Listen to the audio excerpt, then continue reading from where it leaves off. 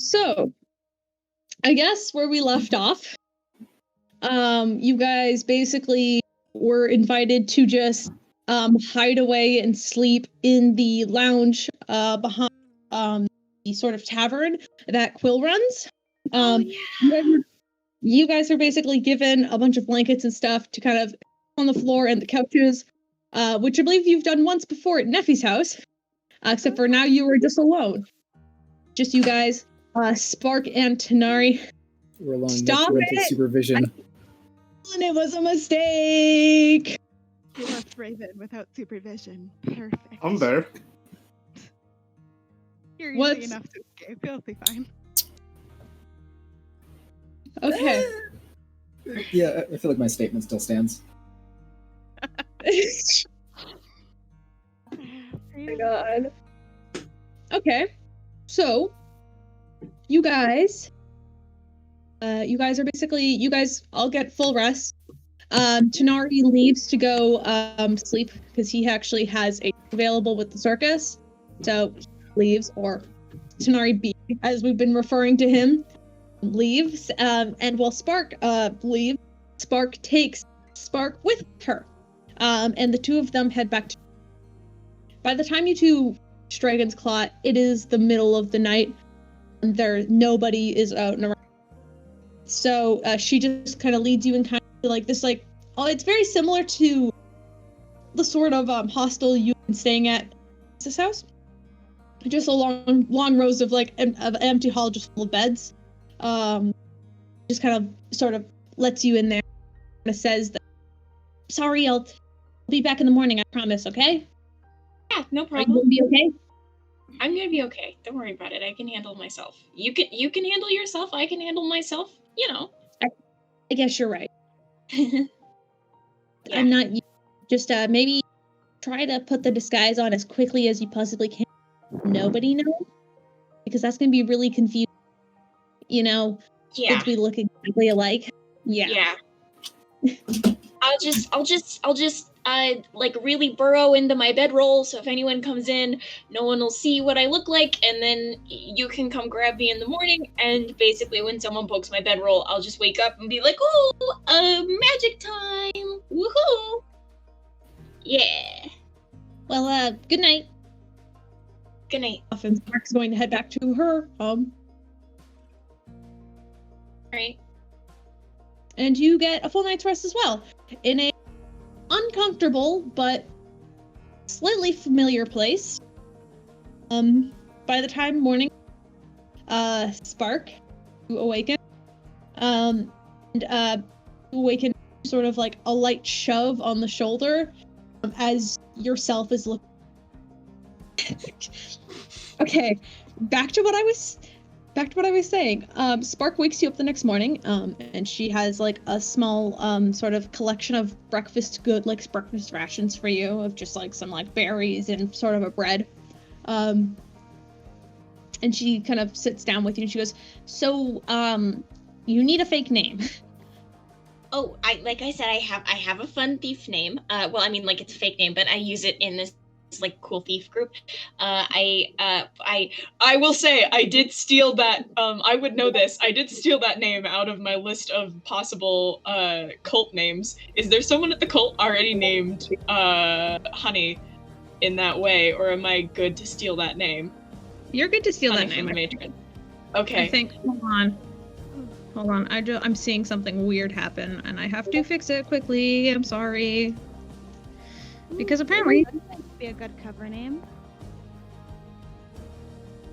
Raven would be a good cover name if you want to take that name, but I think you're going with Honey, if I remember correctly.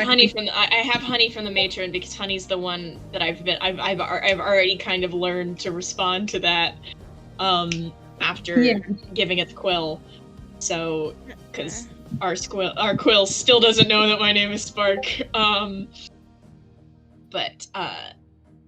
Yeah, so, and Spark, like she said, like, immediately when she wakes up, puts on her disguise. So she's doing the panther. With Honey from the matron is something I've kind of been going by, on the, yeah, right. so. Jeez, I have to clear my voice because fucking the spark voice is gonna kill me. Yeah. Mood. Hey, not as bad as Puud, though. I can't do that. Whatever, get gremlin style. And she goes, okay, great. So, do you want to get a tour? I guess, but you already know it's a little weird. Still, do you want me to just give you a tour around and maybe we can go say hi to, Mom and Sky? Because I think our mom is the same mom, right? Yeah, I think so. I think so. Because, yeah, I mean, like, this is home, I guess, but also it's a little bit different because, like, my home, we never, like, were allowed to go anywhere. So, like, you guys probably have, like, more stuff. It's maybe a little more built up. So, probably a little bit different. We still don't leave very often, but we have more people coming in and out for trade and stuff now. So, we're a little bit more open, I guess. We're not as open as, some people are, but... Well, yeah. And then she'll kind of like sort of get you like let you up so you can have a little bit of a breakfast before she leads you out into Dragon's Claw. Yay. And by now it is bustling. There are hundreds of tabaxis all just wandering back and forth, mingling with each other, talking. Everybody's in this sort of similar and you actually notice now that Spark's wearing a very similar sort of monk outfit that you wear, except for instead of a bright green, it is more like a muted sort of like grayish color. And as you guys walk, she like walks you through Dragon's Claw, a very familiar area. It is identical. The way the buildings are set up, and you can probably figure out exactly like it is your home. You know exactly where everyone lives, and if you're remembering correctly, that's where like the food should be stored. If you take this hallway here, this should lead you to like the main sort of ritual area. But you don't know exactly if those places are still even there at this point. But Spark does lead you around. And you guys end up walking down you guys are walking like through the sort of like mid clearing and heading into like the sort of next wing of sort of small like buildings and huts when a sort of a tall, thin African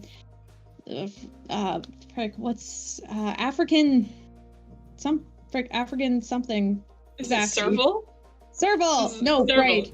Serval! He's a Serval. There's another cat that I saw was similar. It's called like an African something cat, and I don't remember. I thought they were the same, but they're not. He's a Serval. Which I always forget. But you kind of watch as Sky, a very familiar face at this point, to you and your entire party.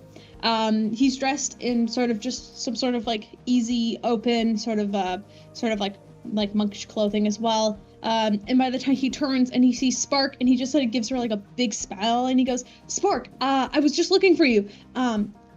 Who's this?" And Spark kind of goes, "Oh, hi, Spark. Hi, Sky. This is Honey. She's a matron, and she just was staying with us for tonight, so I'm showing her around." And he goes, "Oh, Honey, it's nice to meet you." And he holds out a hand to just shake your hand. Nice to meet you too. Yeah. And not making eye contact. He looks a little confused as he sort of looks up and he says, "Well, it was nice meeting you, Honey. Thank you. Welcome to our home." And he kind of gives you like a soft smile, but he's a little off-put that you're not, looking him in the eye. And he turns back. When he smiles at her, she smiles back, probably. Okay. Yeah, and he turns back to Spark and he goes, "Spark, I was wondering if we could hang out later. I have something. Nothing big. I just have something for you." And Spark kind of goes, "Oh, yeah, sure. I guess I will have some free time, maybe. I'll see you later then." And should just kind of like slowly like start to walk past him and just kind of try to lead you along. Obviously they're Make an insight. Actually, hold on. Make an insight check for me. Spark is like kind of stunned. She probably doesn't follow Alt Spark immediately because she's just kind of like sitting there, like buffering. Insight check. Make an insight check for me. That could be better. 15. With that, you can tell that there's definitely a sort of tenseness to their relationship. So something might have happened between the two of them that kind of brought down their closeness. That has happened.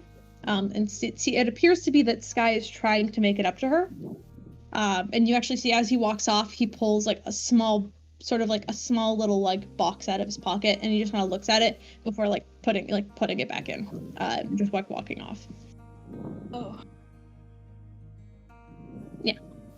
And so Spark leads you through. She goes, "So, do you want to do you want to meet with Mom? She might be a little busy, but I can talk to her. But I don't know if she's good with, seeing people, because she's just a little stuck up a lot of the time." What? Oh, yeah, I get that. Really, You it was alright? yeah, I'm okay. I'm fine. You seem a little spooked after just seeing Sky. And are you sure you're gonna be okay to see Mom? I mean, I know they're probably different, but they're. I don't know. No, I want to see her again. It would be great.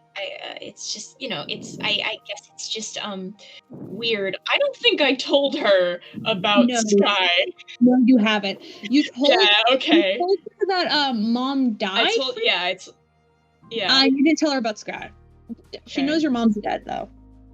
All right. Yeah, I remember saying that. I was just like, I deliberately didn't tell her about Sky, so. Yeah, I mean, for good reason. Who would? But yeah, I don't want to do that.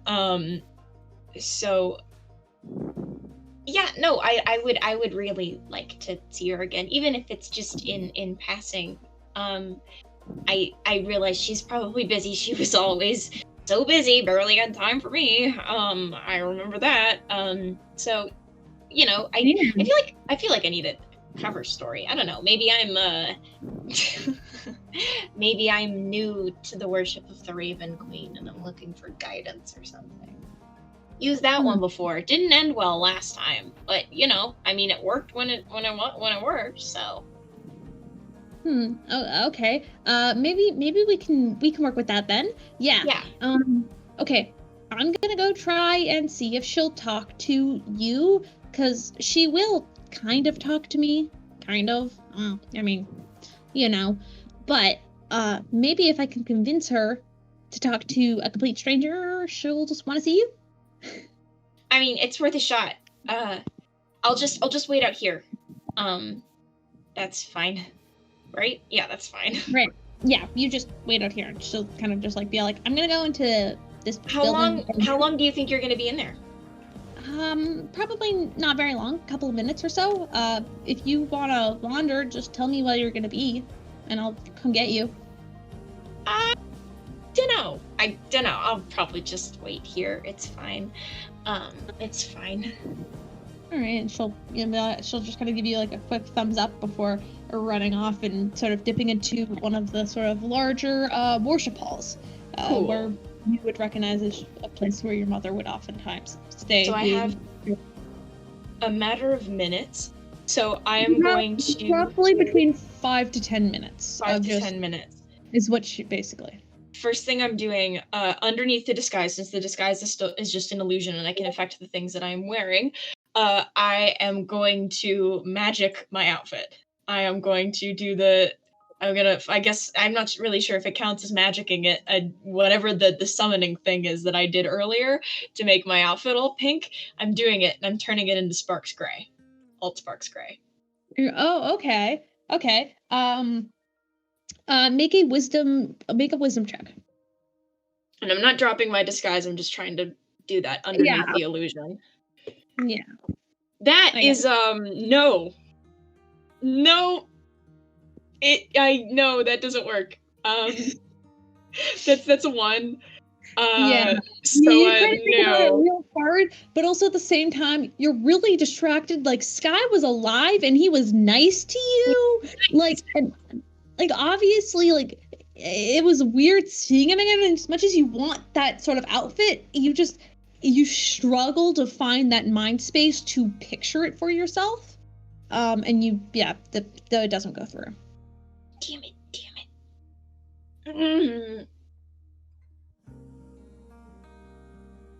Oh, well, we don't need to make a bad decision. We get on to Tanar'ri for running off all the time, and that's not a good decision to make. And, like, we don't want to be, I need to apologize to Tanar'ri anyway, and so maybe I can make it up for him if I went and did that. But, like, that's not a good idea. I probably look crazy. And as you're sort of mumbling to yourself, you feel a small tap on your shoulder. What?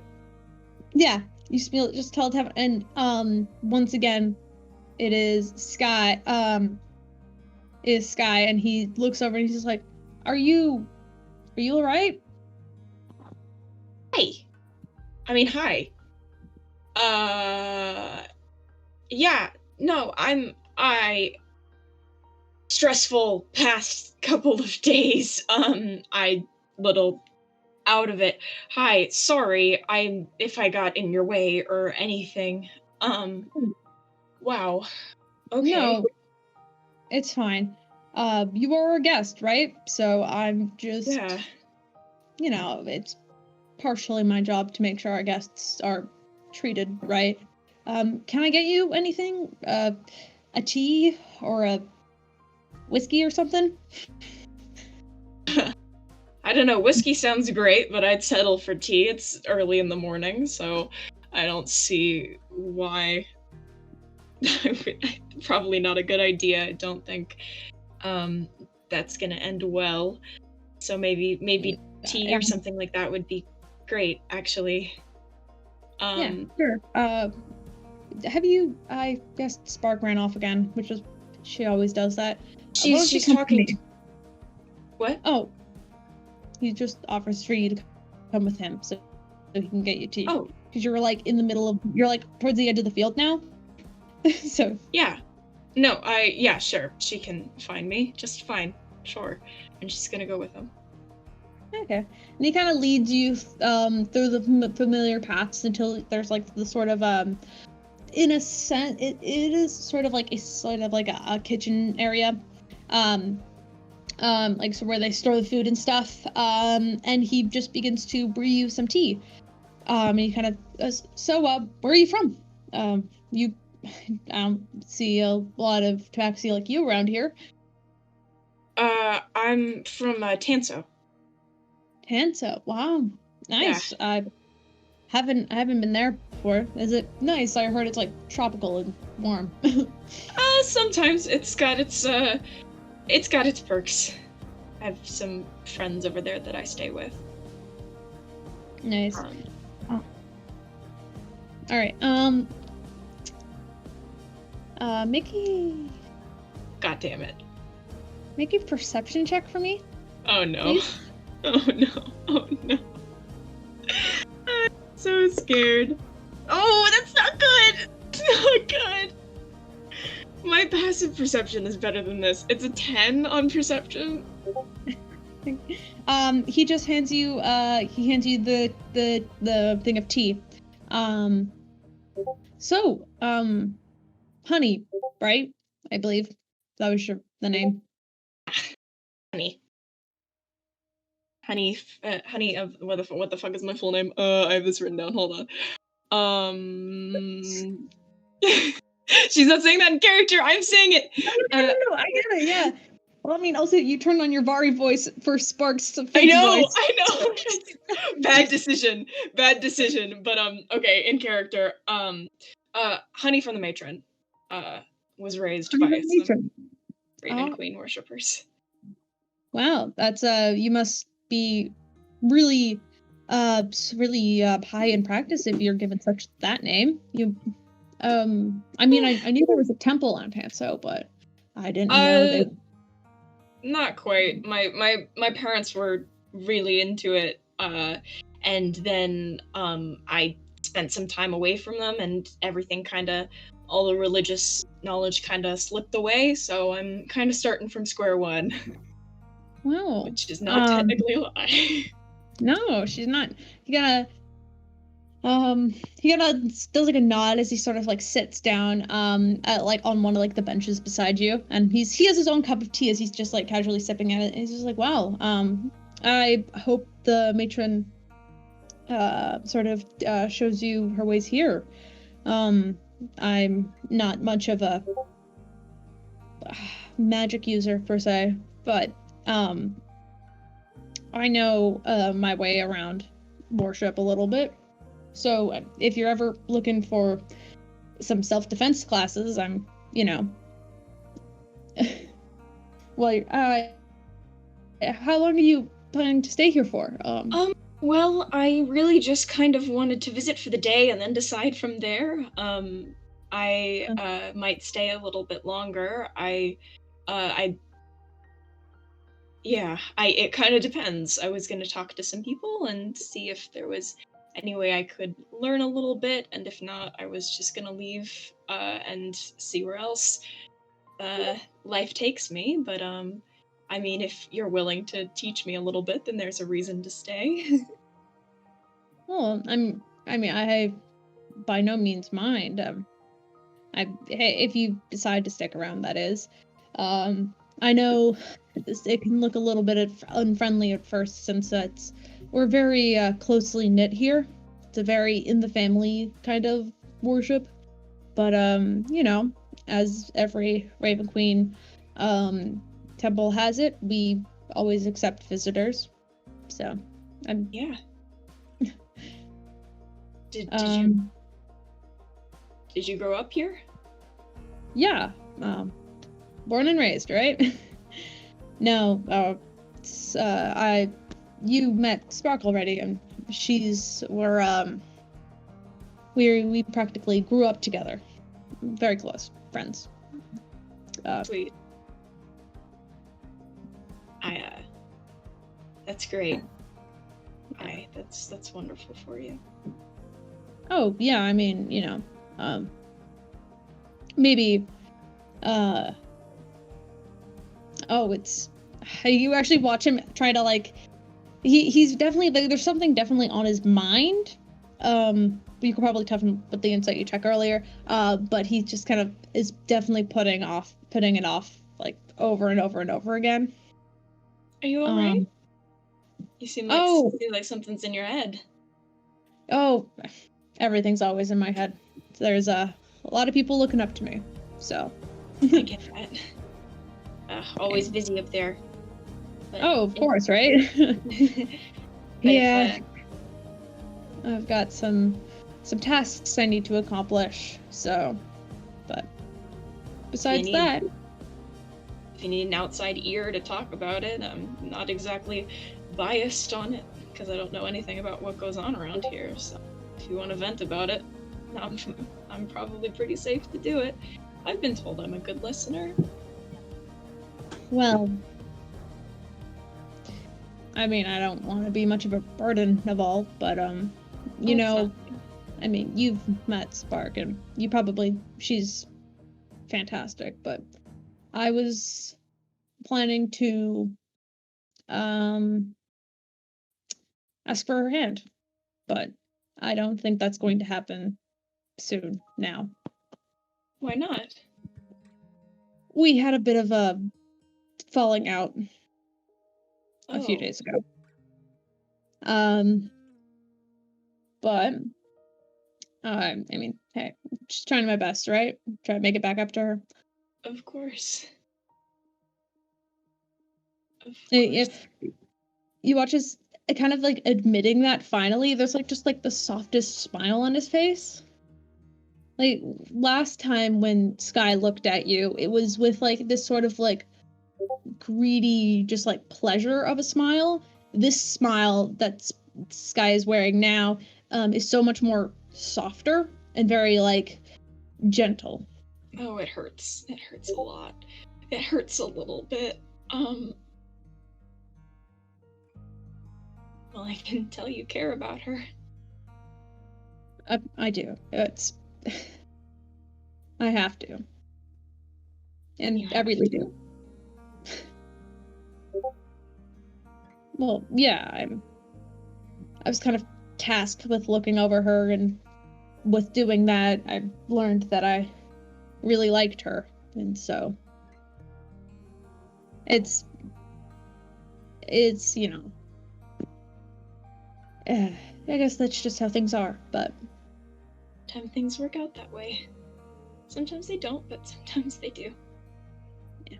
Well, I mean, she keeps running away from home and comes back in ungodly hours of the night. She won't tell any of us what she's doing, so.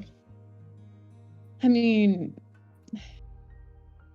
but I just hope whatever she's doing out there, she's not getting herself into too much trouble, right? Well, she seems like someone who can really handle herself, so I'm sure she's okay. She's lucky to have you looking after her, though, and caring about her. Thank you, honey. Means a lot hearing it from someone else. I don't know. No, I understand that. And the two of you kind of sit there and finish, and you watch as sort of Spark comes like running out from across the field going, hey, you said you were just gonna wait down, and she looks back at Sky and she goes, hi Sky, honey, you wanted to go talk to Jewel, right?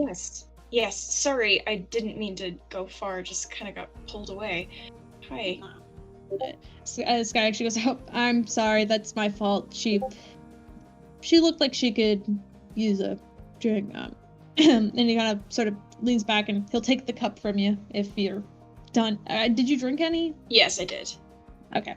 Did you finish it? Probably, because there was a lot of times there where in order to not say something, she was actively drinking. So depending on the size of the cup of tea, likely. Which Small. I know may be condemning myself, but I stand by it. You're good. You're good for now. You drink it. It's just like a light green tea. It's actually quite like, it's almost like a green tea blend. It's quite nice. It's much different than the tea you had last time you sat with Sky. Just parallels. Jesus Christ. Okay. And sort of Sky takes your cup and he goes, hey, have a good day. I'll see you around, right? And he gives you like a wave as sort of Spark kind of takes your hand and just kind of begins to lead you off and go, I am so sorry about him. He's a bit wild, but I mean, he means well. He means well. I don't mind. It was about, I was probably relatively close to wandering off and finding him anyway. He just happened to run into me first, so. Well, I mean, yeah, I mean, hey, he likes to be social with our guests, at least a little bit.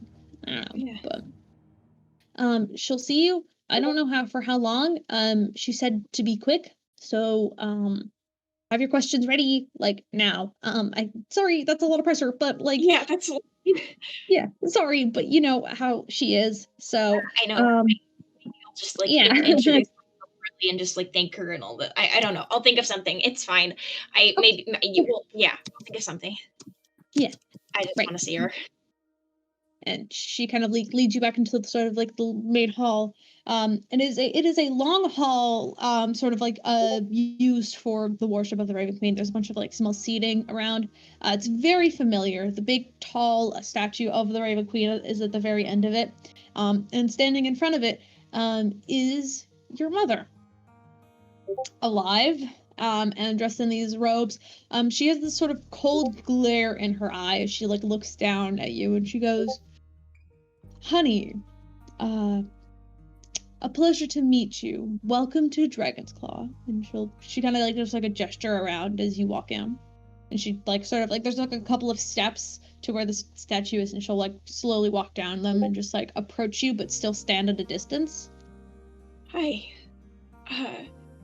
Wow, that voice crack was not intended, but it was definitely in character.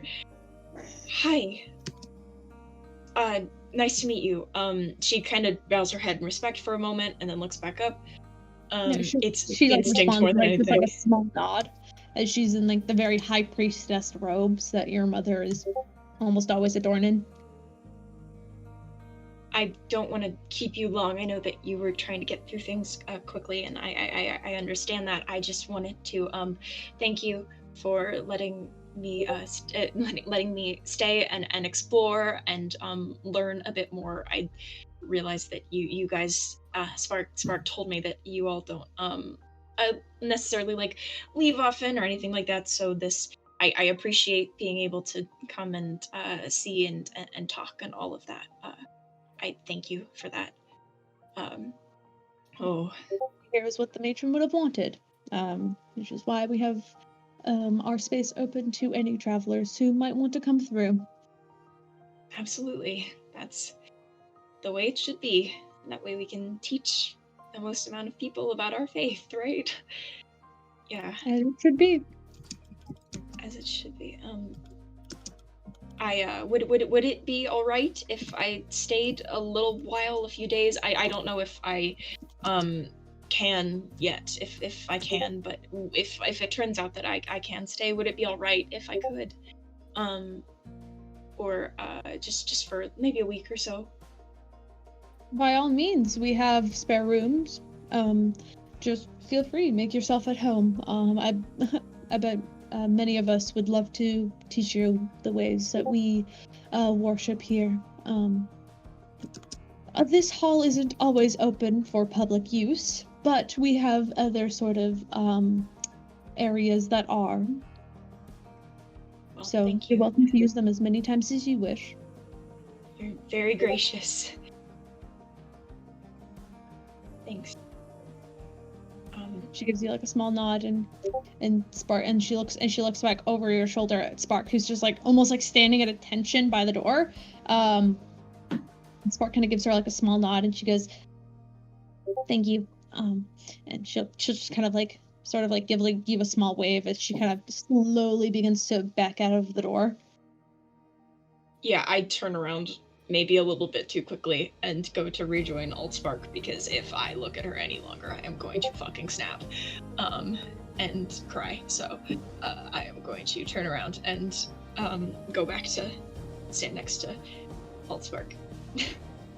You guys are basically standing out on like this sort of like small like balcony-ish area outside the main hall, and she just kind of goes, "Oh, that went well, I think." Yeah. This is Sorry, so weird. I feel like I need to apologize for her, but I mean, I don't think she's that much different than your mom was. If anything, she's a little bit nicer, so I don't mind it. Yeah. I don't know, maybe it's. I don't know. She kind of has to keep up a public face, right? So. Yeah, I guess that's part of the thing that. I guess that was a thing I never really considered, huh? You guys have to be nice, and she never really had that checks system. I've heard of something called like checks and ball bearings or something like that that's supposed to like keep track of people. Yeah. I don't really know, but yeah, this is weird. Wow, it is okay.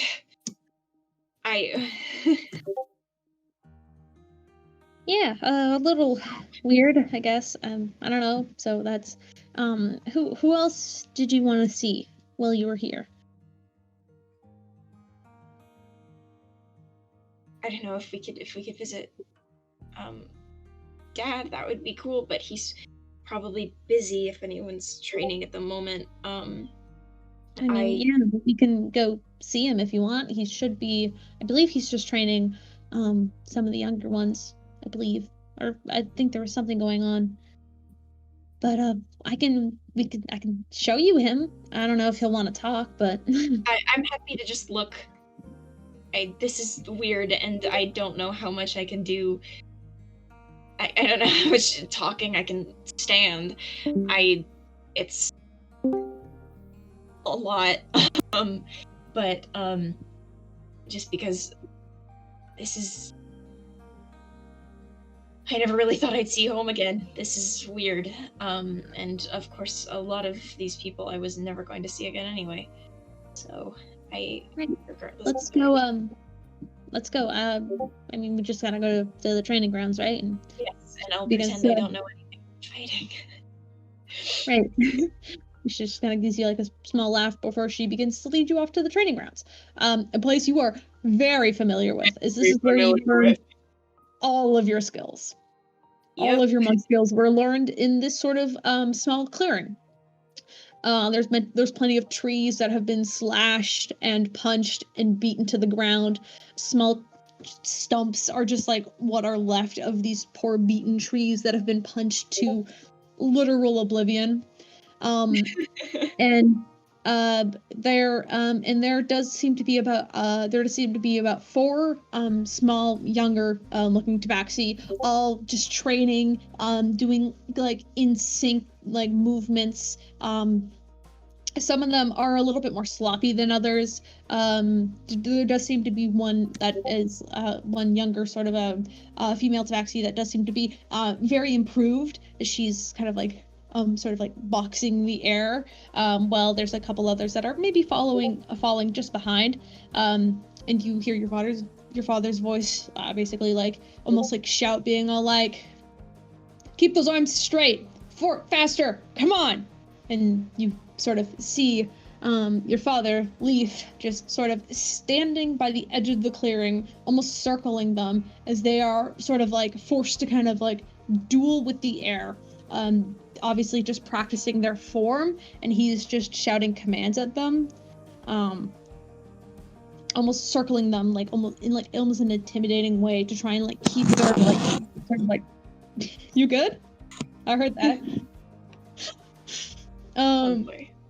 No, it's fine. He's like circling them almost like a shark, just trying to keep they're almost like their anxiety high, so they're more likely to like hit faster and on harder. And you guys are kind of sort of like standing off to the side, and Leaf kind of looks up for a moment, and he looks at Spark. He doesn't say anything, but he does acknowledge that she's there, and she kind of gives him a small wave as he makes his way back around the circle. And he's just shouting commands at these younger tabaxi. Do they, out of curiosity, in the alternate universe, do they use the exact same form as me, or is their form slightly different? No, they use like the exact same form, probably. Alright. Like, you could probably go give them tips as well. I'm sure I'm tempted to. Yeah, like you just hear your father shouting at them, and they're kind of like, there's like one sort of like a nimble, kind of very thin, young boy tabaxi just trying to keep up, but like he's like definitely struggling, and then like his father kind of keeps yelling at him, your father keeps yelling at him, and he's just kind of like almost like quivering and shaking as he's just trying to keep punching and just keep going. Poor thing. I wish I could tell him to fix his stance. That would make it easier. Yeah, he really needs to like widen those legs, right? Yeah, one of the legs is so straight he's gonna pass out. My goodness. You know, Sky offered to teach me some self-defense classes. I mean, good luck with that. I mean, I think we both know we could totally like kick his ass. But... Oh, 100%. And the great thing is that I said that I might take him up on it. So I'm either gonna have to pretend like I don't know anything, or I'm gonna catch him real by surprise. Oh, I would pay you 10 gold to see that. That would be hilarious. Please kick him on the. I can't beat him up because I've got things. But if you beat him up, please do. I want to be there to see that. I think that would be funny. Oh, he wouldn't expect it at all, and no, he wouldn't. That would be wonderful, wouldn't it?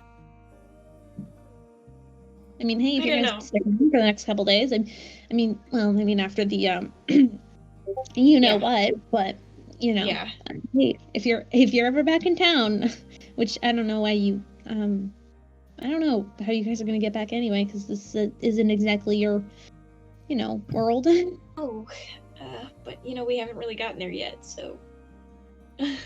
Yeah, and as your father has circled around now, he's almost like in front of you as he looks over and he goes, Spark, who's this? Why are you over here? And he looks back to the youngins and he goes, take a break.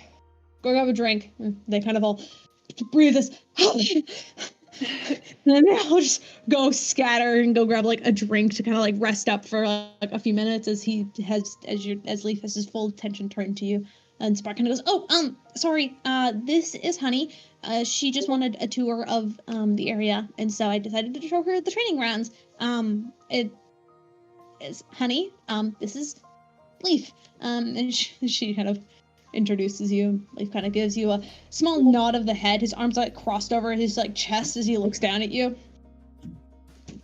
Nice to meet you. I'm just very curious about all of the ways that you worship, and this is wonderful to watch. I will say that.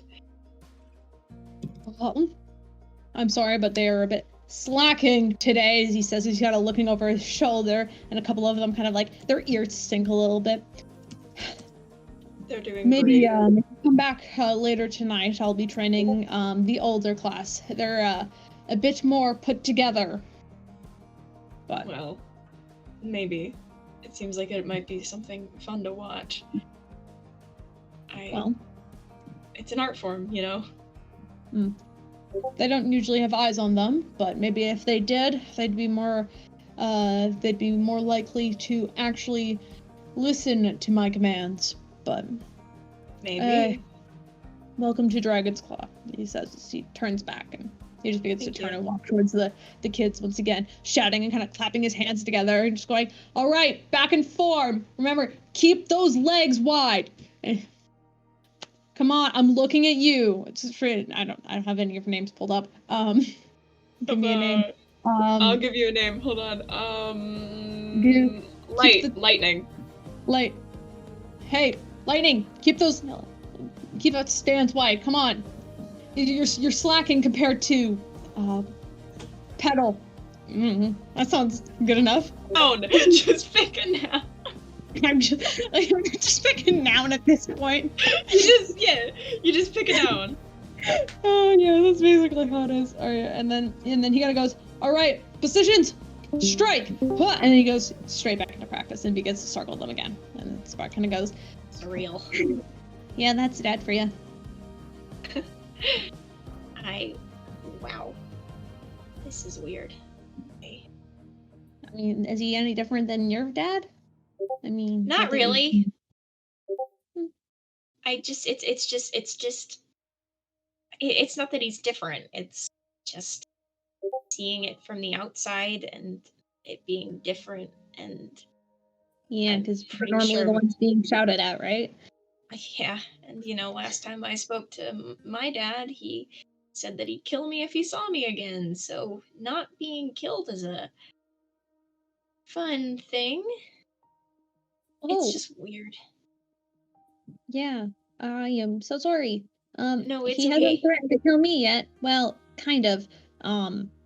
Whenever we're slacking, he kind of, just says like, oh yeah, keep it. Yeah, so I but that's the normal way of saying I'm gonna kill you. A little bit different than saying you're an outsider now. You're no daughter of mine. If I see you again, I'll kill you like all of the other outsiders. There's a bit of a difference.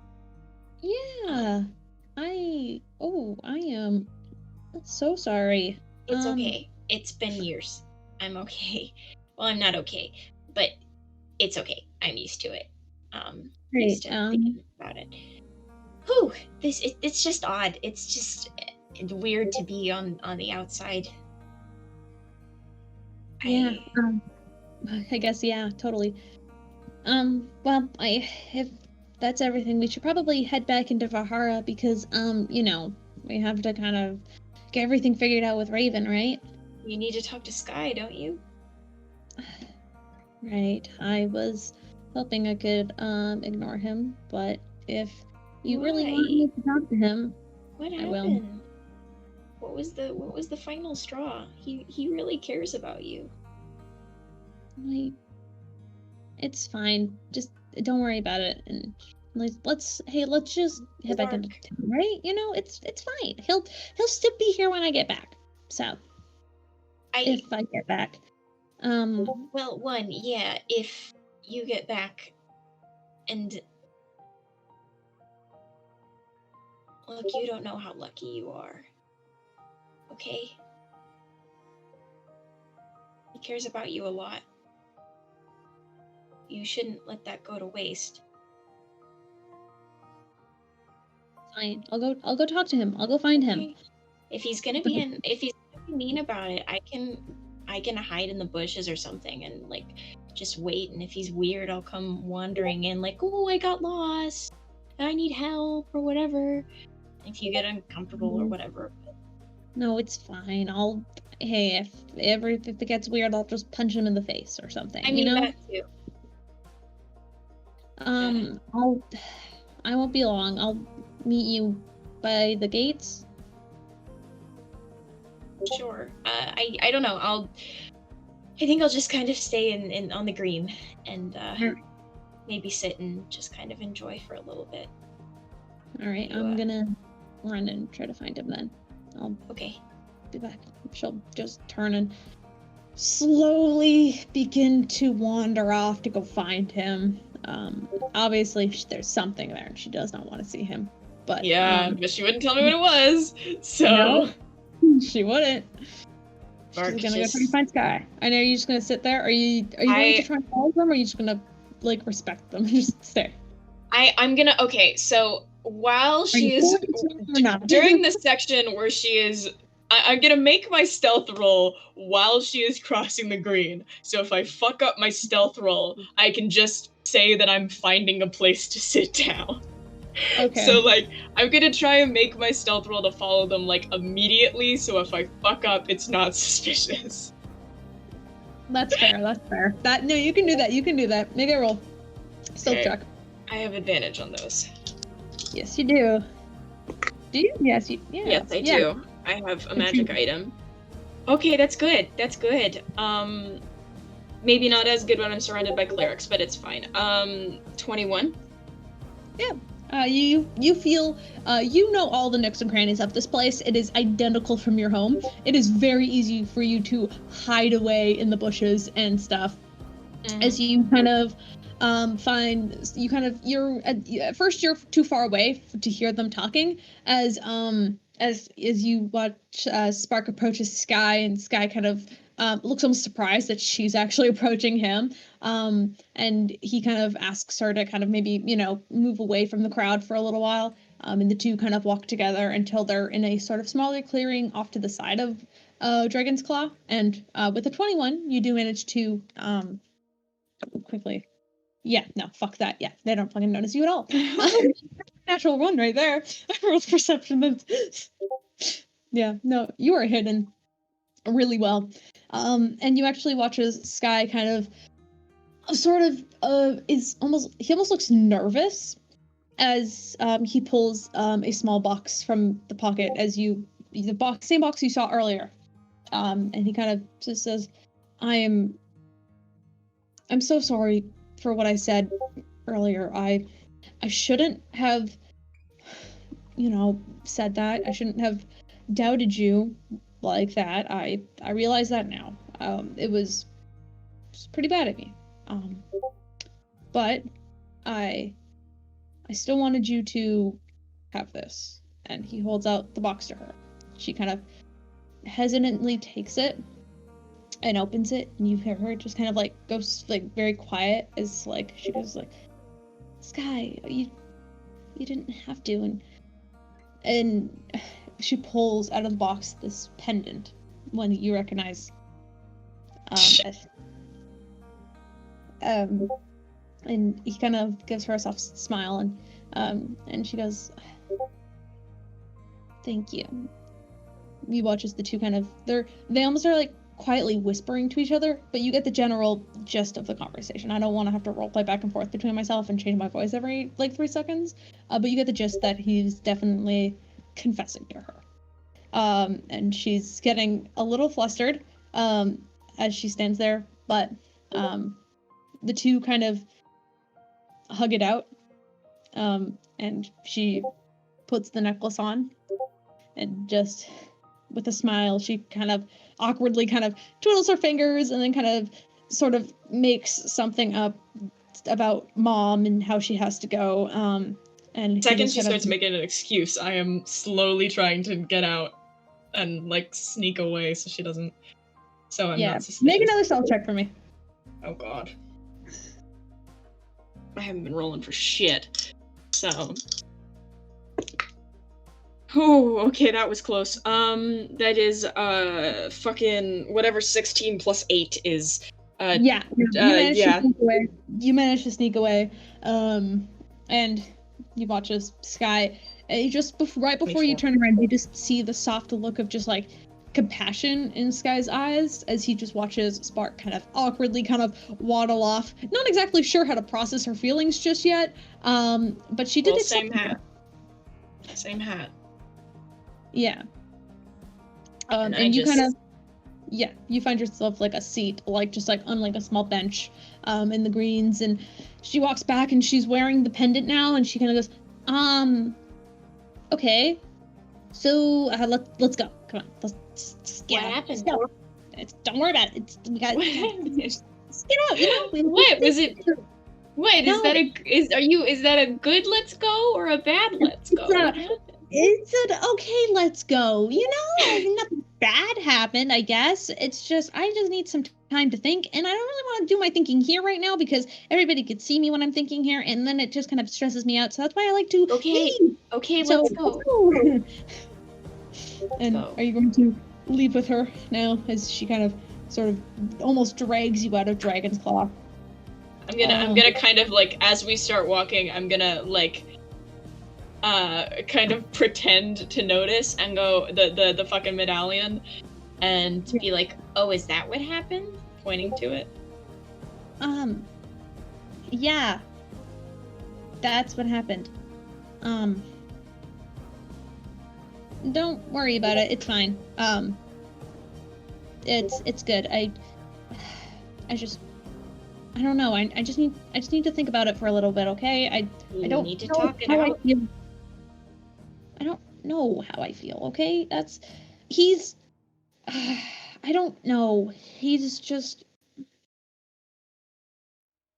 I mean, it's not that I don't like him. It's just he's like my best friend, and we've been through so much together. But I mean, I feel like I should, because that's what, my parents want, but at the same time, I don't know, I feel like I haven't even lived my entire life yet, and of course I accepted it, because what else was I supposed to do, just say no? Yeah. But I understand that. I get that. Did he do, are you and Sky? What's Sky like in your world? He's nice. We haven't talked in a while, but I used to have one of those. Lost it a while ago, but I making up bullshit. What else can I say? Make a deception check. Shit.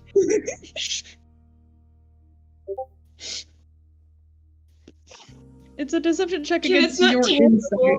It's 13. He almost definitely has a fucking passive insight better than that. Fuck. Give me a second. I have to open your character sheet because I need to use your passive insight of 15. Oh, passive insight of 15? Yeah. She knows something's up. She kind of like looks a little curiously as she kind of as you're trying to just lie to her. And she goes, right. Are you sure? It's fine. Let's just head back to the tavern, all right? I have to talk to Quill about some things. Yeah, of course. Great. Yeah. Let's go. And the two of you kind of, in awkward, realizing an awkward kind of realization with each other, make it back to the tavern.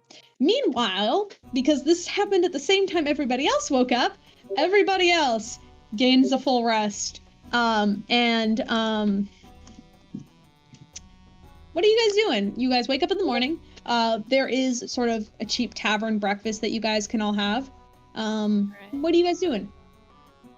How easy would it be to sneak out? Okay, sorry. Alycia, what did you say? How easy would it be to sneak out? Sneak out? Like in the morning or in the middle of the night? Morning. Okay. Make a stealth check. Stealth check. Absolutely. Here we go. Oh, and hey, also it's a in the natural middle 20. of the night, Tanar'ri did come back to the tavern to sleep. I'm saying that now because Tanar'ri would not let Tanar'ri stay with him. That's gonna be a 28. Yeah, you guys wake up in the morning and Raven's just not there. Is there like a kitchen to the tavern at least? Yeah, there is not a kitchen to the. There is, but you guys are not permitted to go in there. They will make you breakfast if you guys are hungry. All right, I'll take it. Whenever he is done eating breakfast, Peirs is just gonna like do a simple like workout of just like push-ups, and if he can do chin-ups off of anything. Oh Yeah. wait, could I join you? I mean, I'm pretty strong. I mean, if you think you can handle it, then I won't stop you. I mean, I don't think you could keep up with me, but like, you know. Okay. I want both of you to make athletics checks. Okay. I hope athletics is dex. It's No. not. It's great. That's not good. 15. Okay. 13. That's pretty- You know what? Not bad. Puud is keeping up pretty well. Peirs, you're just going through like a normal, like easy workout, just to kind of like stretch your muscles and whatnot. He's probably like showing off and doing one-armed push-ups, like clap push-ups. Yeah, but you try to go into a one-arm push-up, and you have to do it by your knees, but like it's manly. Don't worry about it. Of course it is. Hell yeah. Oh, and you guys have a good morning workout together, and a sort of a very protein-filled breakfast that's mostly just like bacon and eggs. Just a basic tavern breakfast. Meanwhile, just quickly, what is Tanar'ri doing before before the other Tanar'ri comes in? I'm gonna say just like Tanar'ri doesn't like to get outshone, so I can't English tonight apparently. So I'm gonna partake in the workout. Sure, make an athletics check for me. Come on, get outdone by Puud. Just roll over a 13 and over a 15. You have to get 15 or 13. Come on, buddy. Yeah. Is that a natural one? It's a natural one. Yes. Why have you been doing? I swear to God, you've been doing so bad. Yeah, you get like natural ones. I think Max's curse has gone onto you. It's like the ring. Oh no! The curse applies like across games. I've learned because I'm in V's game. It still fully fucking applies. And because I don't. No, it's a thing. Because I don't know the name of the fucking warlock patron. I don't have anything to pray to. So I'm kind of just fucked in that. I think Tanar'ri's gonna find a god now. We gotta get Tanar'ri a god. Tanar'ri, you kind of go and you see them working out together in the lounge, just so a lot like Peirs could like sort of like be himself and not have to wear the helmet, because everybody recognizes him in this area and they fucking hate him. So yeah, you go in and you just like casually you're like in the corner and you start to go, and then you go and you put your hands down on one of the rugs, and as you like push up, this is easy, push down, rug slides, and you're just like just fully on the floor as you like go like slide and you smack your face into the hardwood floor. Take 1 point of bludgeoning damage as you just like slam your nose into the floor. I'm I will, guessing we like- see this.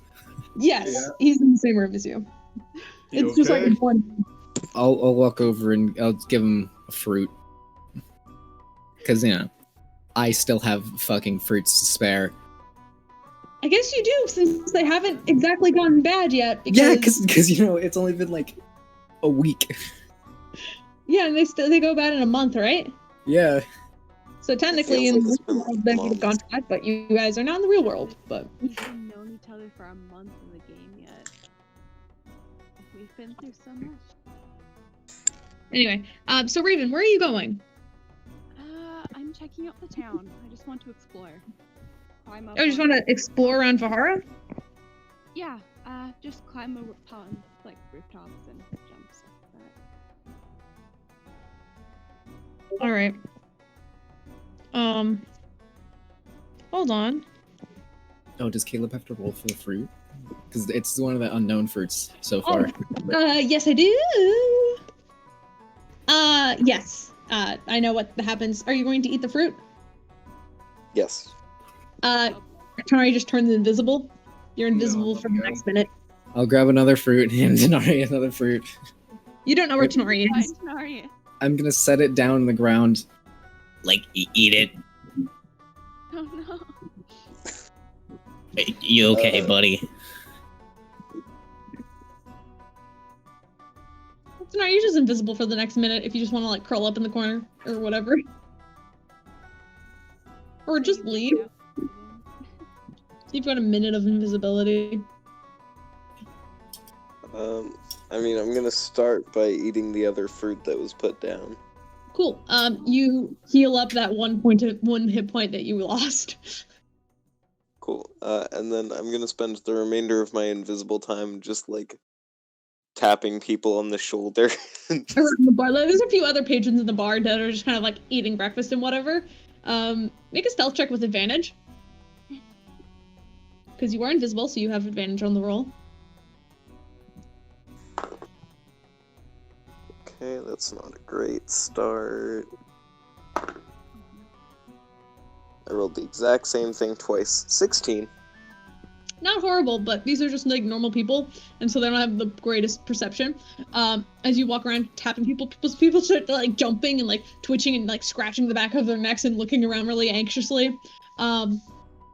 As you've accomplished your job of freaking the heck out of people because they cannot see you. But yes. Meanwhile, Raven, you're just going to explore around town. Vahara is almost identical to the Vahara that you guys are familiar with. You know where the library is, you walk past that, you see the Greenleaf Inn where you guys, a completely obliterated sky. It's open, it seems to have a couple patrons coming in and out of it in the morning. At this time in the morning, it's like probably around 8 a.m. So people are just getting out of the streets, opening up their stalls and whatever, and just opening up for business in the morning.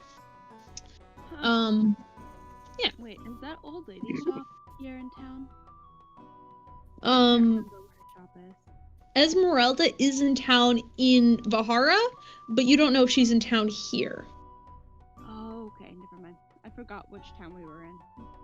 You're in Vahara. This is Vahara. Same town. Oh, same town. Okay, cool. Can I see if she has a shop here? Like go to that location? Make a perception check or investigation, I think it would be. Oh, investigation? Yeah, sure. Not a problem. Give me a sec. I have to pull up my sheet. Yeah.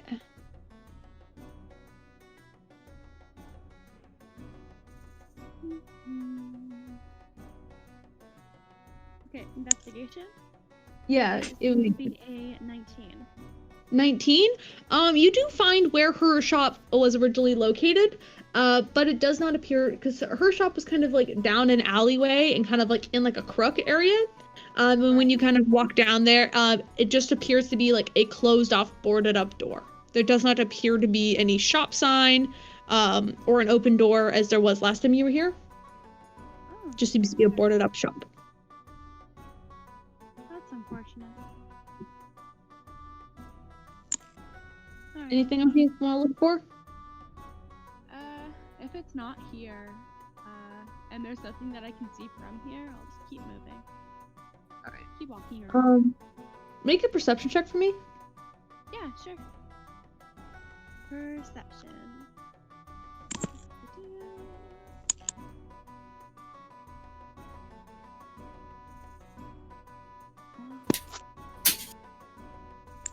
That is going to be 1 second. 22.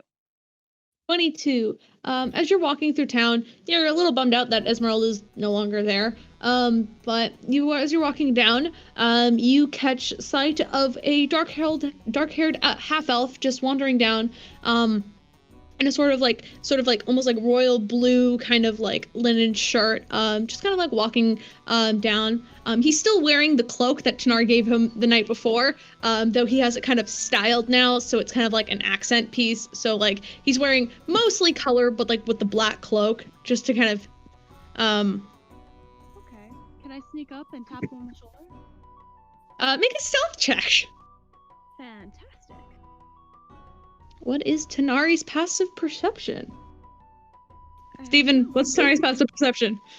17. Okay. That's gonna be a 19. Really? Damn. 19. So you do manage to sneak up on him. Tanar'ri's pretty perceptive. He's not dumb. Well, I don't want to say that. Yeah, Wow. that's giving him a lot of credit. He's trying his best, alright? He's trying his best. As you walk down, and you see him, and you tap him on the shoulder, and he kind of like turns around quickly and looks at you, and he has like a hand on a dagger, and he kind of realizes it's you, and he goes, hey, I was just heading over to the tavern. What you doing out here? Stretching my legs, and I guess I'm on my way back. Mind if I join you? Well, I guess we can head back together. He offers, and just kind of like with a shrug. Give me a second. I have to find Tanar'ri's character sheet because I don't know. Wait, that's concerning. Hey Steven, can you post Tanar'ri's character sheet in the character sheet chat quickly so I can actually look at it? Uh-oh. Uh-oh. Just Yeah. no, it's fine. Alright. It's fine. fine. I just need to know his combat stats. Because I have to fire Discord up on my computer. Well, no, I'm gonna have to fight as Tanar'ri in another battle, in like a battle soon. So I'm just like, give it to me now, so I don't have to worry about it later. Okay. Yes. I'm gonna make a fucking insight check on the DM. Insight check on the Same. DM. Yes. Can I also make an I want to make an insight check on the Yeah. DM. What the fuck was the perception check? Roll then. Alright. Oh, bet. Bet. Can I use Roll that Spark for 20. I'll stats? tell you all of my plans. Can I use Spark stats? Yes. Insight 15. 21. Being honest, Whoa! I need to know it so that I can like fight as Tanar'ri when you guys fight as Tanar'ri later. Wait. Okay. Damn it. Oh, that's not a But it link, doesn't my work man. when I do it like that. So. Granted, a 21's kind of low for me. I rolled a 13. Oh. Yeah. Not too bad. 21 minutes? No, I'm being honest. I will need it when you guys go into the rebellion fight later. So I would like it. Because I think I've seen Tanar'ri's character sheet like once. So I want to see it. I believe Alright. you sent it to me directly in the DMs. So it's been a while. Oh, no. Yeah, now I get to look through Tanar'ri's items. Yeah. I You put guys it can not for each other. Oh no, that's terrible. Dice, why? No. But anyway, yeah. And Tanar'ri kind of just goes, "Want to head back then?" And just kind of continues walking, heading in the direction of the tavern. Yeah, sounds good. Done here Mm. anyway. So after a little while of Tanar'ri freaking everybody out in the tavern, of course the invisibility wears off, and Raven returns with Tanar'ri. And I'll say for plot convenience and everything else, through the back door comes Spark and Spark. You can drop the disguise if you want when you get into the lounge. It wasn't said, but Peirs was totally shirtless doing the workout. And he probably Yeah. still hasn't taken it off or put one on.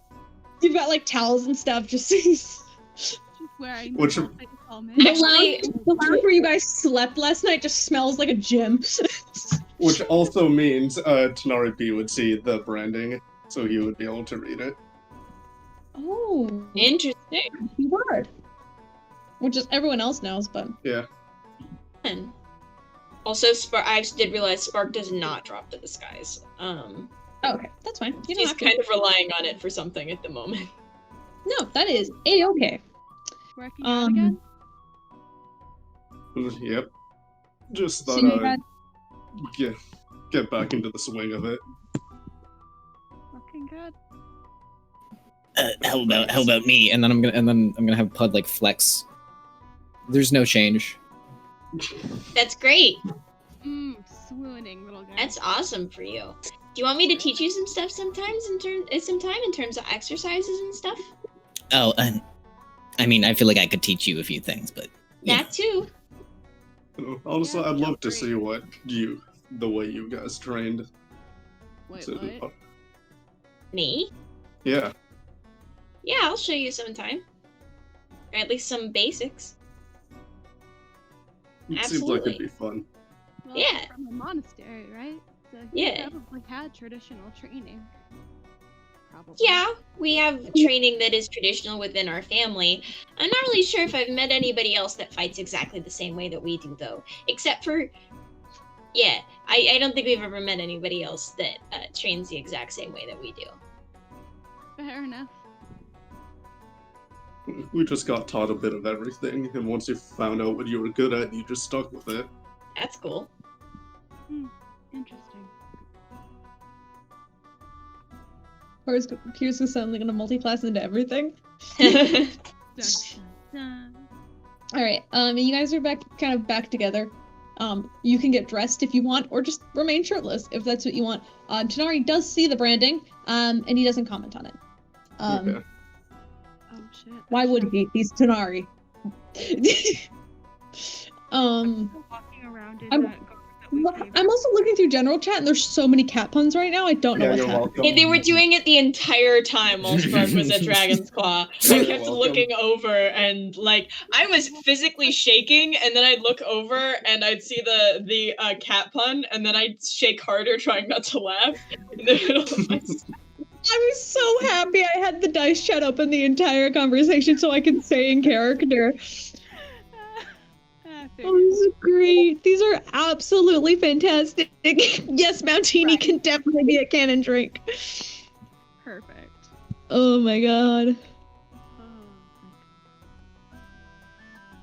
Oh man.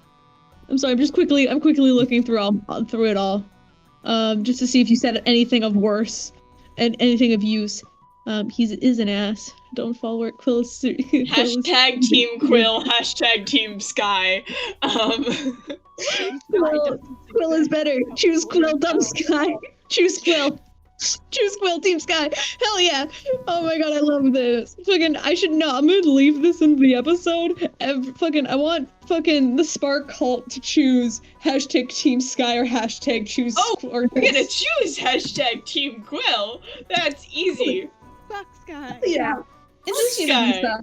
Team Sky. Dude, it would be funny if I made like a bunch of bot accounts and had them all go Team Sky. That's all on Twitter. That's we're just gonna trend hashtag Team Sky on Twitter. Dogs, don't dare do that again. No. Do not try hearting the comment of Team Quill, or not Quill, Sky. Don't heart Sky. Bad dog. At least Sky is not a psychopath in this universe. Yeah. No, he is not. I don't trust him. So it's fine. I don't trust that fucking perception check, and I live by that. I live by that. I don't trust it. Don't worry I about it. don't think there's anything that can be done for me to like Sky at this point. Like, no. Hey, you shouldn't like him. Like, he I guess, hold on. Actually, with that, make a Constitution saving throw for me. There it is. Okay, there it is. I'm roughly about an hour with travel time, so make it. When Alright. you Oh no. Okay, I haven't been rolling for shit today, so yep, nope, that is that's a 9. There goes one of my spell slots. the spell fades.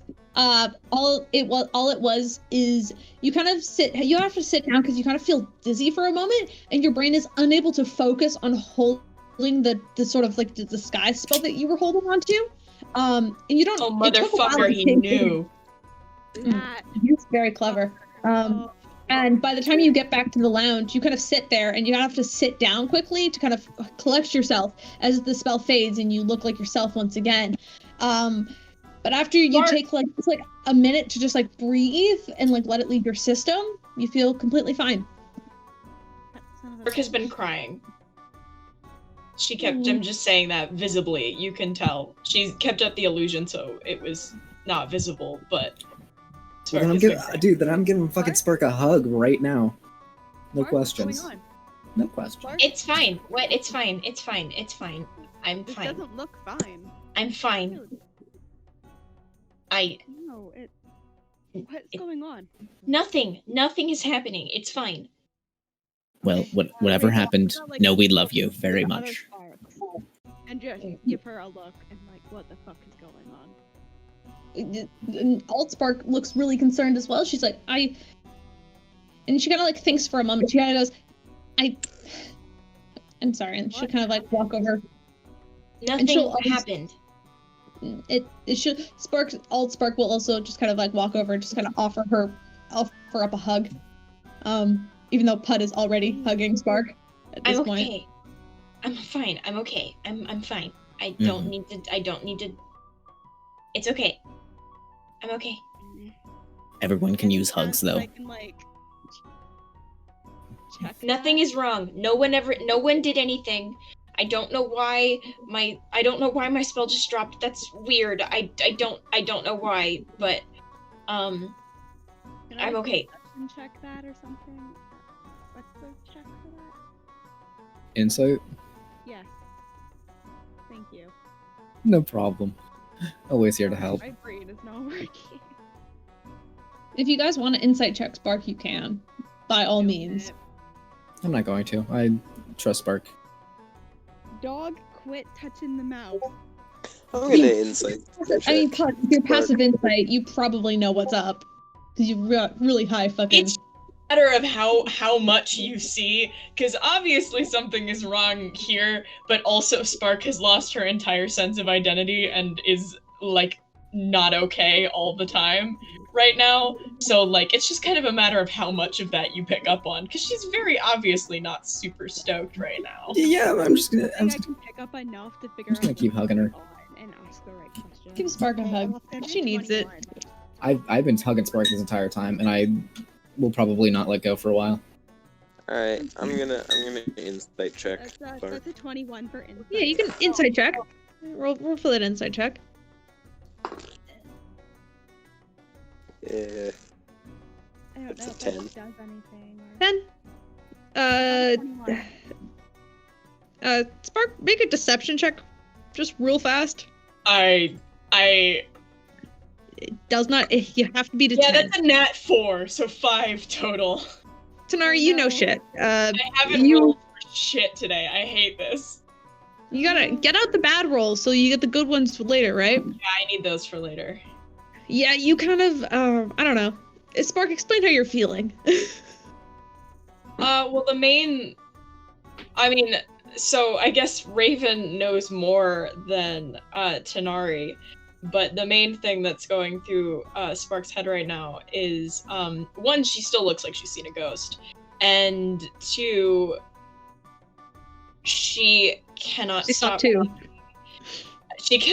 thinking about this version of Sky, and just she keeps thinking like, so what about me wasn't good enough? Okay, that he was there, like, didn't care about body me. language that we can tell that from, or She's very like curled up in on herself. It's Like, kind of touching protective. It the kind of looks like she feels family, ashamed or- of something. And you'll notice that she keeps reaching for the necklace that isn't there. She keeps like putting her hand up to like idly play with the medallion of thoughts, and then it's not there, and so she just kind of puts her hand back down again, and then it just keeps idly going back up there and then dropping it down again. I'm Hey. gonna drag the other spark out for a second. Do you want? Hey, do you want the necklace back? By the way, you seem to be.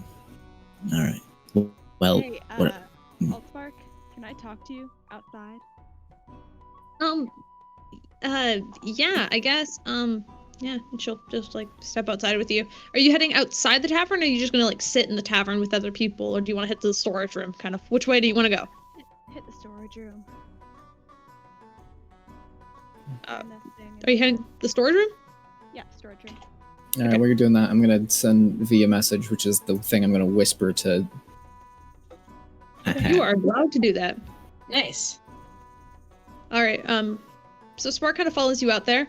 You guys can head out like to the side of the mountain if you want, or you could just sit where the boxes are. Alright. I'll be frank about it. Who did you guys talk to? I cannot hear you at all. Oh, I'm sorry. There, thank you. I'll be brief about it. Who did you guys talk to? What? Please be honest. She wanted to see our family, so I took her back home. And who did you talk to? Well, we talked to our parents, and we talked to Sky mostly. Just those three, really. Sky?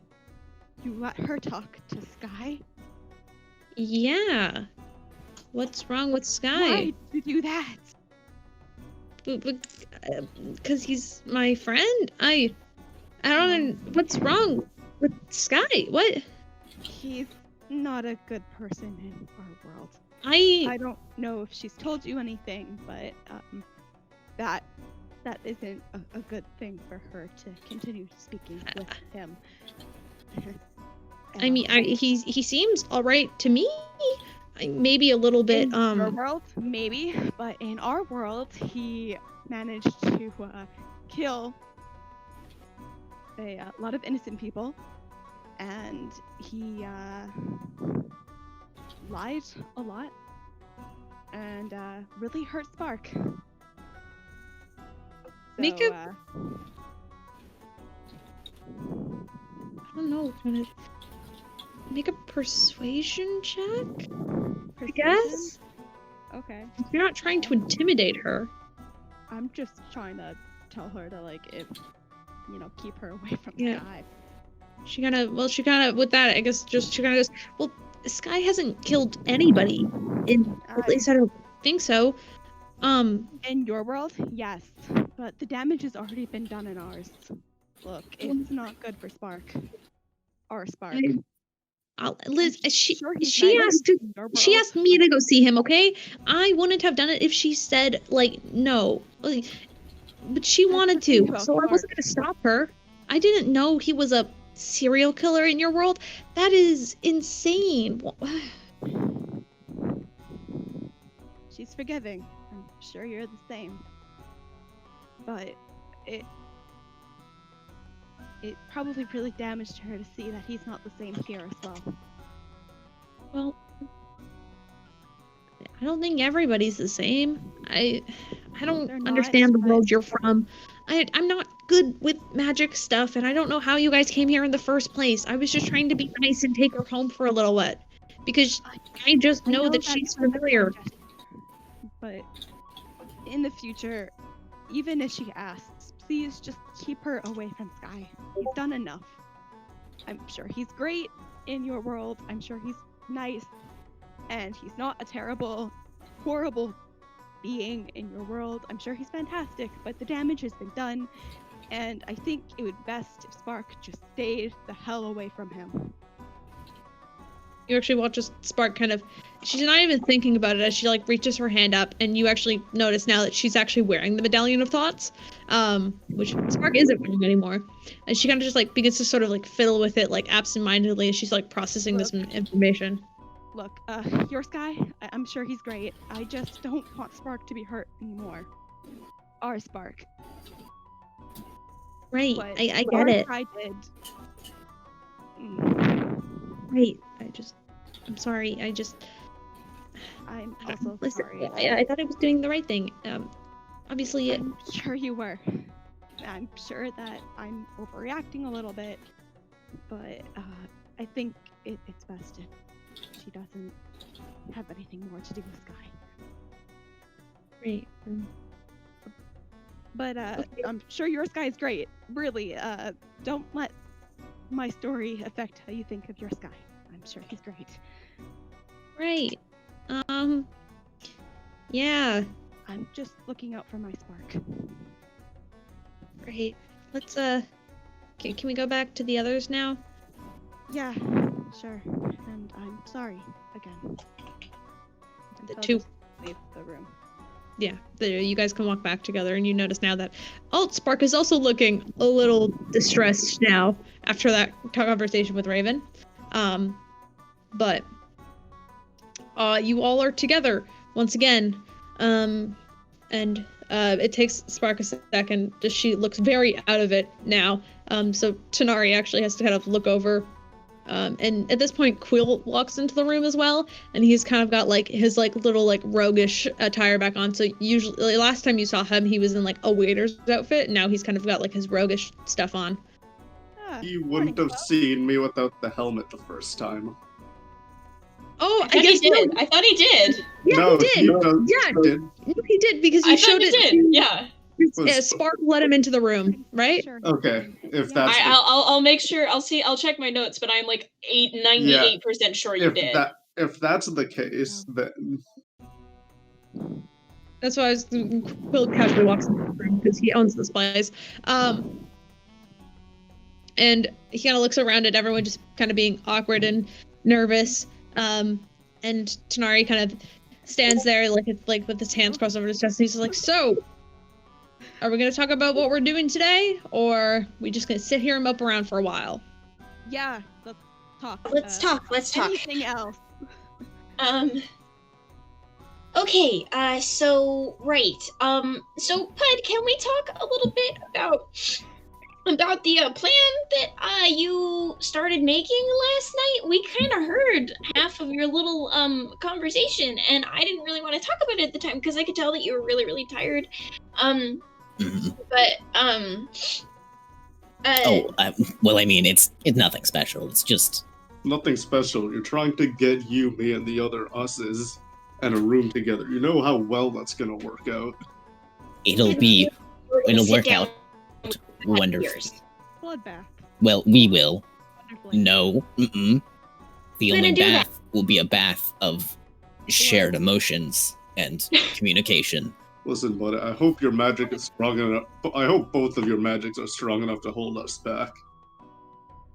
Like I said, bloodbath. I know, but like, it goes against everything I think. If we just fucking, Straight up kill him. Well, we can't. We're not gonna kill him. You know that I don't kill him. Yes, I know. Well, I meant yours like doesn't eat kill no matter people. what we do. I also don't really want to kill any version of Peirs. I feel like that would like really not do great things to our heads. Yes, but just I need to give anyone a chance. If he's willing to learn, that's what I'm saying. And what if he's not? What How are you then? going to get there? Well, we do the plan like normal, and then we go in, and instead of just immediately throwing hands, per se, we, throw words. Words. Mhm. Okay. And you think he's gonna be up for this? Like, I don't think "Hey, that's gonna we go super broke well. into your castle. Mind if we chat? He'll see two yous and then he'll see me, while everyone else is down, like in the city fighting. Just not really. I don't think he's gonna take any of that lightly. He's a warlord, right? Probably just gonna fight, kill, and then ask questions later. Yes, but a warlord still has feelings. Do they? I learned about this Peirs a bit through my Puud, right? Okay. And you think he's savable? I think everyone is savable. I don't know if that's true. I'm not sure everyone's savable, but if you really think that this Peirs is, then I guess giving it a shot's not the end of the world. Yeah. Plus, if it goes to shit, we can always just fall back on the other plan of beating him up. And then what? You beat So- him up, he's down. You don't think he's gonna come back for vengeance? Can't Mm. kill him. We can do both plans at the same time. I know it's against a lot of what we do, but messing with him psychologically is the option I'm taking at this point. Oh, I thought you meant beat him up while we talk to him. I was confused. Well, that's Oh, not at the Exactly. same time, no. Are you Well, guys that's gonna exactly talk what to I'm him, gonna or do. Are you brainwashing him? I am so lost. Yeah, I'm not really down for brainwashing people. That's not something that I am like super Good. behind for obvious reasons. Mhm. Same here, but I'm just confused because one minute you say you're gonna talk to the guy, and the next minute you're saying you're gonna get in his head. So by I'm just not trying to in the figure way out- of magic, just the way of psychologically messing with it per se. You don't need magic to break someone's head. That's Exactly, easy enough That's what I to can do. because I know him. He's me. I'm pretty sure I'll be able to. So I know if I can get it through him enough, maybe he can deteriorate. Well, okay. If you can get through to his head, why not use that to just give him a... Okay, I know you guys are like, oh, oh, wait, I'm doing a pun. Oh, oh, he's a warlord, to kill people. Yeah, we have two. It's nothing special. We need to treat him, because he still has feelings. He's still a person. And if his goal is to kill us, then that's what he's gonna do. I'm just making sure. we Barely have a hear plan. you, and I don't know if it's just me. No, Oh, no, it's you. sorry. Okay. Better? A little bit, yeah. I don't know. I think I put something weird with my Discord view. I can barely hear you. Try and like, turn most of the time. Alycia up, maybe. She's at 100%. Huh. You can go past 100. I'm at two. How? You mean the bar is all the way to the right? Is this Yeah. better? That's 200%. That's the thing that people are No, but it says 100%. I just don't want my Weird. breathing to be heard on the mic. It's really weird. If you just get my positioning right, you might be able to cut it out. Okay. Just bring it in closer when you're talking and move it away when you're not talking, I guess. Oh, that's fair. Yeah. So am I heard better now, or? I can hear you. Yeah, I can hear you, good. yeah. I mean, I've been able to hear you. Sometimes I feel like I have to stick my head right beside the speaker to hear you, and I'm like, that can't be good. Oh no. Sorry. That's all good.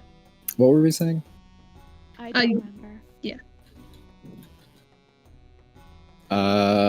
You guys were talking about fighting Peirs. Oh right. Okay.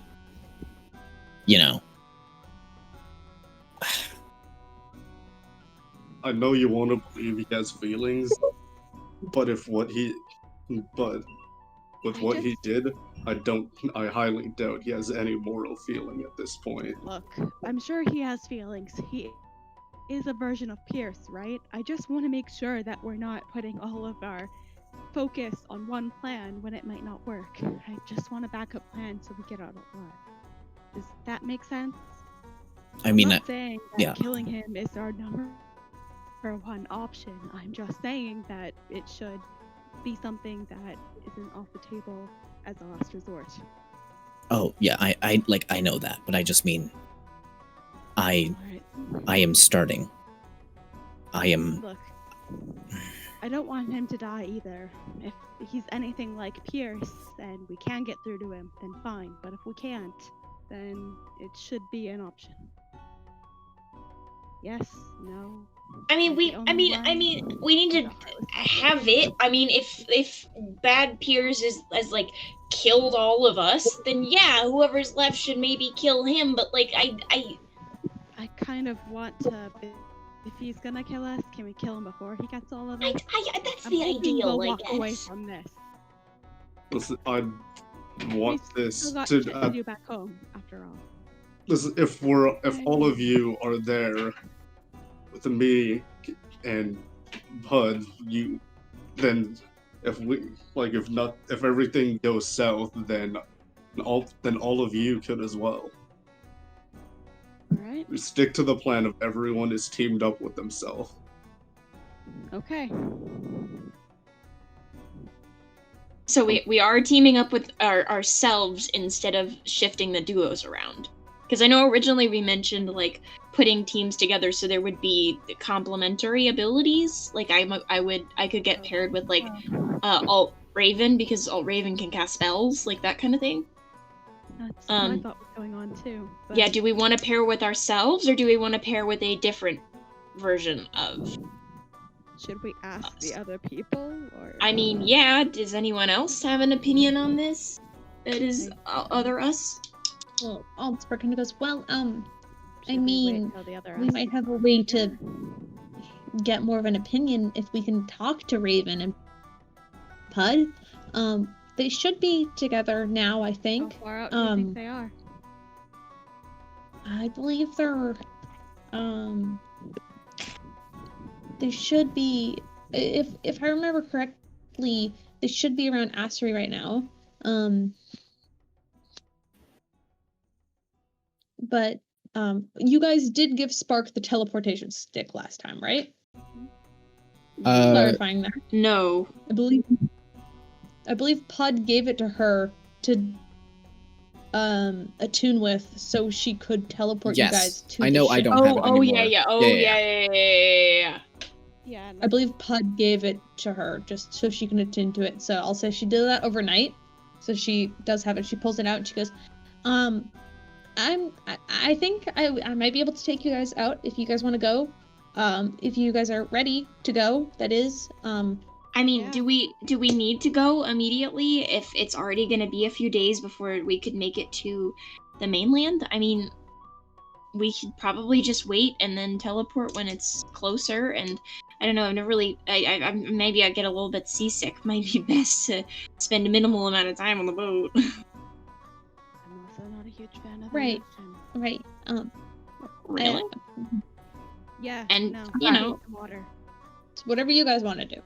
Whatever works. Right. Like, I mean, we have things we can do while we're here. We can keep exploring. I can go back. How many people from the can- Resistance are here besides? Yeah, how many people are here? Do we need to gather people while we're here? You're looking at everybody. I'll plan not move forward without. And she kind of looks around the room. Pirate. Currently, it's just her, Tanar'ri, and Quill. Are the three people who Well, are That's currently fair. on Fahara. That's This is literally it, then we can talk minor And strategy a lot of and the then people the are rest of it. already there. Or we could see what the pirate has. We have a basic idea of what we're doing. We just need everyone else to know. Okay, so what if we send someone away to tell the pirate and get feedback? Yes? No? Send But- someone as a single messenger? Yes. Okay, but I have kind of a concern. Completely not it. Okay, I'm bringing up a concern before we do that. How do they know exactly where the boat is? Because if they misposition, Yeah. they're just stuck in the ocean. It would have to be sending, like, I mean, you can just say the boat, that's fine. But, like, it couldn't be any of us. That's a good way for one of us to drown. We'd have to send one of the alternate versions of ourselves that has been on the boat. Yeah, Spark kind of like, Fair enough. who is still attuned to the wand, kind of says, I've been on Raven's boat before. Mm. I could just take one of you if you wanted to do I'll come that. with. Go. Oh. Okay. Oh, that'll be concerning if they see you. Yeah, So- They need to know Piers, you don't either get to way. go. Piers, you don't. I feel like just appearing Maybe is not a great they idea. should We have to ease into them the into idea it. of you. Yeah. Mm-hmm. Yeah. Oh, I'll go. It's a I think boat. Okay. well, I think it should be either Raven or Puud because you guys have magic that you can like send us back. Like you can send us messages about what's going on. Like It Piers, should be either Raven or Puud. Piers, buddy, I love you, but like, no. Just no. It can't be that bad, right? I mean, why don't we just both go? Because I mean, it's alternate both of us. Drowning and death. Oh, Well, I guess- okay, I yeah, think someone should say here that has the ability to heal people in case something weird happens while you are gone. okay. I think one of you should at least stay here. Oh, I was just gonna say, doesn't Tanar'ri have that ring, or whatever? Yeah, but that's not really a healing thing. I think you should stay here for now. Oh, I meant like, I guess we have the pies. oh Yeah, yeah, you- here. I'm gonna take. I'm gonna take. Over the pie. I'm gonna take. How many pies do I have left? So I know how many You I have can. two. You have 2 pies. You have I think you can- your bag of holding is like a refrigerator, isn't it? Basically, at this point. Yeah. I'll give. Yeah. Okay. Wait, where are my pies at? Each pie is 8 slices, so you could just give them 1 pie. Pies of greater healing peace. So I will give them 8, and then as well as 3 of the fruit. So you don't know what the fruit do, but so Puud hands over just some sweets. Enjoy. All right. So and Spark kind of gives a nod. And she's like, are we okay with this plan? I could take them. And I believe if you told me correctly, we can be back tomorrow with the thing again. Tomorrow morning. Should be the earliest that we can get back. Should be fine. Right. If We'll the get s- 3 of you want, if the 3 of you want to hold hands, I'll do. all right. Oh, you're not. Oh, I thought. Oh wait, so Raven's not staying here? What? Raven's going. Oh. Raven's with you, right? Yeah. Yeah. All right. Yeah. Cool. I'm all good with that Going. because So they've it's got. you. It's they got you. the pies. It's you two the ones that are going, right? Yeah. Mm-hmm. To heal. All right. Maybe I should go too. I mean, I was gonna I- suggest you just give Raven the ring of water walking to help the whole fear, but yeah. Mm, But I didn't say that in character, so who gives a shit? I mean, I was thinking the same thing, but If Tanar'ri wants to give Raven the ring before he leaves, you can do that. but I'd rather just go. If you want to go, you can go. No one's stopping you. That leaves just Spark. I know, and but, like, Quill. I feel like we should have a Sorry. conversation about it in character. That's why I'm saying like I think I should go too in character. Okay, but That's too many of us leaving. Yeah. Well, we want to explain the whole dual reality thing, so that's fine. I mean, I think it'll be explained pretty well with the twice of me and you and me and you. Exactly. Perfect. Plus, I'm a little curious.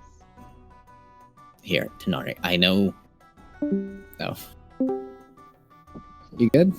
Just a little curious.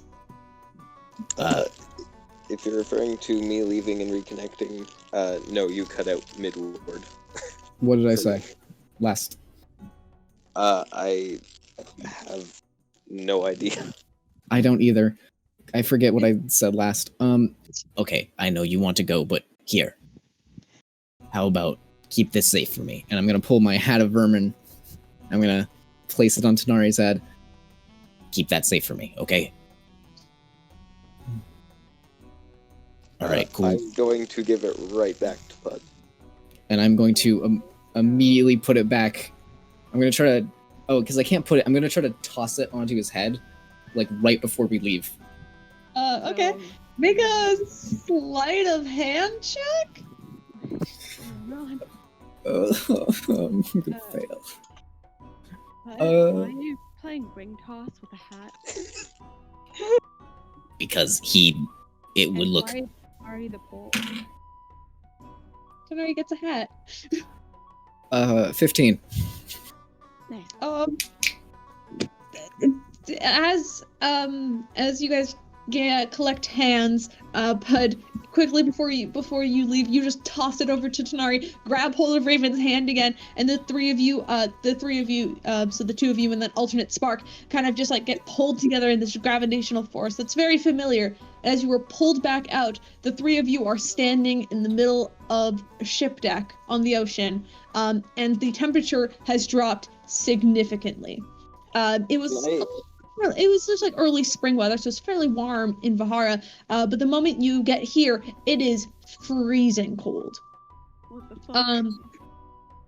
The two of you kind of go out, and you actually see as a sort of a white-haired tabaxi man leans over one of the banisters on the top of the deck. He's got this big pirate hat on his head as he looks down, and he just goes, Yeah. "What the fuck?" And Spark just looks like she's like, "I can explain. It's a long story. I brought Puud too. Technically it's Puud, but it's not our Puud. It's different Puud. And this is you, but not you. This is. Can we come inside?" And you actually look at Raven. You're just staring yourself in the face for the first time. Well, this is weird. He's in like this big, like thick winter coat. As it's like just like there's like a light snow that's kind of like dusting the top of the boat, as it does seem to be taking off of the island, but you are still within the range of the island's sort of curse. So you are still affected by the just sheer coldness. What the hell? Will there Kaleb. say Cold. sexual tension? Wait, what? What? What? Kaleb. Nothing. No. What? It's just straight up no. Kaleb, I didn't want to cut you off, but I wanted to try and grab Pud's shoulder before they disappear. Oh. Make a. Oh God! What check would this be? I want to try to make a plus. Would it be stealth to get up there? I guess it'd be stealth. Make a stealth check. Dex to like grab onto something that's moving. Yeah, make it. No, Is it I Dex or think Dex? Dex. Probably Dex. I want to try to make a dex saving throw to fucking yeet myself out of the way. I don't So know. Dex versus Dex.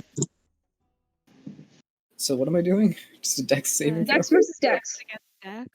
So, You got saving, this, Pud. Pray to say loon. I didn't pray. 5. Oh no. Nat 1. Want to Please, try nat 1. Nat 1. Please, please, God. What did Tanar'ri get? What'd you get, Tanar'ri? He's rolling.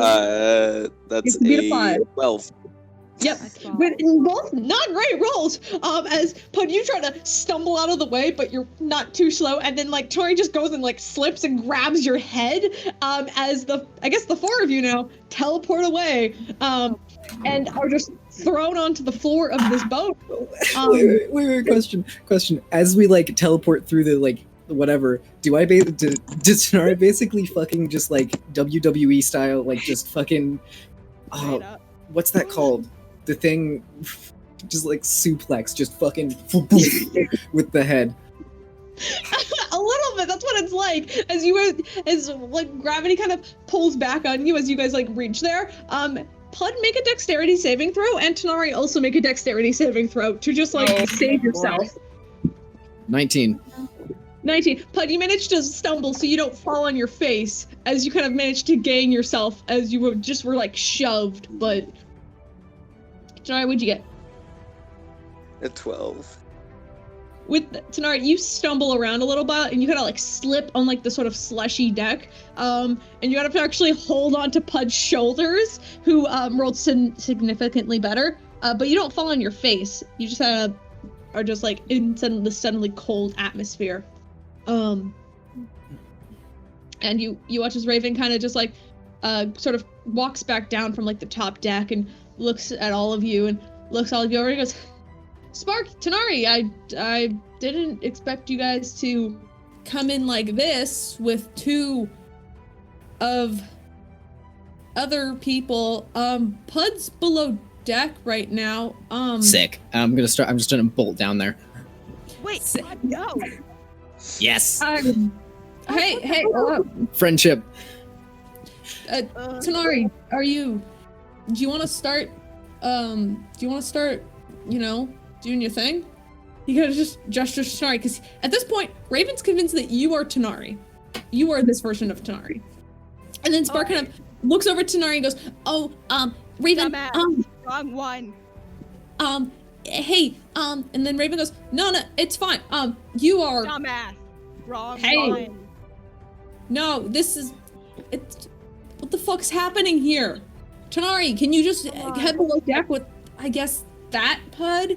And just go fucking start some shit. Go! Go! I'm just gonna start speaking, Sorry. Don't start Don't start infernal, shit. pretending I don't understand. He's starting shit. Raven, you don't speak Infernal, right? No, you don't. Yeah, you don't speak Infernal. Raven's just gonna look at you, and Raven's just going to try and grapple you. Grapple me? Make an acrobatics check. Wait, who is Raven? Grapple who? No, Raven's trying to grapple Tanar'ri, and he's almost like a playful kind of thing, like kind of like trying to grab him, and just trying to like force him down. Oh, that's a bromance I love. God damn it! Even D&D Beyond won't roll well for me. That's a 13. Yeah, no, sadly that does not beat a 15, which is what you needed to be. As he kind of like grabs onto you and kind of like messes up your hair a little bit, and he kind of goes, "Come on, pretty boy, let's fucking go." I don't like this version. I'm gonna head down by low deck. Come on, Spark. I don't like this. And then he starts dragging you along. It's very much. You two have met before.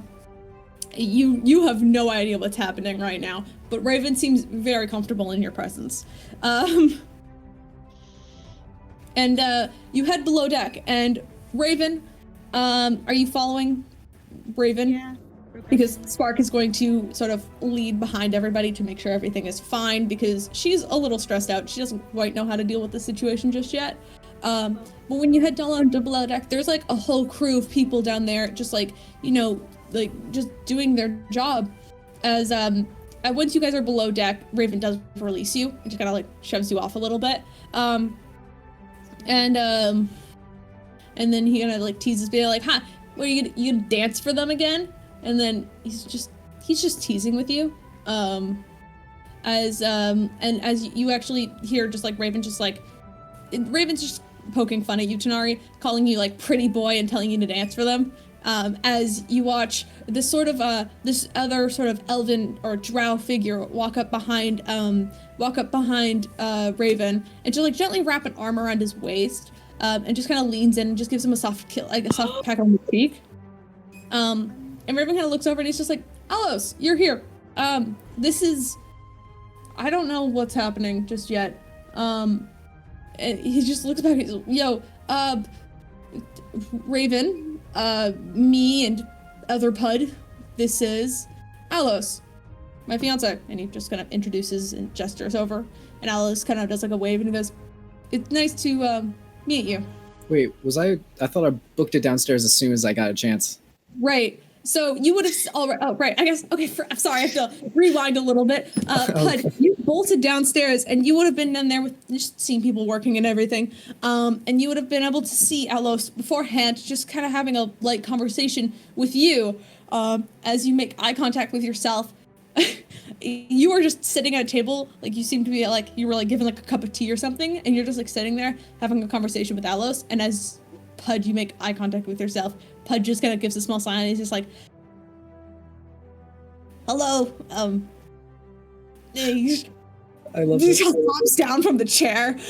And he's got like he's got like these little like dragon wings that are like tucked up behind him. Obviously like tucked up, like trying to not bonk them on anything. And as he kind of like waddles down, he's just like, "Well, this is strange." Yeah, what's up, man?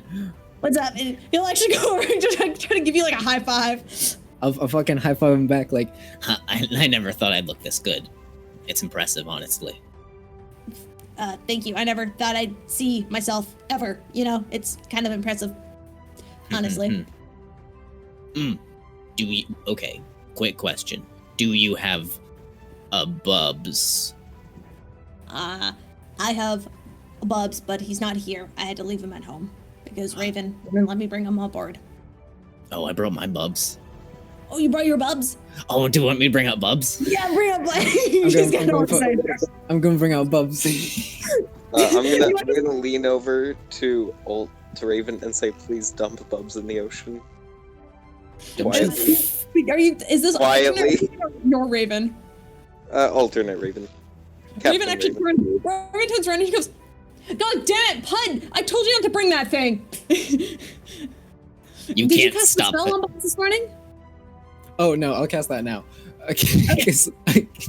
I just dumped out a bunch of bones. Not be animated because the spell wore off when you went to a different dimension. If you cast it last night, Bubs would cast be animate animated. dead. Poof. He's all good. Yeah, and you pour Bubs out of your as this huge bone monstrosity just starts clambering around on the floor for a while, and you watch as Puud goes, "Oh, he looks so much different. You know, I kept the wolf skull just because I thought it looked cooler. He's a lot bigger. I put a lot more bones on him." Oh, I haven't gotten that many bones yet. Like, wait, how many bones are we talking here? He has 6 legs now. Oh. He's a neck tail and like a really long neck. We had to replace his ribcage because he kind of fell down a hill a couple months ago, so we had to replace that. Bubs, we kept the wolf skull because it suited him. I might. Do you still? Okay. Decorate him with shiny things. I have been meaning to do that, but I don't have anything fancy enough. Do you have? Is that ribcage still something you possess by any chance? He goes and he searches around his pocket and he pulls out 2 ribs that are just individual ribs. There's not a lot left of it. What kind of fucking fall was that? Oh my. It was. Sorry, I can't keep up this voice for very long. It's wonderful. I love it so much. I'm trying my goddamn best, but I can't take myself seriously. It's a long story. I can tell you later. And he puts them back in his bag. It was just this huge bag of holding, which is very, very similar to the one you own. Yeah.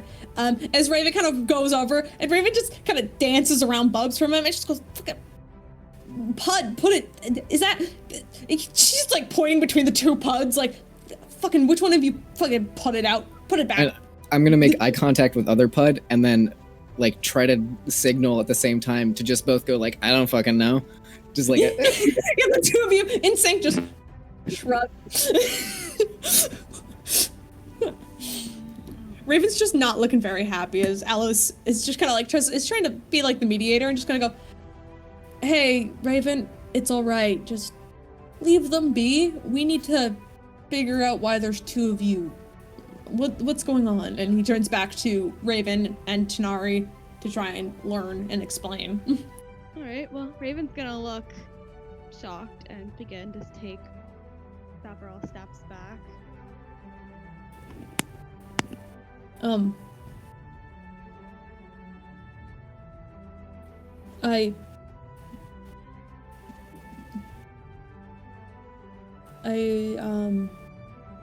He kind of walks back over, alternate Raven, walks back over, sort of being beckoned over by Aloes now. And he kind of goes and he sits down, and he kind of sits down on one of like the barrels, and he kind of goes, "So, what's the plan?" And he's looking directly at Tanar'ri now, as Tanar'ri and Spark, so those 2 are the ones with like the actual, like the faces that he recognizes.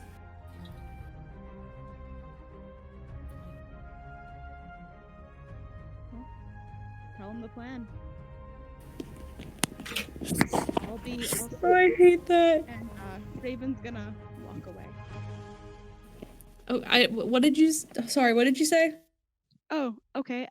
Raven's gonna just look at Tanar'ri and say, "Hey, tell them the plan. I'm gonna be elsewhere," and he's gonna walk off. Okay. So Tanar'ri, you were left alone with alternate Spark, You are left, and you were left alone with Puud, just trading fucking bones in the corner. Puud, do you have any bones you want to give up? I will pull out as like because you know how usually you bring out like a big thing first and then set it to the side, because then they like look at that and then they're like their mind's stuck on. I know a bit too much about Pokemon trading. Okay. Oh, I know what you're talking about, though. Trust me. So I'm gonna pull out the fucking jar. I'm gonna pull out the jar of teeth and just like set that down. And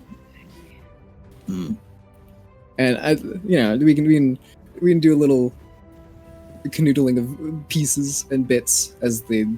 Canoodling. Oh. Yeah. Before I get too into this, I'm gonna stand up. I'm gonna take out the full like really pretty map and I'm gonna hand it to them so they can like plan shit. So, whatever. And I hand it to them. Yeah, you have the map.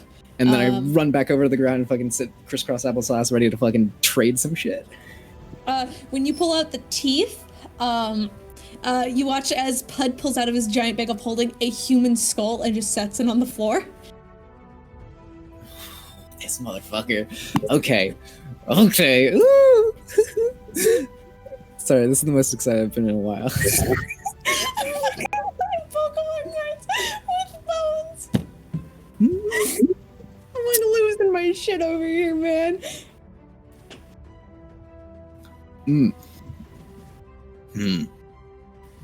We'll just be at that stage where like, while everyone else is doing their thing, I'll let them do their thing. We'll be at that stage where we're just both like eyeing each other, like waiting for the other one to pull out something else, It's like, I will give you a human skull if you give up something that's worth trading. But you could just type that in chat and I'll say yes or no. I'm gonna pull out Forg that has the full skeleton of a frog in it, and I will like tell him like, okay, there's like a full frog skeleton in this stuffed animal of a frog. It's the best thing I own, other than Bubs. Did you sorry, who do you have active? Just Bubs? Yes, just Bubs. Just Bubs, okay. Because sometimes you activate Peapod too, and I wanted to ask. No, Peapod's just chilling in my bag of dust that is like the sneezing and coughing dust. Oh yeah. Yeah. So meanwhile, Tanar'ri, you are left to explain the plan with Spark. And Spark's not exactly 100% sure on the plan, which is why she brought Raven, who just left, and she's looking very anxious right now.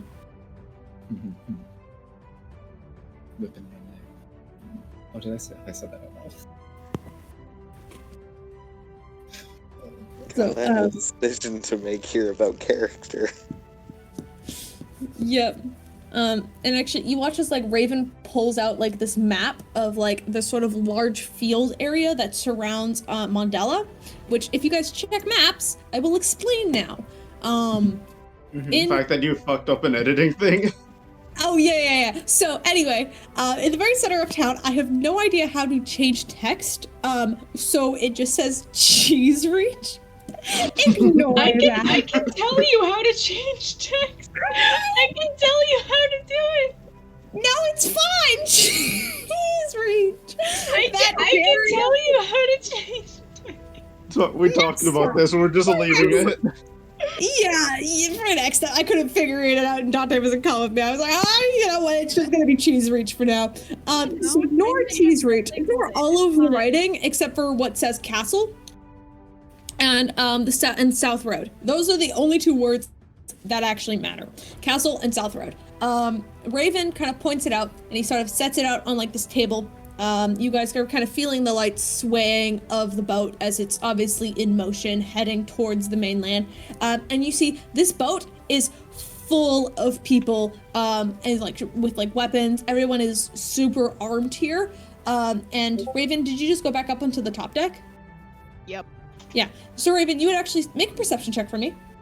Yeah, of course. Yeah, just quickly. Just a little bit. Not a high DC. Not a high DC at all. That's gonna be a 19.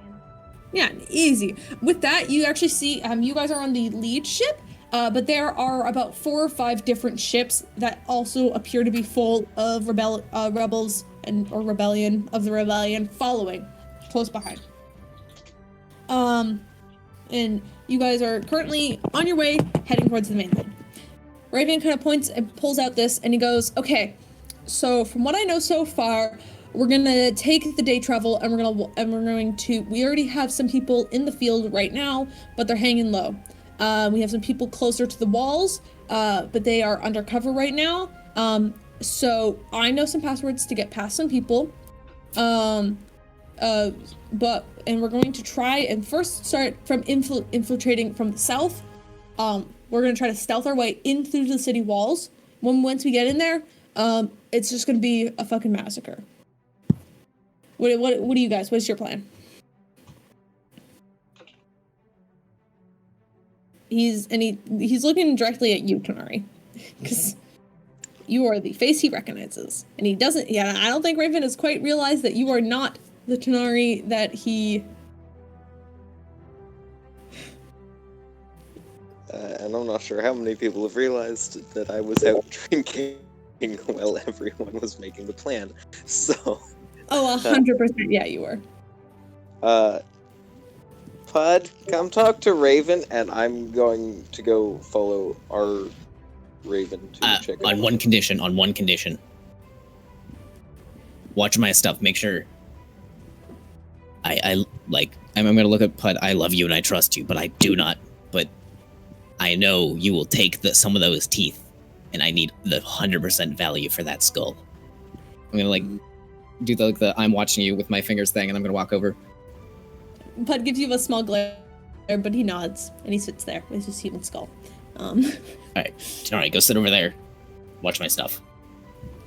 Unless you're gonna go above deck, Tanar'ri, you can do. So, how much stuff has Puud laid out? Is it just the jar of teeth? He's left his bag there, basically. Yeah.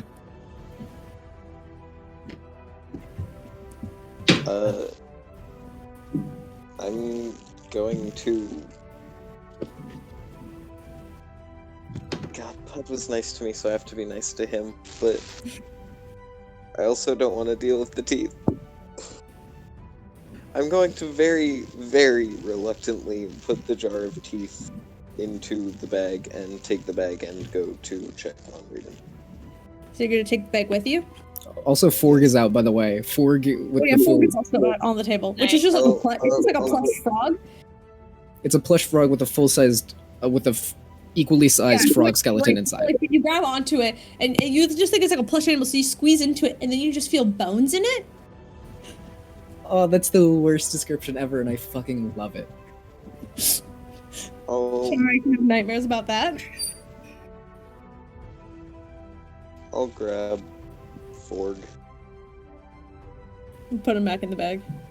But I'm gonna leave Bubs to keep his eye on... Bubs is just curled up underneath the table now. He can keep an eye on other Puud to make sure it doesn't pull anything. Dude, I need that fucking human skull. Oh, yeah. I've never needed something more in my... we could fail the rebellion, and we just go home right after that. If I got the skull, fucking mission successful, right? We need to help them. We got ourselves involved, so we need to not fuck it up like we do everything else. All the other missions we're on. While you're over there, Tanar'ri, just picking up Pud's things, Puud kind of goes, "Oh, Tanar'ri, do you have the bones like I gave to you? You know, like the little fangs, little claws. You said you would use them." Other Tanar'ri has them, and I'm just getting out of there before he can ask any questions. Yeah. You're like, no. And Puud looks a little disappointed, but after a moment of realizing, he kind of understands. With the wisdom score that Puud shares, I think he could figure it out. Mm-hmm. All right, I'll sit down. All right. So the plan. Okay, this is like a max thing. Puud would 100% remember the plan. I don't remember jack shit of the plan. Help everybody. Please. I'm very confused on what the plan is at this point. All right, cool. So I get to make And a you plan. said only two of them to talk about the plan. The original plan that I have written down in my notes. This is why I wanted to go. Yeah, so the original plan I have written down in my notes is where it was like a 3-pronged attack on the city. We apparently have like 100 other people or so that we're gonna that are down for the rebellion. And they're gonna go start riots in the city to distract lesser fighters and like cops and shit. We're gonna go into duos and a trio. Well, the original plan was we were gonna go into duos and a trio. And go take down greater fighting people, nobles, heads of the guard, shit like that that's gonna be closer to him. While Peirs and Puud were sneaking in to find Alt Peirs. This may have changed slightly with now Alt Puud wanting to get involved and do therapy and shit. But that was the original layout that we had. Right.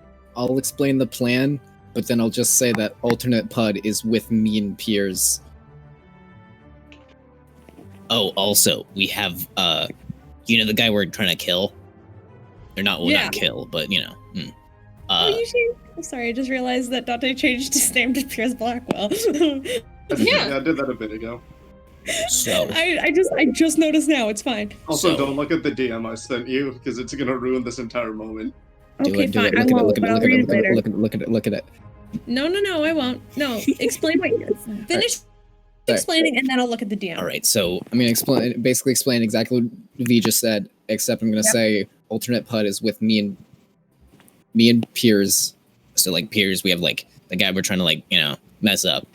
We have a nice version from our dimension.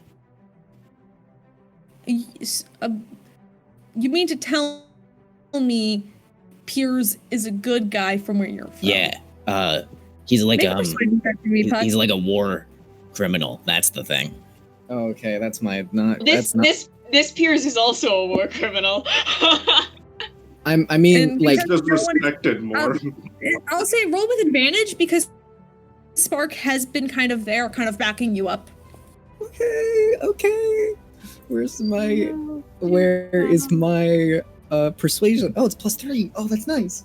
Max, remember to pray. Oh, okay. I got a 15, so +3, so it's 18. Now I need to pray. Yep. Saloon. Please. I made this. Oh, it was a nat 20, but my fucking headphone hit it and it went to a 2. Oh. I'll let you have the nat 20 if you'd like. Thank you. I fucking rolled, and then it was like a nat 20, and then my headphone cord fucking dipped, and then it went to 2. No. I'll let you have that nat 20 then. I'll let you have it. As you explain, Raven just kind of nods slowly, and he goes, that is... You know what? I never thought that Peirs would be on my side, but I'm not gonna complain. Yeah. If he wants to fight with us, he can.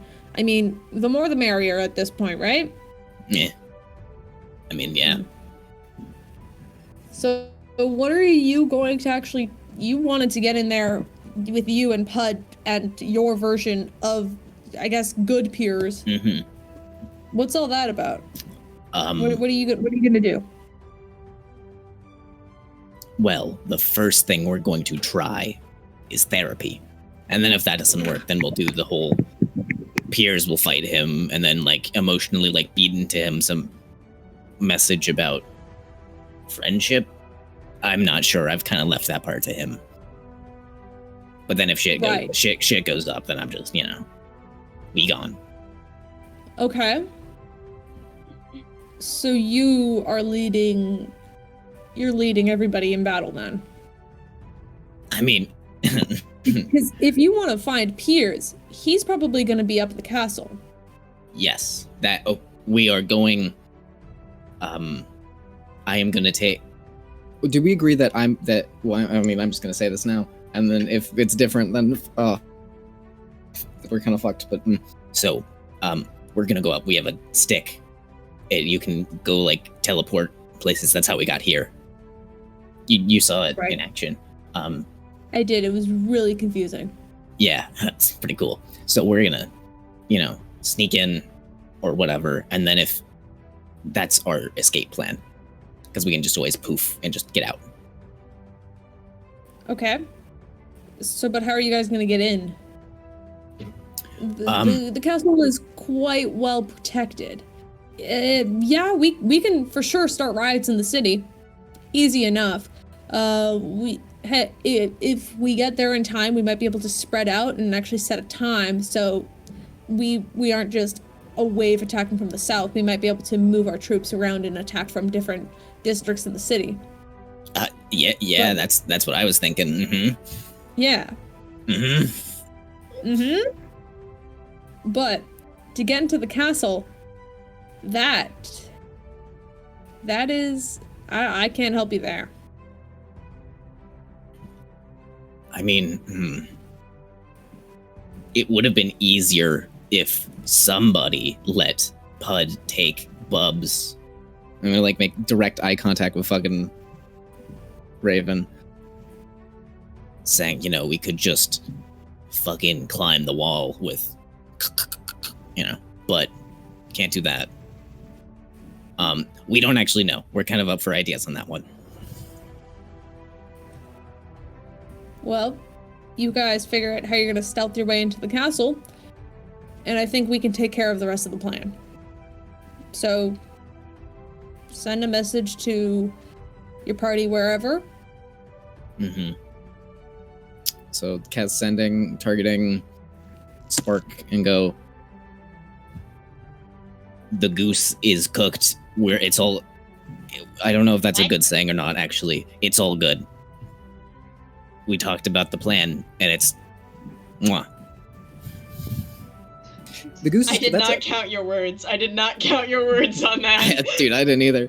Neither did I. It's fine. You get the full message. Even the little at the end. Good. It was. You can reply to this message. Yeah, okay, that's good. We'll tell us if you need anything. We'll wait here, I guess? Do I have to fill the space? I wasn't counting, it doesn't matter. Yes. You successfully send that message. I really hope that do I have to fill the space? I hope that's in there. Yeah, that's in there. You get only the do I sex little have song. will fit. Only do I have would fit. Yeah. So meanwhile, Raven and Tanar'ri, what are you guys doing on the top of the deck? Sulking.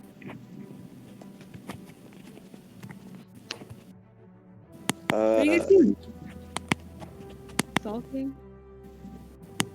Scratching out planks of wood. I'm not sure.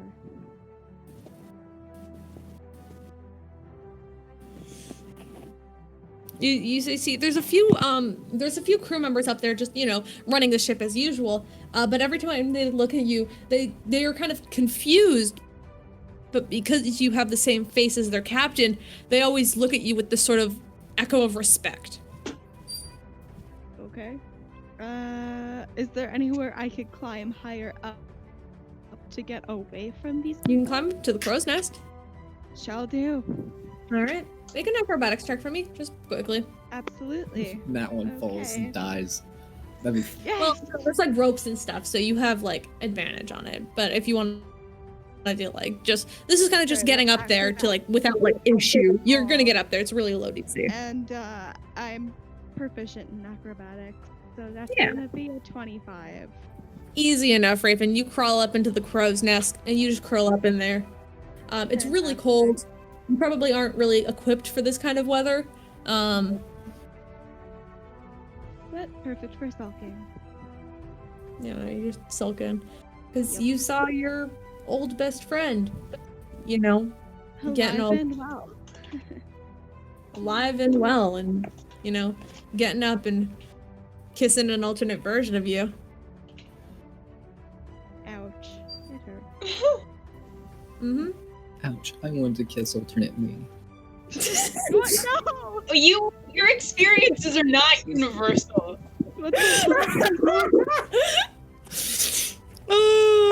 I'm just waiting for it to happen. I'm waiting for a bunch of landing. Oh my god! Sorry, Tanar'ri, I can't let this happen. Tanar'ri. No, I just read Dante's message. It kind of sounds like it. I'm trying my best, okay? No, don't worry, you're doing fine. I'm just saying. Oh, man. It kind of. Yeah. Jesus Christ.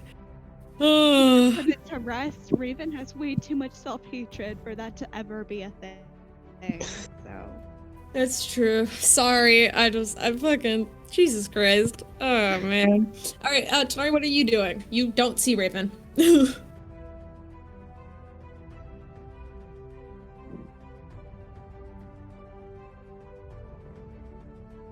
I'm trying to think if there's a logical way for me to climb up to the crow's nest that it isn't metagaming. Like, if it would make sense for him to climb up to look for Raven. If I'm scratching at wood from the crow's nest in a sulk, can he hear it? No, I don't think, because there's wind and stuff. But I mean, if Tanar'ri's just straight up curious, I mean, I'll say Tanar'ri, make a perception check for me. Oh, great. This is gonna go great with tonight's rules. Oh yeah, it's gonna go fantastic. Oh, look at that. My best roll of tonight, a 10, so 17 overall. 17, you do manage to see the tail end of Raven's tail curl up into the crow's nest as you watch him sort of step in there. So you know where he is. Then I'm going to head up to the crow's nest. Yeah, make an acrobatics check for me. Right. Not difficult. There's like ropes and stuff, so you make it with advantage even if you wanted to. I think I'm good. I'm gonna be like sitting on the edge of the crows and like sitting on the railing with my legs hanging over the edge with a 26. Oh, yeah, easy. You swing yourself up there, no problem. And now you're face to face with a sulking raven. Can I help you? Funny. I thought that was what I was supposed to say.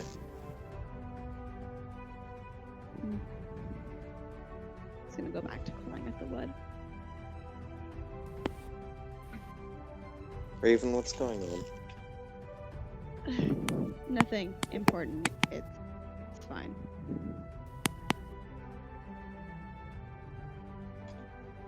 Don't worry about it.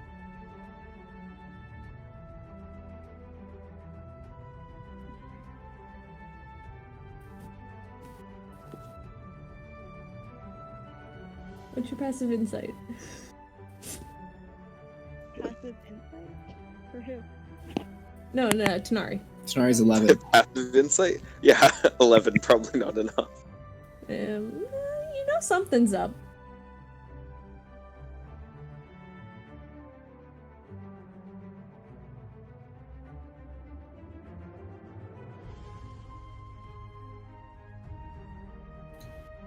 Raven, just talk to me.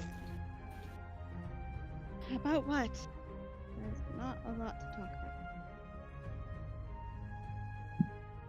There's clearly something to talk about.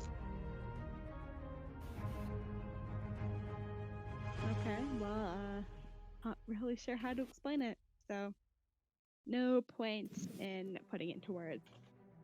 So I'll just sit here and continue to sulk like the failure that I am. And he will continue to claw at the wood.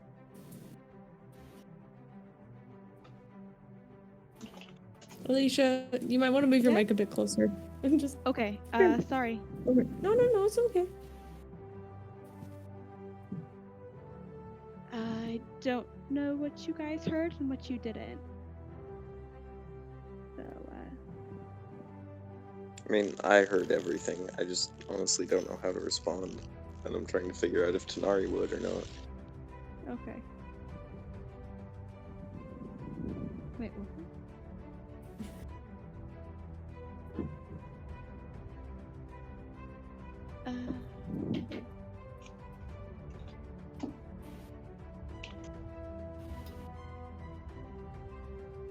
what? Tanar'ri's gonna pull out his most recent addition to his knife collection and try and figure out how to set it on fire. On the sheath, there is a small sort of like command word that you can kind of like whisper to yourself as you unsheath it, and you watch as the flame, the blade just kind of like engulfs in like this sort of like small flame. It's very similar to what you've seen Raven's blade do like 100 times.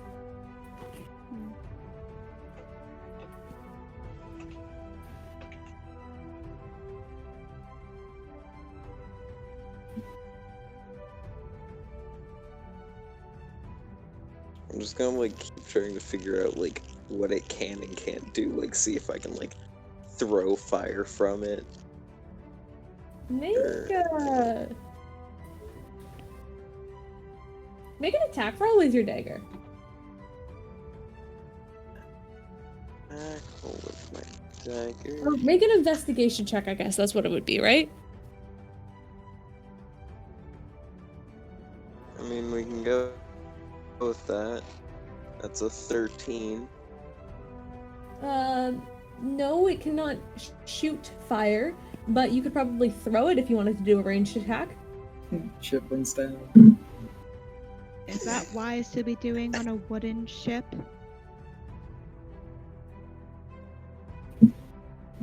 Well, I'm definitely not throwing it because I don't want to throw it. Well, first of all, I don't want to throw it into the ocean. That's my biggest concern. And then I think probably when Raven mentions the wooden ship, I realize, oh yeah, that's probably a bad idea too. Yeah. Wood, gunpowder, not the greatest mix with fire. Just a thought. I'm just gonna keep swinging it around, seeing if anything special happens. There's like a small trail of fire that follows with it. It does seem to be like almost like a torch. When you pull it out, it definitely like creates a small dome of light around you. Well, not like a dome, but it does make like a dim light around you. So it almost could be used as like a torch. That's interesting. So you're really part tiefling? Is that something you've always known, or recent developments? Yeah, no.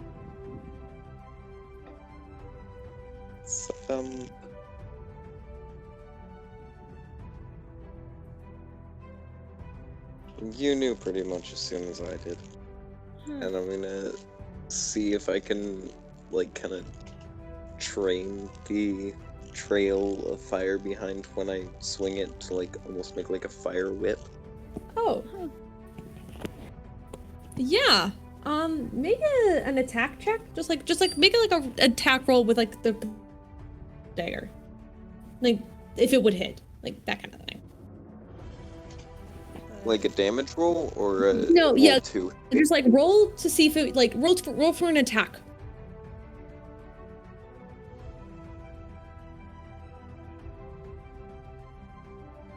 Should I be moving out of the way, or?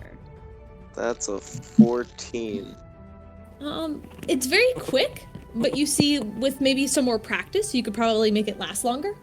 It's almost like before like a second. You have to like whip it really fast and to hold it there. It's definitely something that's going to take a lot of practice, and probably alternate you probably knows how to use a lot better. Not to seem like a total downer, but the fire practice should probably wait until you're off the ship. Just a thought.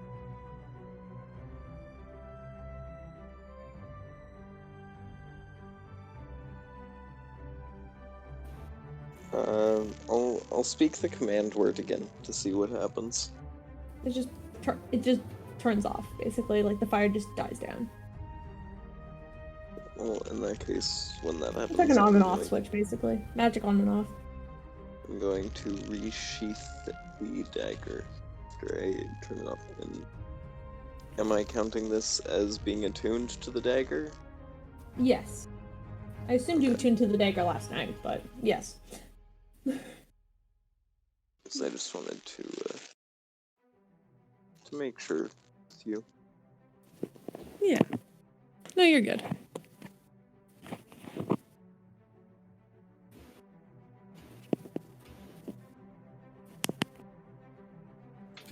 She watches with you waving the knife around for a little bit. You've noticed that the heat was able to it wasn't able to scorch the wood in any way, but it was able to just like melt the snow that was like just like slowly gathering around the sort of edges of the crow's nest.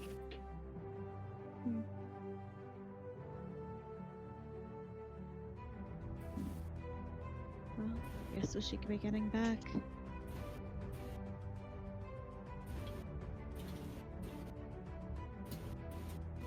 Raven's gonna start to climb down. Okay.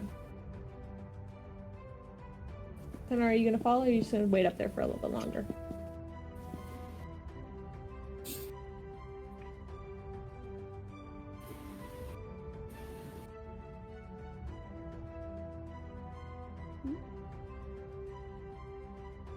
I didn't hear you at all, bud. What did you say?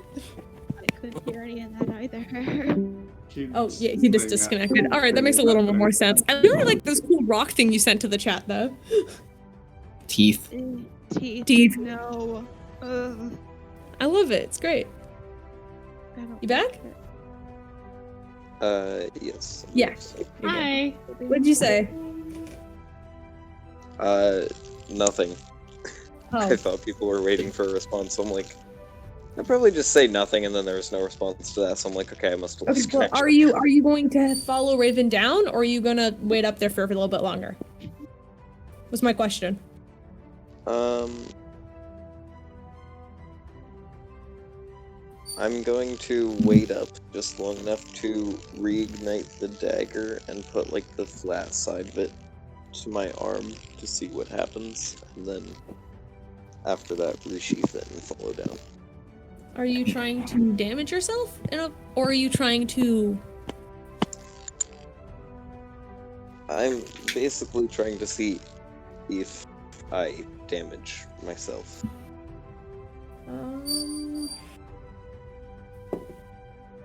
Yo, Steven, this is a great opportunity for you to actually break Tanar'ri's legs. I'm just saying. Oh my god, no! That is another thing that I want to know. If I jump out of the crow's nest and land on the water, since I have the ring of water walking, will it act like water or will it act like a solid? It will act like solid.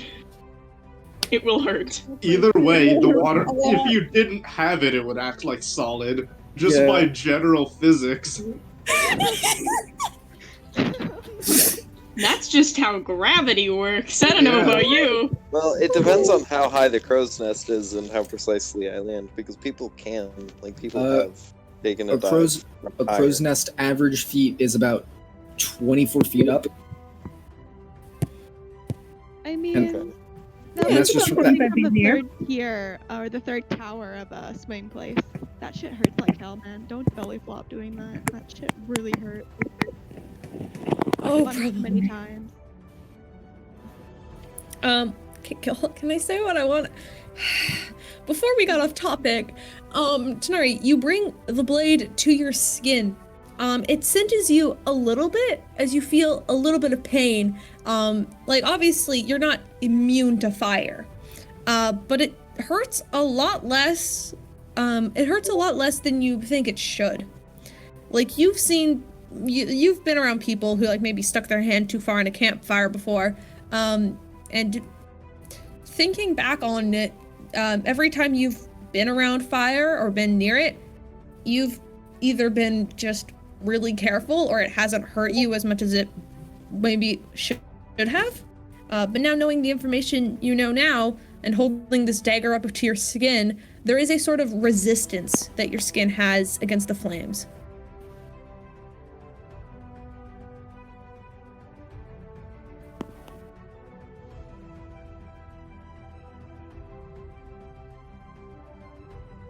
Is that good? Yeah, I'm just trying to figure out if I could make it into the water now. Jesus Christ! Do it. No! I did some research. 20 25 feet's not You're bad. gonna. Okay, but like, are you going to dive? Because if you're gonna dive, that's neck first. That's Oh, math. God, I can't wait. Break your for you neck. to You will miss. break your neck. You are going to die. And then, and no one's gonna Ship. and no one's gonna be aware either. So we're just gonna like. Well, maybe Raven is. Raven is still on deck. Raven's making his way just down a right now while corpse. this is happening. So you're gonna see a corpse not floating, just laying down on the water. Well, I mean, are let's you gonna start take since the his ring body of was water safe. walking off first? He like fucking Family Guy falls and lands on the deck. Well, that was my concern. Raven's not exactly paying attention, dude. He's still in sulking mode. If you hurt yourself, there's a good chance he's not gonna notice. Speaking of which, a Raven sulking moment. I gotta go. I got a moment to do fucking therapy Puud. I'm excited for that. Yeah, therapy Puud. Therapy Puud. So Tanar'ri, are you just gonna get down? Or are you jumping? What's happening? Your turn. Don't do it. I'm gonna So take much off to the ring live of water for. walking, Yep. and I'm gonna climb down carefully. Okay. Yes, you can do that. You make it back to the ground. Easy peasy. At this point, I think, Raven, are you heading back down under deck? I think I'm just finding somewhere else to hide. Okay, that's fair. At this point, the conversation about the plan is over. The message is sent at this point. Everybody's caught up to speed. This is what's happening in the current moment. Puud, what are you doing? Or what's happening now? Are you guys good on the boat? Well, I wanted to finish doing the trading, and then if an opportunity arises to, talk to Raven, that'd be, I mean, you can. If you want to quickly trade something for the human skull. I will trade the jar of teeth for that. Do you have anything else? I have 3 ribs. I've got a paw. He pulls out just like a small, like raccoonish paw, like just something very small. And I've got this jaw of something. I don't know. And he pulls out this jaw. And it's huge. Like it's larger. It's almost like a long jaw. And it almost looks like it could belong to maybe a dragonborn. Because it's or maybe like a young wormling dragon in that sense, but it's just the bottom half of the jaw. I mean, okay. I need a question, Puud to Puud. Yeah, what? So, I'm friends with my peers, right? Mm-hmm. Wouldn't that look sick if, we attached it to the bottom of, a helmet, right? Oh, that would look sick. That would look sick as fuck, right? Do you have a helmet? No. Do you have a helmet? No.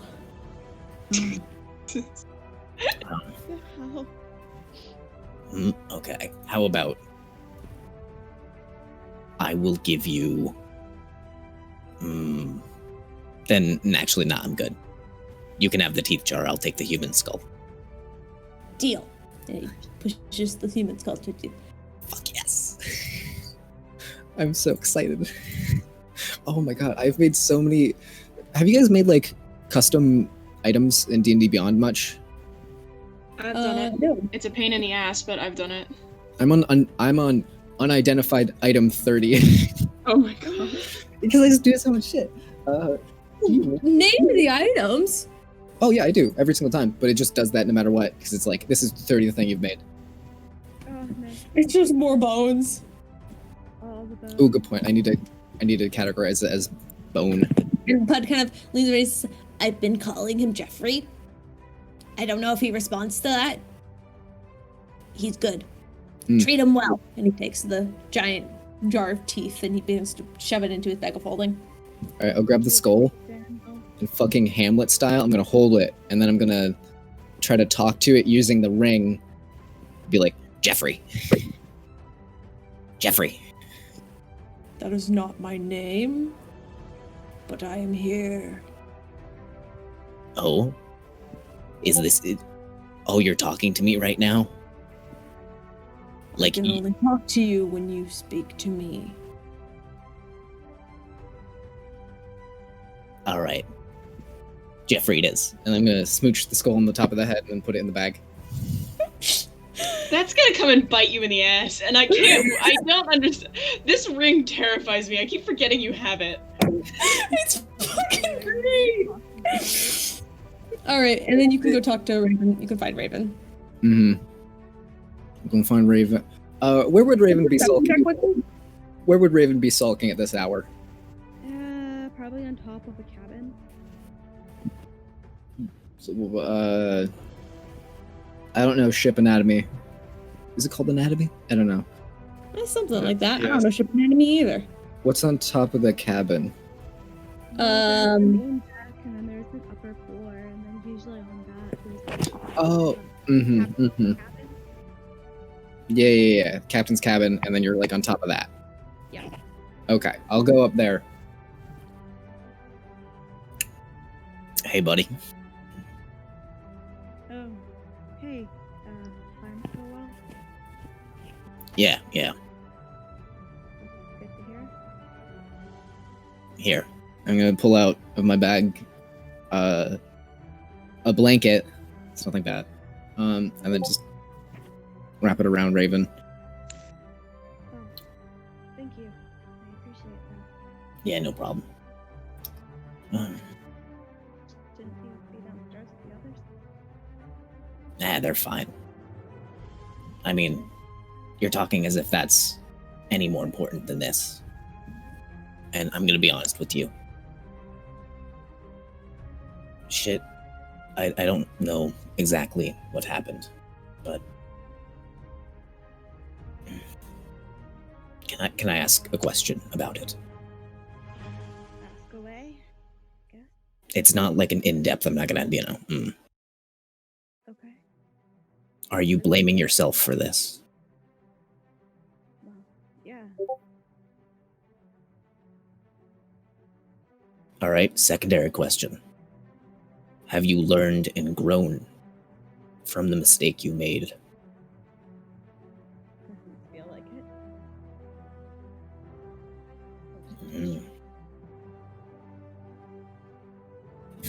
I mean, okay, like, have you...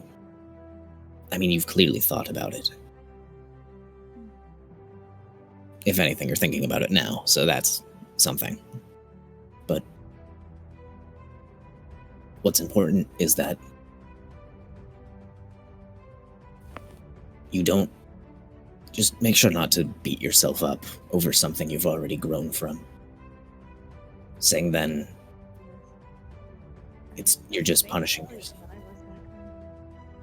That can make a difference. This alternate me is somewhat capable. I mean, alternate me can fucking fly, so... You know, That you're capable regardless. Are you talking like you're not capable? I'm not. I have seen you fucking do work on the battlefield. Like, we haven't fought much, but what we have fought? Goddamn, right?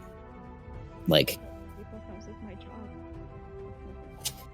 well, can I say I'm very glad you were on our side. And I hope that doesn't change. Sure. Well, do you want It to change? Alycia, you're a bit quiet. Could you speak a bit louder? Oh, A little sorry. bit. Of course not.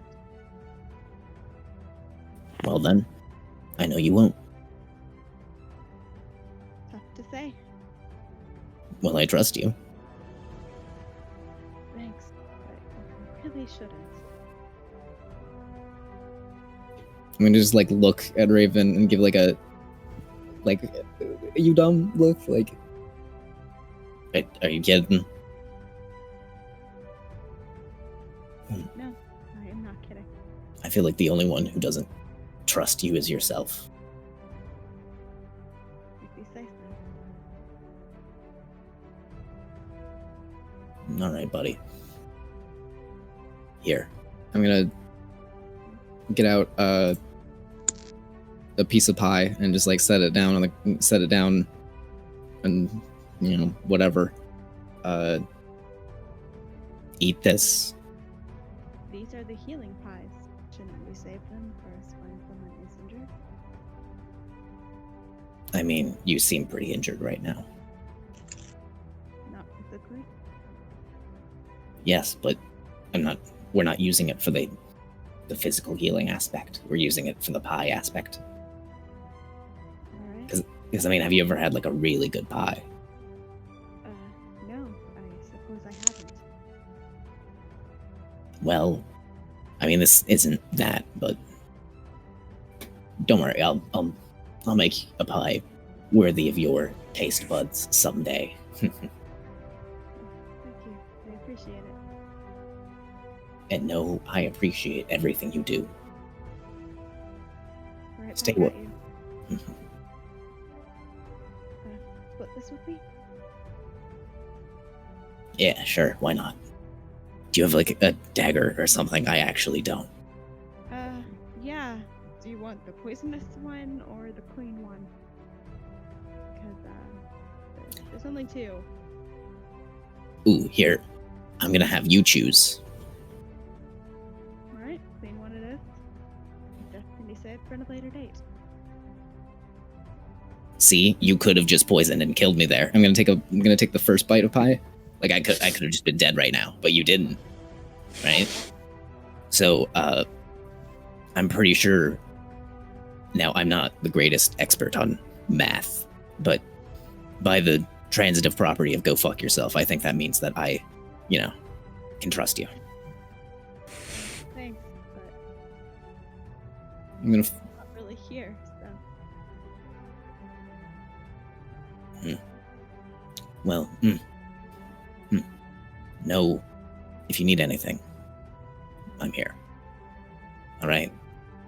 I'm gonna eat my pie. I'm gonna give Raven a hug and then a smooch on the back of the head, and then I'm gonna walk downstairs and probably take a nap. All right. You guys can do that. Anyone else want to do anything on the ship, or can we quickly tag team back to Vahara? Yep. Good. Tag teaming back to Vahara. You good? Okay. I do want to very quickly just say that, like, because I was 100% listening to that entire conversation. I put that in chat because I didn't want to interrupt, but I would 100% go over to Raven after Puud left and say, for what it's worth, I trust you. Where were you? Could you use the fire dagger to heat up the fucking pie? Oh yeah. I thought about just like throwing it, but I didn't Wait, want to accidentally I hit one of used my you. sword to do the same thing. Well, it's fine. The pie was warmed by our hearts, not so much fire. Frozen pie.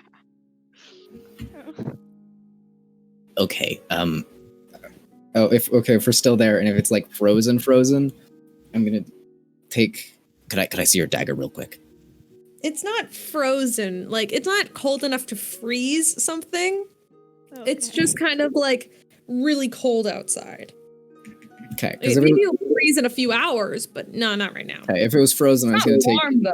It's not warm by any means, but it's not cold. It's not frozen. I was gonna take the dagger and like put it at the like crust end of the pie, and give it to Raven like a popsicle. Well, Raven's gonna have icy cold hands by the time he gets back in. Revenge. Wait, no, he has no one to get revenge on. That's a shame. All right, I'm good. All right. And with that, I think we'll jump back into it, where Peirs and Spark are with Quill and Tanar'ri, but alternate Tanar'ri. So Is there anything you guys wanted to do in Vahara while your friends are gone for a day? Nothing like he doesn't want to leave the area, but all three of them would probably knows that Peirs is just looking just a bit upset or mad. He's just not happy looking. You good? Yeah, fine. You don't look it. You know, he's gonna so this is kind of weird. But he's gonna like his forearm he's gonna like lift it up, and there's like a small like I don't know compartment or like something where like it's hidden there, and you notice there's 3 different pieces of paper, and he's gonna pull one of them out and hand it to you. Okay, she's gonna open it. It's Hilda's letter. Which you've read before. Yeah. Yeah. She wants me to be a leader. How am I supposed to do that if no one's gonna listen to me? Well, How am I supposed to be the one that? How am I supposed to lead all people? How am I supposed to lead all of you if no one's gonna listen to me or take my ideas?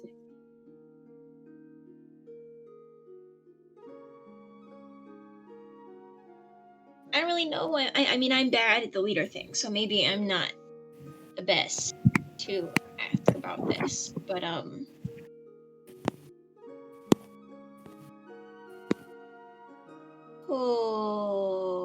okay.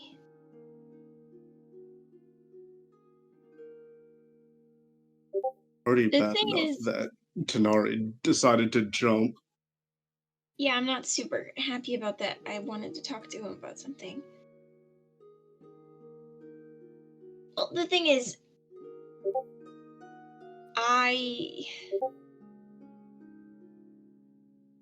is it weird that I still kind of think of you as the leader, even if you're not, like, ordering people around? I guess there's different kinds of leaders, you know? Like, there's leaders that are big and strong and order people around and tell them what to do, and people follow them without question, and it's a whole big thing. And then there are some leaders that are like guides, and they tell people what they think they could do, and then they have the choice to do that or not, or they introduce them to a god, or they work together. And it's weird because like there's a lot of other types of leaders too. There's leaders that are sometimes just kind of like friends. And you know, I'm not sure if we have a leader with a capital L at the moment, because we're all kind of all over the place right now. But and it seems like everybody's in kind of a worse place than usual, which it doesn't seem to help. But you've always felt like a leader to me, even if you're not shouting orders at people. But at the same time, I do think everyone in this group, I am including myself in this, needs to kind of think about ideas other than their own. Because I think we get kind of caught up in ourselves a little bit. And other people have good ideas. I don't know. I should have been there with them. Dad No. explained this. They were gonna figure out eventually what's the point. Do you think everyone else was prepared for me? They would have seen it and it could have been easily written off. No. No one's gonna be prepared to see who I am. I'm not sure what. It's so easy for everyone to just get along with themselves. And now I'm stuck here with everyone looking at me with just such ill intent and hate just because of what I am. First of all, what do you mean what you are? I can't even show. I can't even show my face here because of what I am here. Because of what he is. I can't just be like I can't be myself. I can't show off with that. I can't show who I am. It's just all because of him. Sorry. Now we're dealing with all of this. So I know none of you wanted this, and I'm still giving all of you a chance to let me handle it on my own with everyone else. I don't think anyone should be left to do anything on their own right now. I don't think anyone, I don't know, maybe Puud, but I think everyone here has at least one issue with the person that they see with them. And I don't know, I think Puud seems to like himself very much. I don't know, I'm not seeing him interact with him, but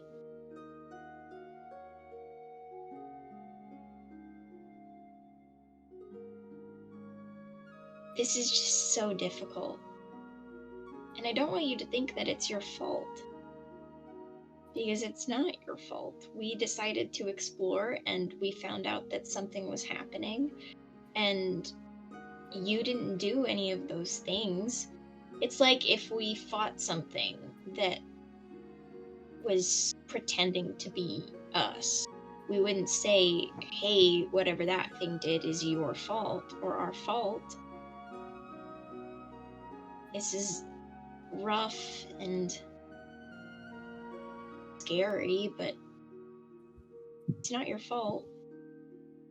When we first got here, when I showed myself to the other you, the way she just said, how can you be with someone like him?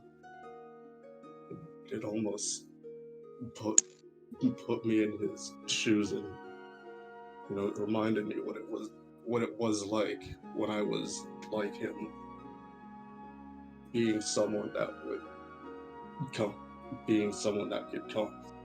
conquered it, could have gone this far. Hey, and Spark is gonna reach out and kind of hold out her hand to offer to hold. Do you take it? He doesn't. He's just like twitch, but then doesn't move. Just because you could have been something doesn't mean that's what you are. And even if it's weird to have that boundary,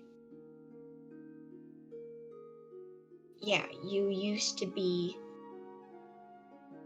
scary and you used to be mean, but you're not anymore. You've moved on from that, and I trust you, and we all like you a lot, even if some of us are better at showing it than others.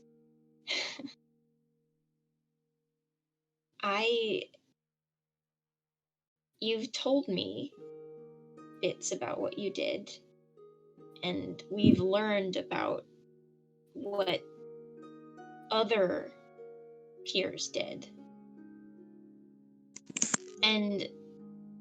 But I don't look at you and think of that. I look at you and think of the Peirs that protects us and laughs with us and is my friend, is our friend. I know that it's what you do and the things that you affect that matters.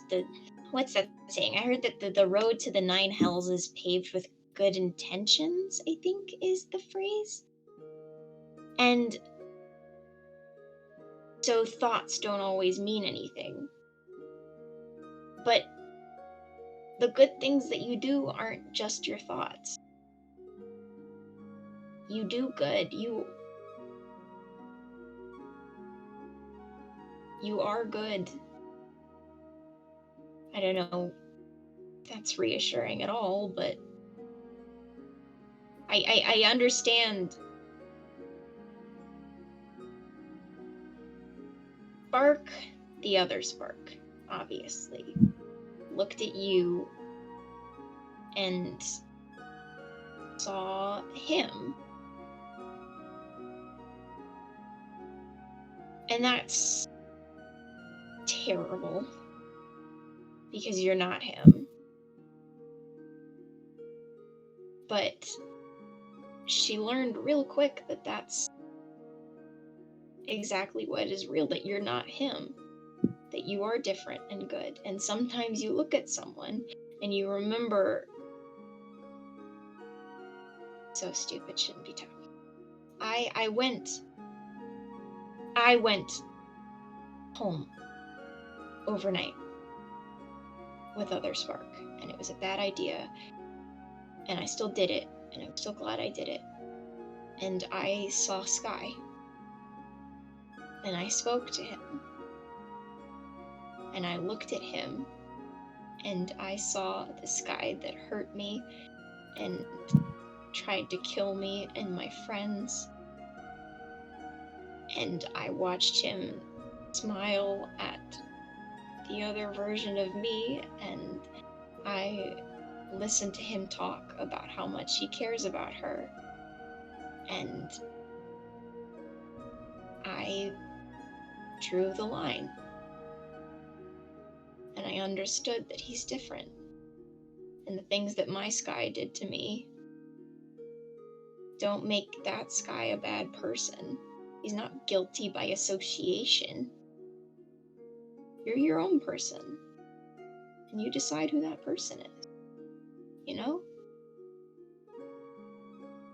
I don't know. I don't even know if that made any sense. I'm a bit out of it. But, and I do know that Hilda wouldn't want you tearing yourself apart over that letter.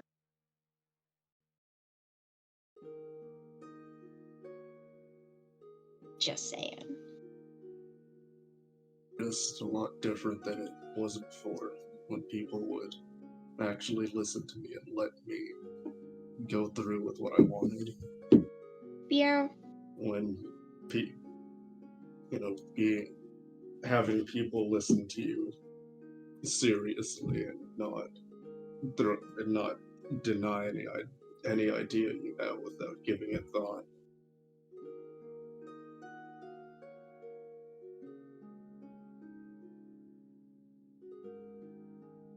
Sorry we did that. Sever things. Now I just don't. No, a lot of stuff has changed. I'm not really the strongest one anymore. You don't need to be the strongest one.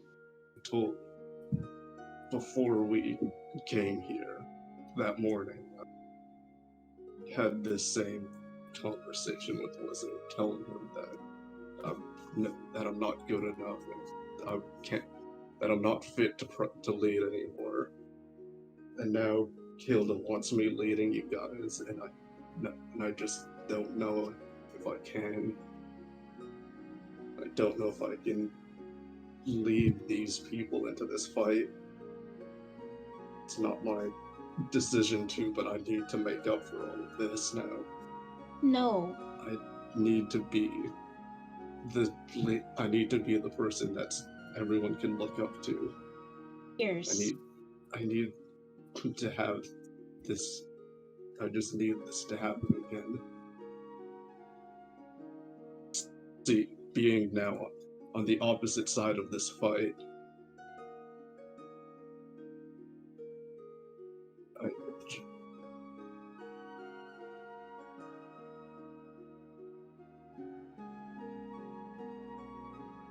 Peirs, you're more than enough. And even if you're not the strongest, which you don't have to be, and even if you're not the best leader in the world, which you don't have to be. You're perfectly enough the way you are. And you're not required to make up for the things that some random person that just happens to look like you did. That's not your job. You don't have to atone for things. And you don't have to be the best at everything. I get it. I get that. I get wanting to be the best and feeling like you have to, that you have to be the top, or else then what's the point? Then you're worth nothing. But that's not true.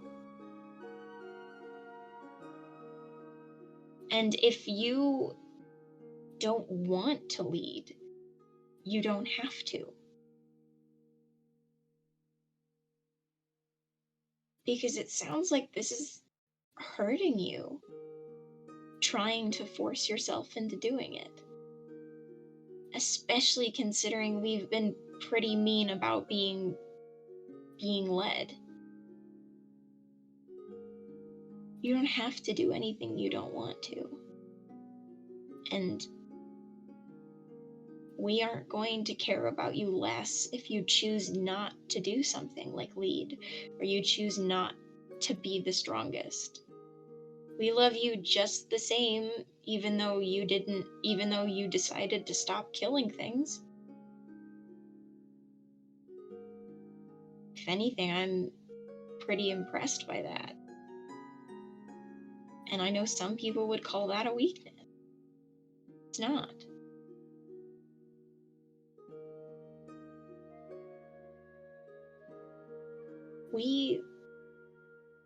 I don't know how much it means, how much it matters, but I know that we think you're enough no matter what you do.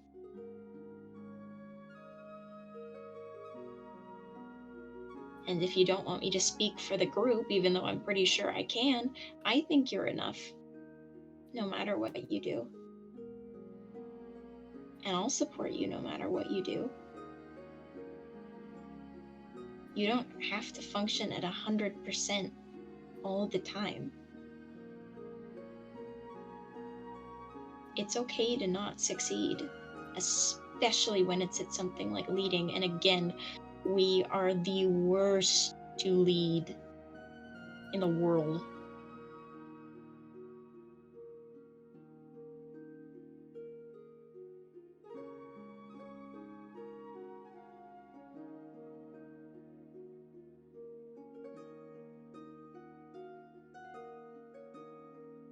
Care about you, Peirs. And I'm just sorry that what we've been doing makes you feel like we don't, or that you're not good enough. Because I personally really look up to you. And I really care about you, and that makes me sad. That we've been making you sad. And stressed. You are good enough no matter what you decide to do. And no matter what you want to do. And you are not required to do anything. Because the bad things that man did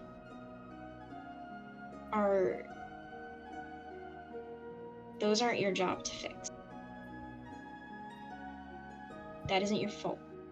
That isn't your burden to bear. You have enough of those, I think. You put quite a lot on your shoulders already.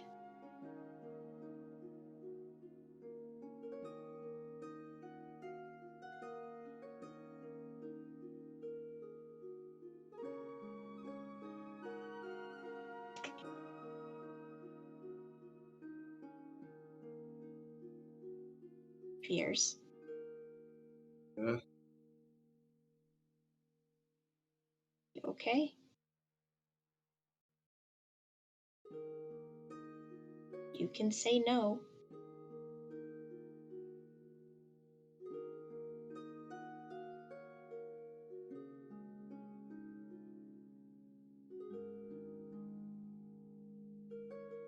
if I stripped away the fact that if I went, this random guy, not you, not anybody that we know, this random guy is a big, mean leader who conquered the islands and hurt these people, and we have the option to go fix it. And you have the option to try and lead us to fix it. But Hilda is still with us, and she never told you that you had to be a leader. And the people that are running this revolution, we don't know them at all, and we don't know the ruler at all, and we don't know the dragons at all. And this is entirely anonymous, and our group is still a bunch of assholes. What do you want to do? Not what do you feel like you have to do. What do you want to do?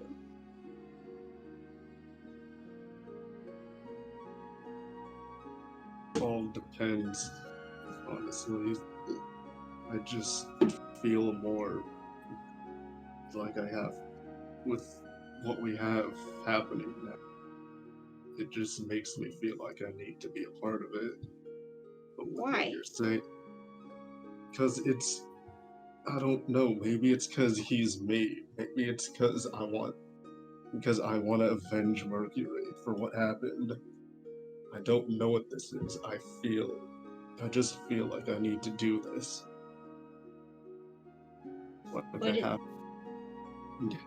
That I have to help. I'm seeing this from the other perspective, from being the conquered over the conqueror. Well, first of all, you're not seeing it from another perspective, because if you were, you wouldn't be avenging someone.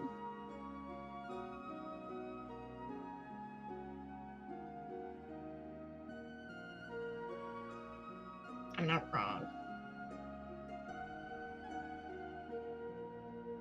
If what will make you happy is to go after other you, if what will make you happy is to try and squeeze yourself into being a leader of this group, and if what will make you happy is taking on all of the sins of this person who is not you, he may have your face, but that's not you, then do it.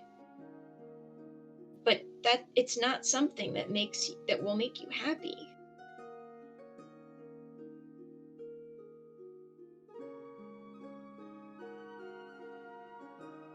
At least that's not what it sounds like.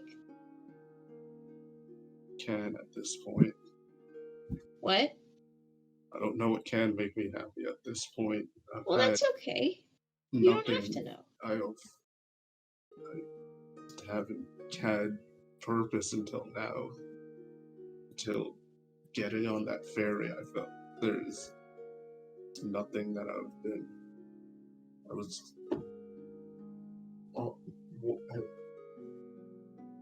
all I had on my mind was finding him, was finding Mercury, and waiting for my friends to get out of the kingdom, if they even could. That's all I was looking for. I didn't think any of this would happen. Well, to be fair, I didn't really think I'd get here by by joining the first thing either. It's been a bit of a loop. But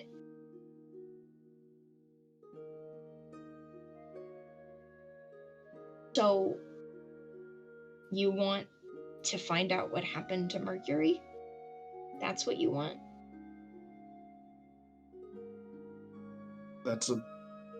Ever since I got out, that's all that I've had on my mind. I hadn't been thinking about him until any time, honestly, that something wrong happened, or someone argues, or anything happens, I would just take out the helmet and anything that reminded me of my friends, and I would just I don't know. It just made seeing everyone upset just didn't feel right, and I don't know anymore. It's okay to not know. I don't have any advice on feeling better when you don't know where to go or why you do things. I feel the same way right now. I mean, hell, I've spent the last month and a half learning that everything I grew up knowing was a complete lie, and that I don't know who I am anymore. And I don't know how to handle that. And I don't feel like I have a purpose beyond this group anymore. And I still feel that way. So I don't really know how to fix it. Because you just feel lost, you know? Or maybe not lost, just like you're stuck and floating, and you're floating in something but you can't swim through it, and you're just stuck in it. You're not quite drowning, but it's just enough to be uncomfortable. And maybe, yeah, you are drowning occasionally, but just won't quite let you die. And even if you could, now you have a whole group that you're attached to. And what are you supposed to do then?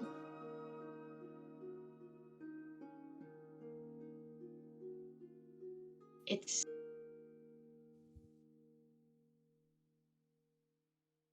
When we get back home, why don't...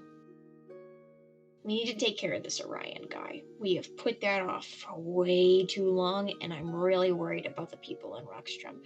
But once we're done with the Orion thing, why don't we go looking? We don't have to go to the continent. That might be a lot. But start asking around. Start searching through libraries, seeing if there's records of him being anywhere. And see where that takes us. I want to do something that makes you feel like you have a purpose again. It makes you feel happy. Because life's too short to sit around and mope. I have been telling myself that a lot lately, and I know it doesn't always work, but I'm gonna say it anyway.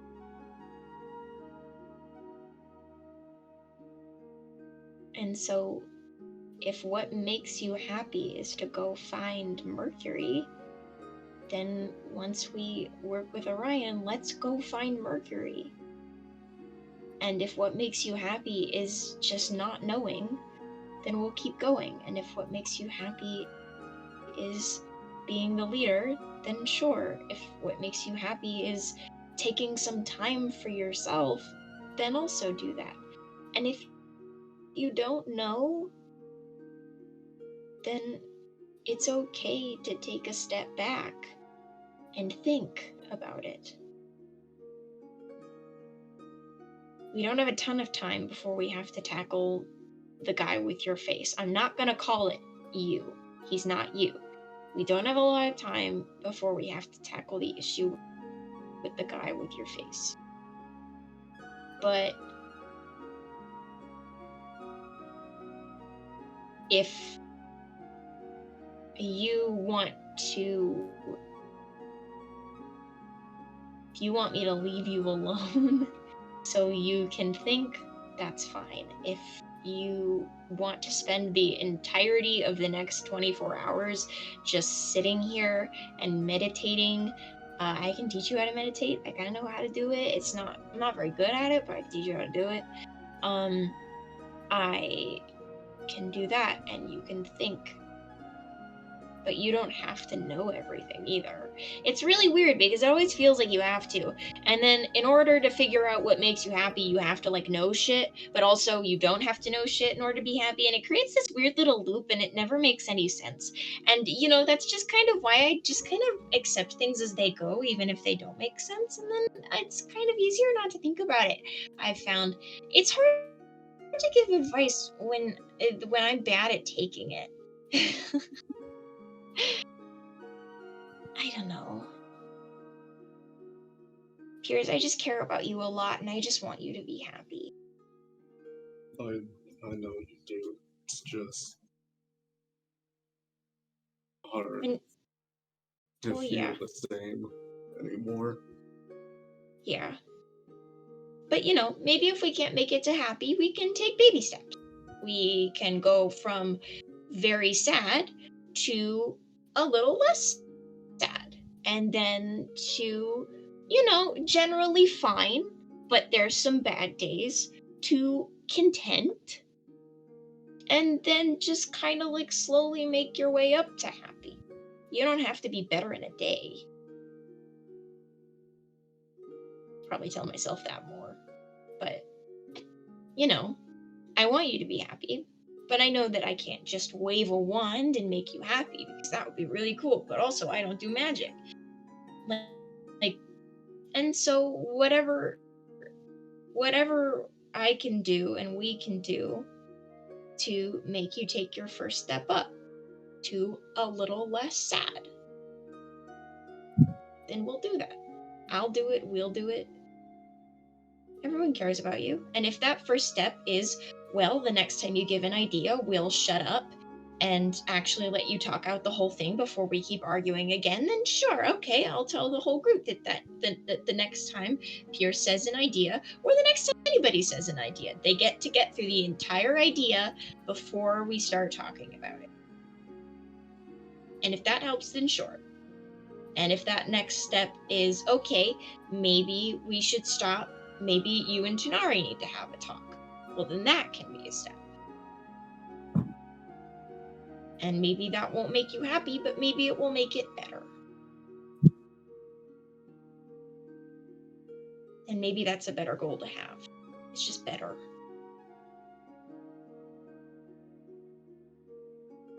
We just have a lot going on in my head right now. That's fair. And all this, I haven't really seen war in so long that coming back to it, it's different, I guess. Being on a better side, seeing, just seeing the kingdom that I fought with, and now having to go against it, no less having to go against myself, whoever he is. Not you. Can't keep saying that. It's not. We can't hide from the fact that it's me. It's not.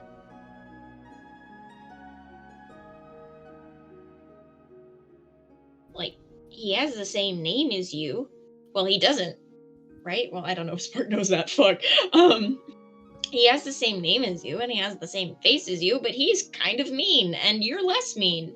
And really, I think a person is more what they are on the inside than they are on the outside. And you guys aren't like anything on the anything like each other on the inside. So I think you're very different people. You can say that about everyone here, I guess, but yeah, and everybody here, their other version is a different person.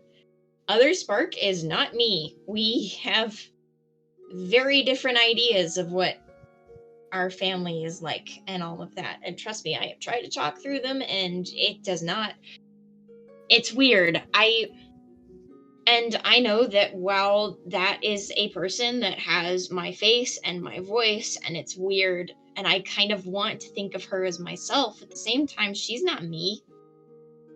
I know that because I'm me and I have my past and my memories and she doesn't. And, she doesn't have any sense of style. And I have a sense of style. And, these are all things that make us different people. Because if it was all about people looking the same and sounding the same, then twins would be the same person. They're not the same person, it's what's on the inside. And your insides are quite different. I mean, metaphorically. Literally, I think you guys would bleed the same. That would make most sense.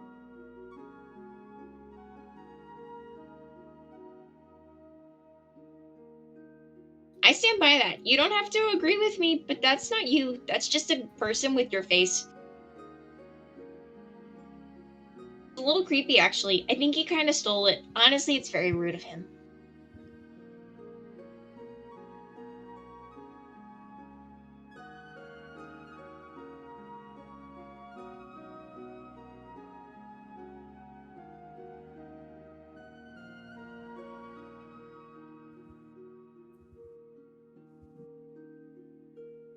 Sorry if I talked over you.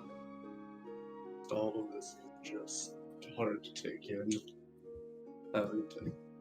Yeah. Seeing all of this and having that people's reaction to me.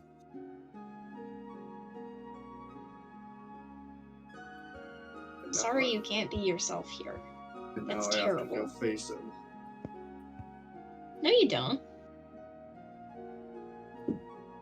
You don't have to. I know you say that. I know everyone doesn't want me to do it, but this is just... Aside the fact that I don't want you to do it. You literally do not have to do it. Someone else can take care of it. You literally do not have to. Doesn't feel right having someone else have to deal with me. Again, not you.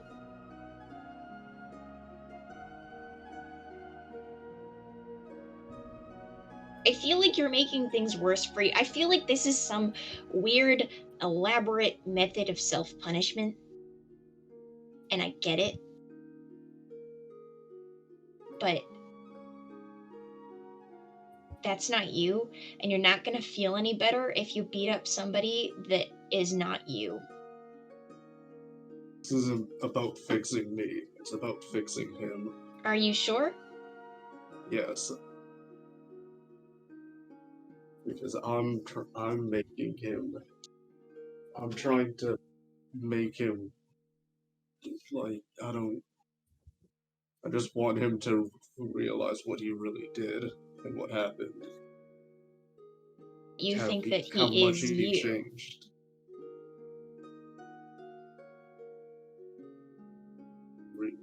I know you don't think it, but I will say, if you think he is you and you think you have to fix him or punish him for what he's done, it's possible that I think there's a couple equal signs there that you're essentially looping back around to feeling like you have to fix or punish yourself.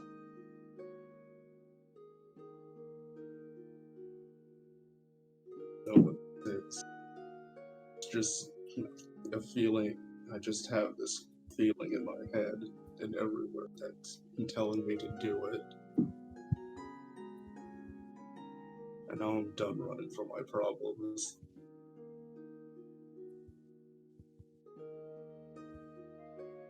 I've been told. So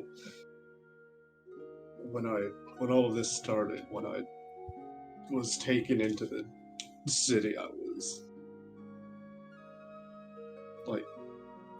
all the time I was just told that I was nothing, and that's all that I had in my head. Even when I was being trained, it still felt that's still all I got, that I wasn't good enough. Even when I became a lieutenant of a squadron, I still felt I wasn't good, that I wasn't good enough, and I was slowly. And in the past few weeks, I've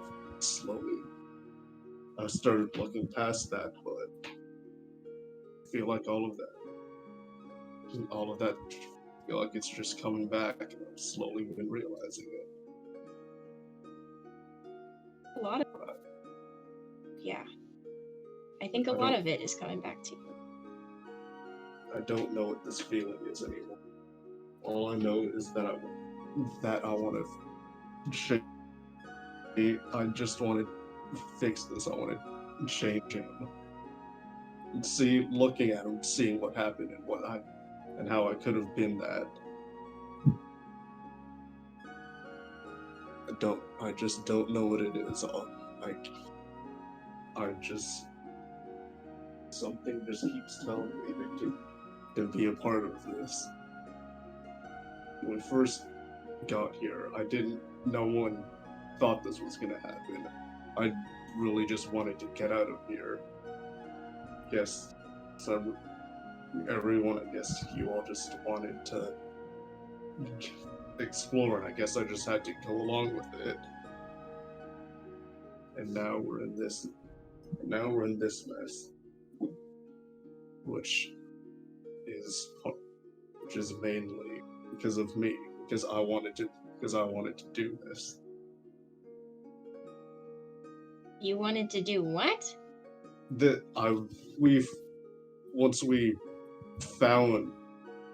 We never should have found ourselves. We could have read about it in the library and then left. We shouldn't have come here. We should have just kept going. Like I said, we should have just found the way to get out, but now we're here, so... Probably, but that's not your fault.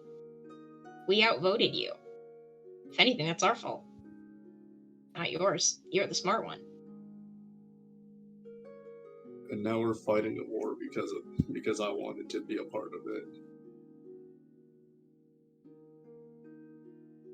You know, you're assuming that a lot of things are just your fault. Because we got here. Let's break this down. We got here. You're probably going to say that getting here was your fault. Well, no, it wasn't. You could say it's Tanar'ri's fault because he was the one that got the box. Okay, so we're here. I didn't do anything. I fucked up and went in here by accident when I tried to close it. I thought that was going to change anything, I guess, because you explained that we weren't even... Yeah, we had to get in here anyway, so that's not a fuck up. So that's not your fault. We can establish that was not your fault. Then you say our exploring was your fault. Well, actually, you didn't want to. It was the rest of us that ended up getting, mostly me, honestly, that ended up getting caught in the idea of exploring and going places. And we talked about it so much, and I talked about it so much that we did it. So if we have to assign blame to someone, that's actually probably my fault. Okay, so, but distinctly, either it's the group's fault or it's my fault. It's not your fault. Now we're here and we're involved in this revolution and they say it's your fault and you said it's your fault. No, it's not. If we got here and this was going on anyway, I want to be doing it. Like, regardless of the fact that the person that we're fighting has your face, if we got here and we saw that this was going on, I would want to help. I'm sure Bud would want to help. Sure, we got a fun little stake in it because this is the other versions of ourselves. But, like, that's not your fault. You just said that half of the ideas that you had we overrid. Overrode? We stomped on. You just said that. So how is it your fault?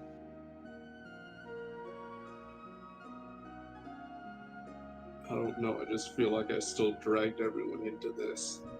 All because I wanted to prove a point to myself, to him. I also grew up being told that I was absolutely nothing. And that I was never going to be good enough. That the fact that I wasn't good enough was going to make sure the rest of my family died. And that it would be all my fault. And that it is all my fault. And I carry that with me. And every time that something goes wrong, I think it's my fault.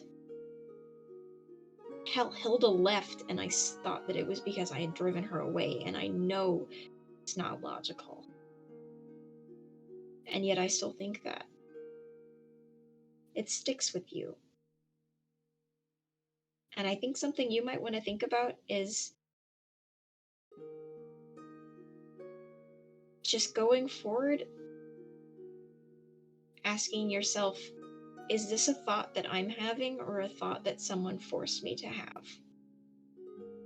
Because you didn't drag us here. We chose to come here, and we are deep in poop right now. We are deep in it.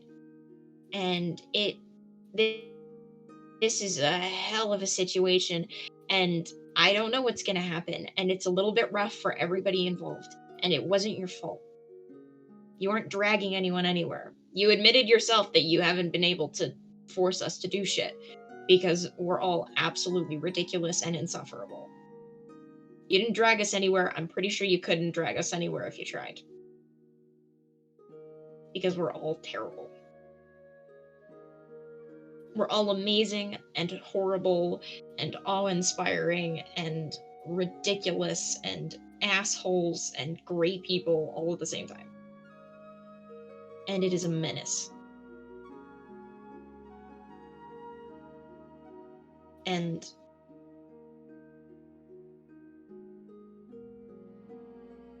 I think I know I can't change your mind on anything because I don't know what's in your head, and I'm rambling, and I don't know everything about what you've been through, but I do know that bad thoughts don't get fixed by other people talking about them. But as someone who also spent her entire life being told that they weren't good enough and still having to deal with that little voice in the back of their head telling them that they're not good enough and they'll never be good enough, and everything that goes wrong with this group is my fault. Please, just when you have thoughts that say that you aren't good enough, that this is your fault, that the man with your face is your fault, ask yourself if that's you or them.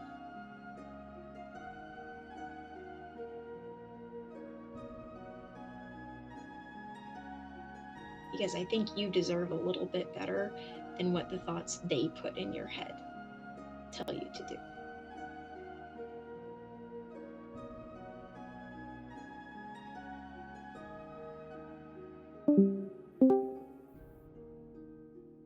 Just hard to ignore the fact that up until him killing Mercury, I did all of those. If history is the same, I've done the exact same things as him.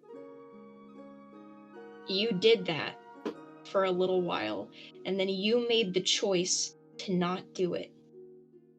You made the choice to put yourself through so much terrible stuff because you wanted to be better. And even if right then you thought even if the thought back then wasn't, I want to be better, it was, I can't do this, or I can't, or I feel weak, that came out of wanting to be better. And you have gotten better. That's the difference in the history between you and him, is the guy with your face had a decision and he decided to not be better, and you did. And you've been better. And there is no weird alternate universe or guy with your face or whatever that can change the fact that you chose to be better and you chose to do good.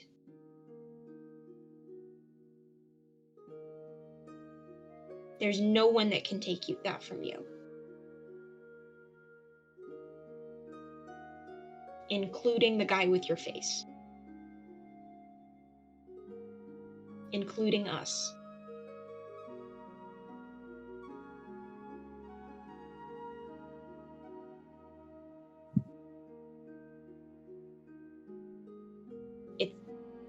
It's what you do with the history that you're given that's what matters. You didn't choose to join the army. You were given a history, and the two of you made your choice, and you made the right one. And no one can take that from you.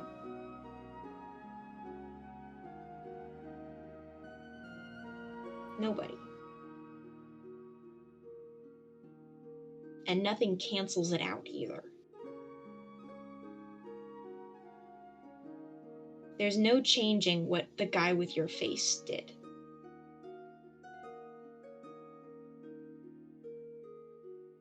There's no fixing it. Seems like other Puud has been trying to fix it already for years. There's no changing it. There's no fixing it. It happened. And it's over. And you made the right decision. And there's no amount of self-punishment and self-hatred that can make him not make the wrong decision.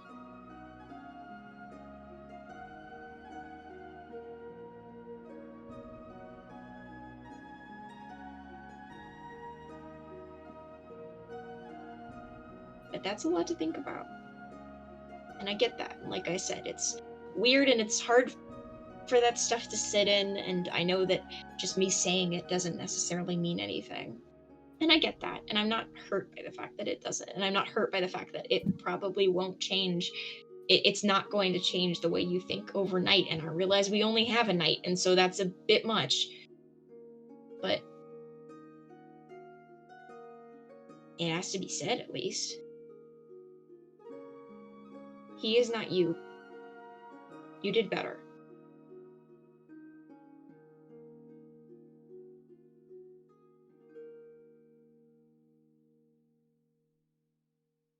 If you're just having trouble quieting your head and you just want to sit on that, I will walk out of this tavern and show you how to beat the ever-living shit out of a tree and call it meditation.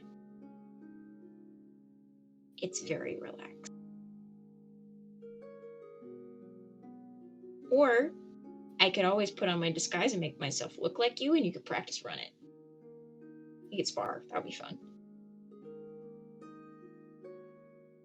I'm here for you. Even if my words don't mean anything, and even if I've been rambling, I'm here for you. And I'm here to help you quiet your head. And I'm here to tell you that the little voice in the back of your head is wrong. And I'm here to promise. I'm here to first say that I'm sorry that we stepped on you, and I'm sorry that we hurt you, and I'm here to promise that you deserve better and that I'm going to try and do better.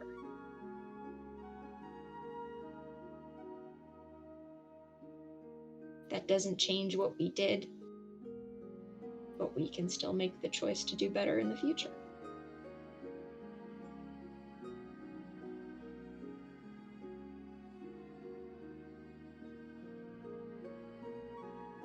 I don't know. I'm not good with emotions. I usually just drink. Which we can also do, if that'll make you feel better. Got the good shit. God, I really am just completely falling apart. I'm cursing again. Oh.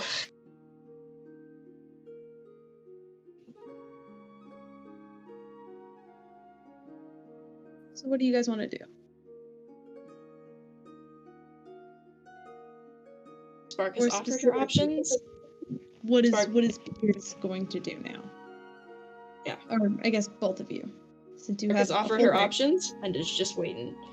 But Spark has plans for after the Peirs thing is over with. But for now, the focus is on Peirs. This is my DM intervention because you guys have been talking. I'm aware. We've been talking for. Okay. Yep. No, I want to get on with one more thing before we end the session. I don't think he's not gonna take any of the and just try to sleep. Okay. Spark. Take a nap. Spark is just kind of like, as he goes, be like, love you. Have a good nap. Tell me if you need anything. Think on it. And then once he goes and gets a nap, Spark is going to leave. What is Spark doing? You cut out. Spark. And then once he goes and takes a nap, Spark is going to leave. And Oh, okay. I thought you were gonna do something else. Nope. Spark is going to leave. Okay, so, I'm gonna quickly ask some just out of character questions, since technically getting everyone back and forth on the boat, the entire process of getting you into the battlefield will take 5 days. That includes 10 days your time. So in total, you guys will be gone for 18 days. I'm marking days as differently in the calendar that go by. So yeah. So it'll be a 5-day travel? It will be a 5-day travel to get you guys there and back with using the teleporting rod as much as you can to get people to locations, to get everyone in the field battle time. That will take 5 days. Is there anything anybody wants to do in the 5 days time? You can neither do it in Vahara or on the boat. Those are the 2 locations you have. Is there anything you guys want to do in that time? Because I have a feeling that Puud, Spark, Tanar'ri, and Raven will end up coming back to Vahara to pick everybody else up to bring them back to the boat. That's good.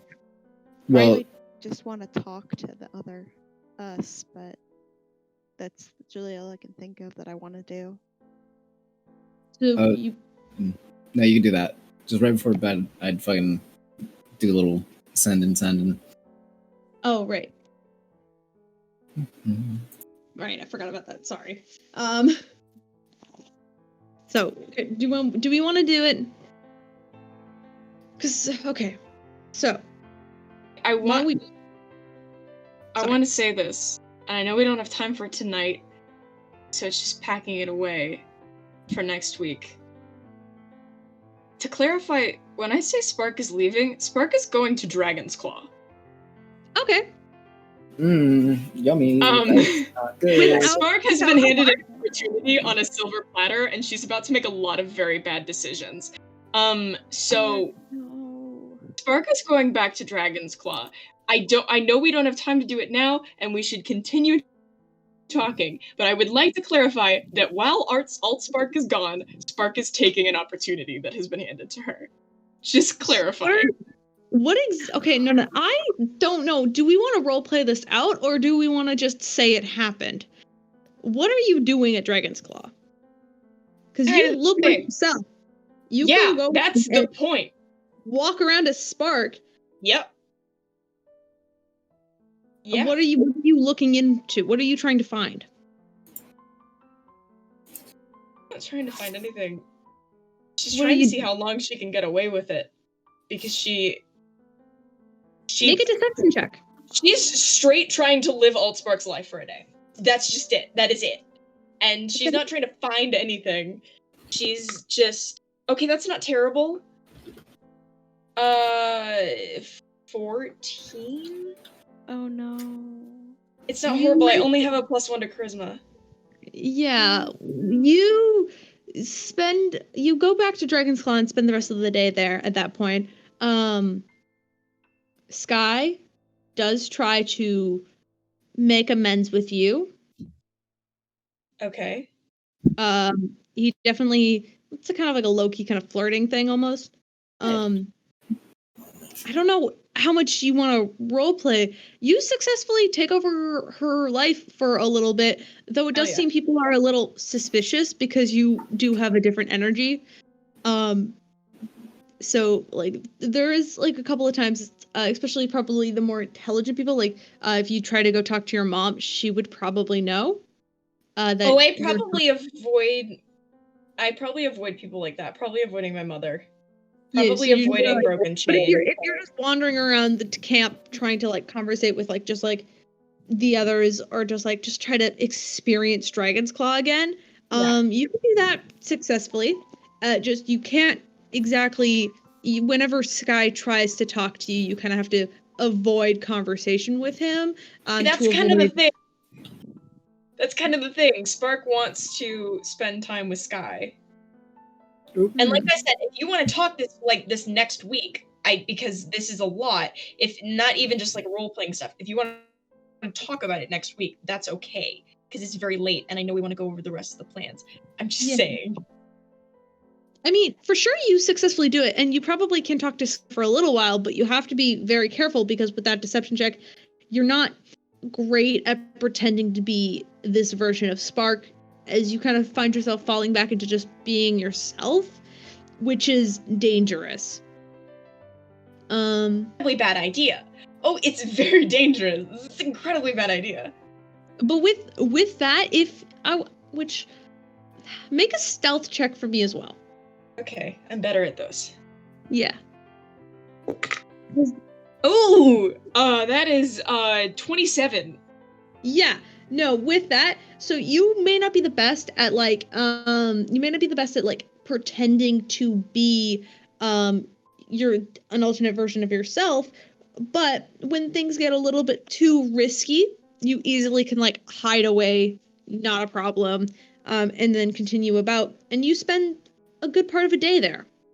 I believe you spend a better part of you spend like a day and a half there probably, until Spark comes back to go pick everybody up. I think we can say that happened, if you want, because I'm not sure exactly how much role play you'd get out of just running and hiding and running and hiding over and over and over again. Depends on how much they pick up on, but like, yeah, I just knew I was given this choice. You're doing a pretty good job, but when you find this topic that you don't quite understand, or you know that, oh, maybe, shoot, she probably wouldn't have said that, I'm going to backtrack on this conversation, run and hide for 20 minutes, and then I'll be fine. Like, it's kind of like that situation. Like, I'm just not going to look at that person for like 20 minutes until they forget that I said that thing. It gets to like that point,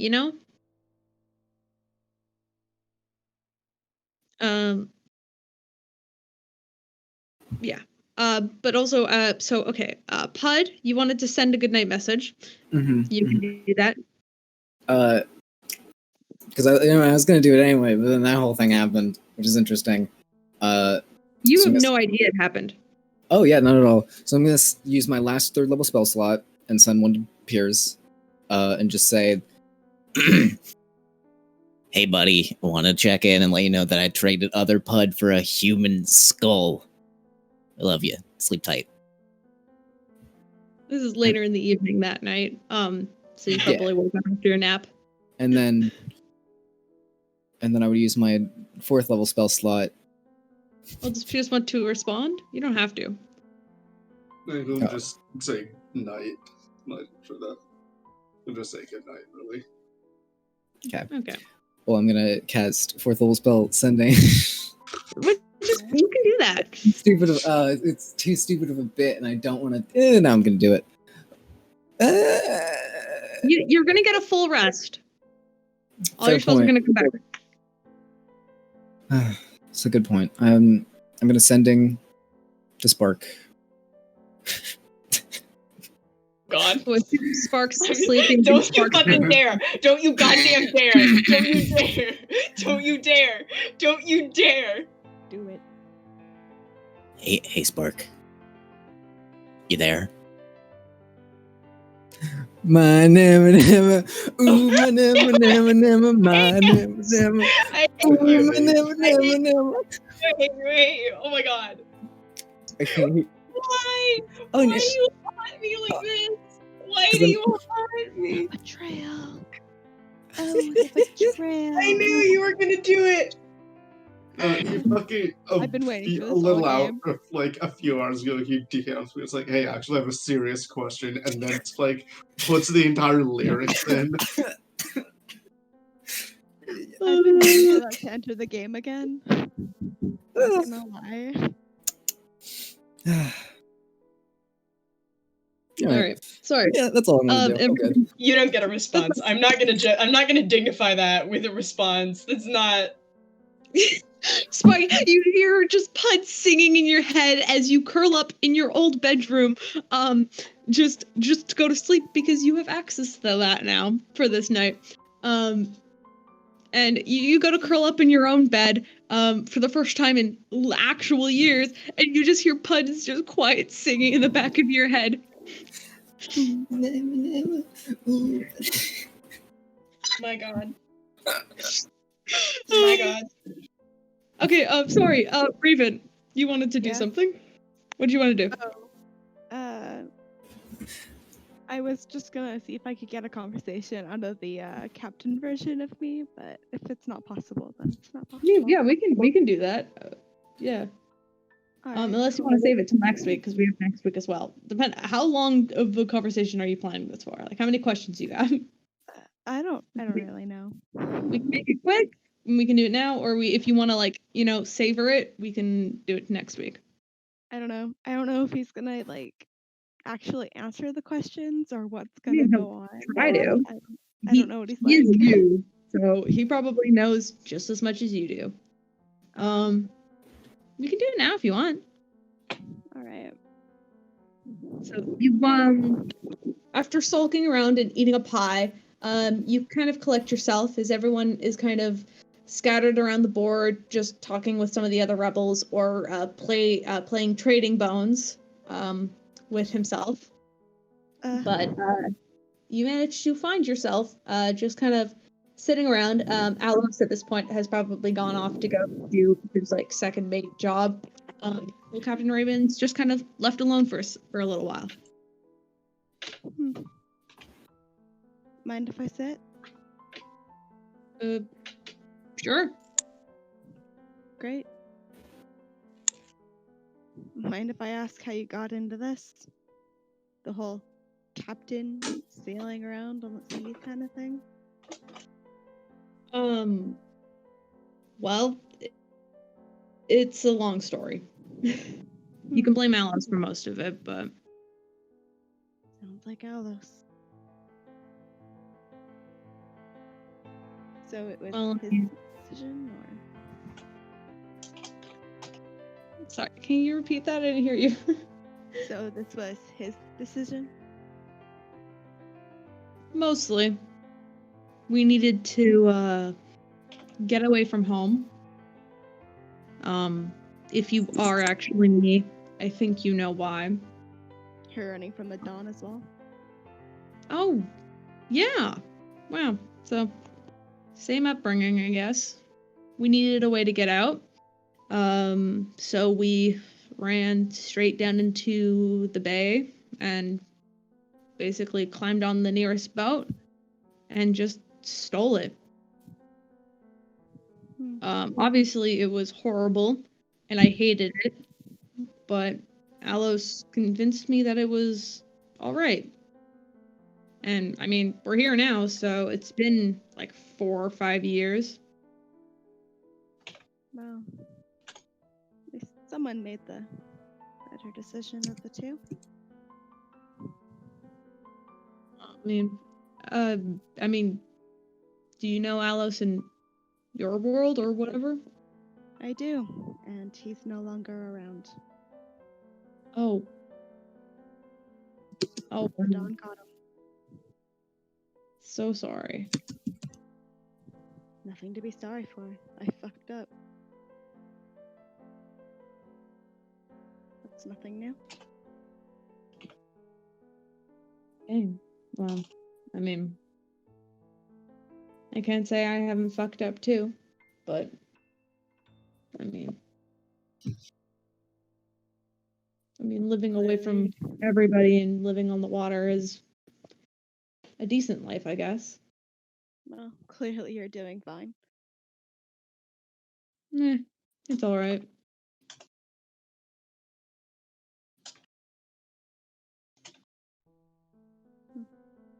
Well, good talk. Night. Good night. With that, Y'all motherfuckers never speak! Words! They're important! I know! How do you think I imagine playing Tanar'ri? This man never fucking speaks, and then I have to play him with like a little bit more charisma and like a performance background, so he speaks a little bit more, but he's still fucking Tanar'ri. Like, this Raven is just Raven, but he's happy and has a fiance. It's still fucking Raven. There's nothing for me there. I'm judging Raven, not you. Oh, by the way, I wrote Raven the way you wrote Raven, and that's it. I just want to specify. 100% Puud and Putt are cuddling, like to sleep. Oh my 100%. god! But, or like me, the Puud was able to convince the other Puud to let him be the little spoon because he has wings, and that would get in the way. Because I'm fucking big brain. I gotta think around it, you know. But Oh, the wings so- could be used as extra arms, so he'd be better fixed. Yeah, no. So they're on the outside, so they just wrap around. Oh, The yeah. blanket. Yeah. Oh, hell yeah. No, that's totally happening right now, like somewhere in the corner of the ship. Just At least the someone last gets thing. a cuddle buddy. My god. The last thing I wanted to say is Quill and Tanar'ri totally heard the self-deprecation conversation. Oh, I was just gonna say they left the room if you wanted them to. I mean, I don't they care. had. I thought they would have. I thought they stayed. And that depends. Do you want them to know what happened? Tanar'ri and Sure. do you want Like them? maybe. I mean, sure. Maybe they. Say Maybe Spark would have waved. halfway. After a certain amount of time, Spark would have waved them off. Okay, that's so. I feel like they heard the beginning of it, so they know the gist of what happened, but they don't know the ending. And then That's- the that fair? second, yeah. And You then get the second thing is the entire 5 days of waiting. He is training his ass off every day from like morning to night. Oh, Like hell in yeah. any way, shape, or form between hand-to-hand magic and We need weaponry. like a cool 90s montage, like You want me to Rocky's- help you? You want me to help you? I can teach you some shit. Actually, take it. I mean, it's with any way possible. I mean, it comes to a point. You guys will probably spend another day and a half on Vahara, and then be teleported on the ship for the last little leg of the adventure. And then there's some carts and stuff ready for you when you guys get to the coast. That will take everybody onto the land, and you guys kind of find yourself when you kind of find yourself entering Solcax. All of you using fake names, which you can decide as yourselves, and kind of hiding your faces because having doubles of you is not exactly normal. And especially Peirs, I'm assuming you're just wearing the helmet. Yeah. Yeah. Yeah, but 5 days more schedule, just eat breakfast and then immediately train until the sun goes down. Yeah. Well, a lot of it is travel. You probably can, and then it'll be whenever camp you guys. Jesus, I'm just reading the chat as it goes by. Whenever the boat friends come home. Perfect. Eventually, yeah. You guys go to the. Yeah, you guys. I'll say, to pass time, you guys make your way, and 5 days pass. And you guys make your way to this large open field, and just outside of the. Oh, it's baby energy. Yeah. Oh, that's so cute. It's so cute. It's so cute. My friend Izzy keeps drawing her, and I fucking God. Oh, I love her so much. Anyway, what I was saying, you guys find your way outside of the walls. They are probably only a mile out. As you could see these giant stone walls that protect the city of Mandela. Peirs, this is somewhere you've been before, but it looked nowhere near this powerful. This looks like a completely different city to you at this point. Making that very clear. This is a completely different place. It has the same name, but it's huge. And so with that, you guys, there are like small camps and stuff set up outside in the fields where everyone has like dim fires and stuff. And you realize that there are there are probably somewhere around 400-ish people, everyone brandishing weapons and armor. No one matches. There doesn't seem to be like a theme or like a suit of like crest that everyone wears. Everyone looks like just a bunch of individuals just here to fight a battle that they are passionate about. There are roughly about 400 people that are scattered amongst the fields. With what Raven explained, which I'm gonna just fast forward. I'm assuming that you guys got Peirs and everyone else who showed up afterwards up to date. And it was a little concerning at first when Peirs revealed himself to be Peirs, but everyone got over it after a while, as tends to happen. That's happened before. So, with that, Raven helped set out troops around the city. Some are already inside at this point. Others are just waiting around the walls. And we'll pick up there next week. Everybody is in place.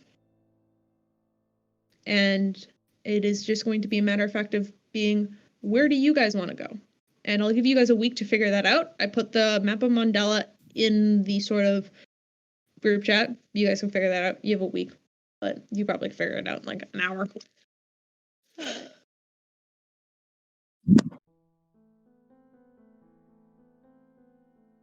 Oh, well, what was it?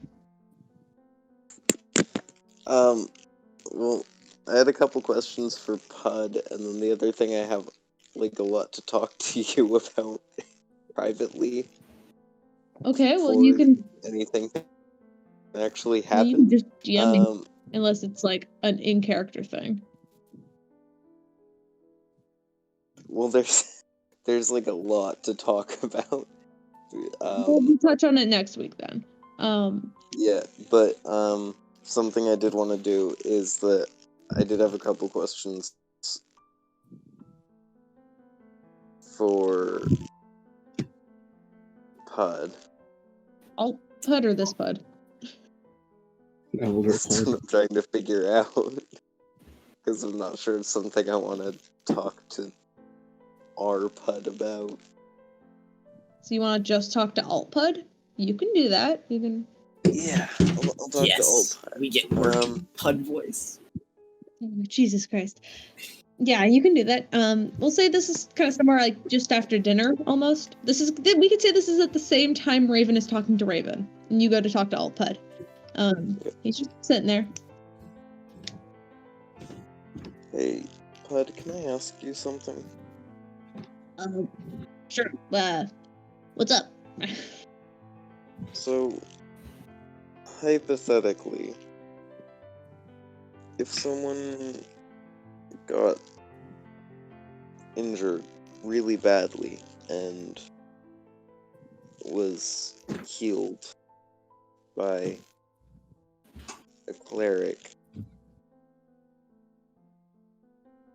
how much of that is whatever god the cleric follows directly helping the person?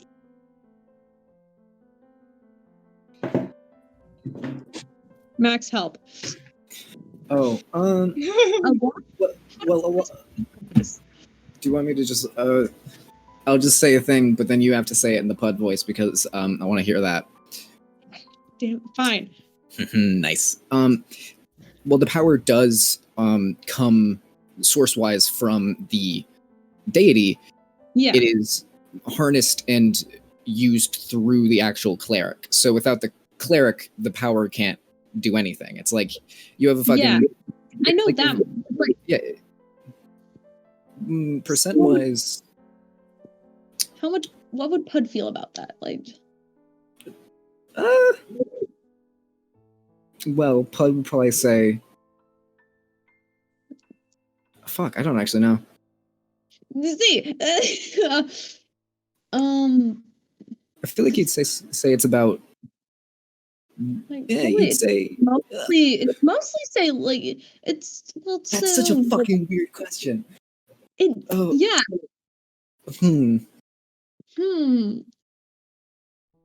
Because while it is Saloon, it's just. I feel like Puud would just try to credit Saloon a little bit, being all like. Yeah. Saloon's where everything comes from. Yeah. Okay. Okay. So Puud kind of definitely thinks for a moment. It's weird seeing his little brain rack with his like negative amount of brain cells he owns. You can't tell me I'm wrong. And he kind of just, well, I mean, most of it's from Saloon. Like, she's kind of like the whole reason I even have powers. But some of it's like me, I guess, because I can kind of control it. And like, I mean, she gives me the magic, but it's me who, does the magic.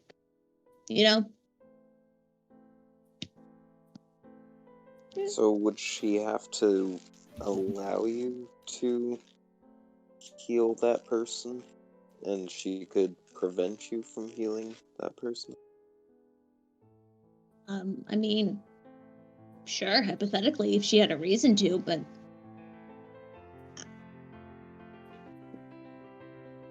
I don't think she would. She's kind of got like, she's like a goddess. She's kind of got like other things. I don't see why she would not want to heal somebody who was in need of help. I mean, everyone deserves to live. That's well put. Wait, you guys have the same fucking morals. I'm just, I just love him too much. Okay. Good. Why? What's up? Why are you asking? I mean,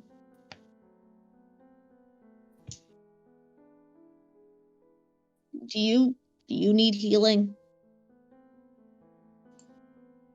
No, that's a long story. All right. You watch as Puud kind of reaches out and gives you like a little pat on like the sort of like the top of the arm. And he'll just cast guidance on you. You have guidance on you for a minute. Next thing you want to do, you have like a D4 to it, which I don't think actually matters. But it's more just like the sentiment of like a, you've got this kind of thing.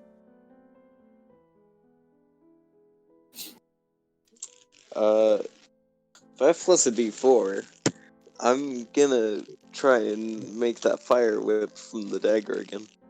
Yeah, sure, go for it. Go back up to the deck. It's like you have like wind and like so you don't burn up. Like get away from the gunpowder kind of thing. Burn up Raven's ship. Yes, perfect. Yeah, don't do that.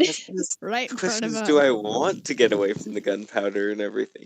Or am I confident enough in my control in this moment? Right in front of Captain Raven. I beg you. I actually have a question about the dagger. At the end of the, I don't know, dagger, the hilt, is that what it's called? The thing where you put your hand? Yeah, it's a hilt. All right, cool. Thing below that. Blade? Not the blade, below it. I think. The hilt? At the very bottom. Yeah, very bottom. Yep, that's normal. Okay. What does that look like? It's, I don't know. It can be round. It can be whatever. I mean, yeah, specifically for this blade. Okay. It's probably like, it's very much, it's like almost like a copper colored blade. And the way like when he especially when he lights it up, the blade almost glows like almost white with heat, as it like it's just like a bunch of flames. But the sort of end of it probably looks like almost like it probably is like the sort of like a copper rim that holds like just like a small ruby, probably. Like a very small ruby, probably no bigger than like your thumbnail kind of thing. Okay, so circular in shape. Yeah. Okay. Makes it a bit harder, but still. Because every single time Steven said fire whip, I just think he's tying like a rope to the end of it and fucking throwing it. I mean, that would be more effective. I mean, Scorpion? like he just poof, and then you can just yoink it back with just if you want, we can customize the dagger to be a whip. But right now, I feel like Tanar'ri's just trying to learn kind of like the sort of talent of using fire in like a different way than it's supposed to be used. But if you want to ask for help, which I know you, but if Tanar'ri wants to ask for help on how to kind of customize and use the whip, use the fire to his advantage, he can ask alternate Tanar'ri for advice because he has 5 days. And then Tanar'ri can teach you a little bit on how to use the fire. If you want to do that. And then I'll let you learn with advantage. I will say, like, after this first night, he's probably, like, spending as much time as he can working with alternate Tanar'ri to learn how to control the fire of the blade, and any time that alternate Tanar'ri can't help him that he's just practicing on his own.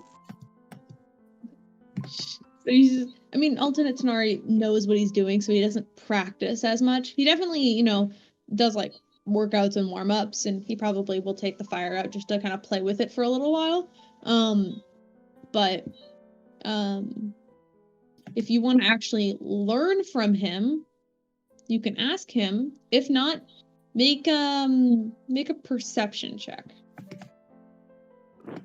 I guess what I meant was like practicing with guidance from alternate Tanar'ri. Oh, so are you asking him for help then? Yes. Okay, yeah. Yes. So you get After with advantage. First. So with advantage, make an attack roll right now.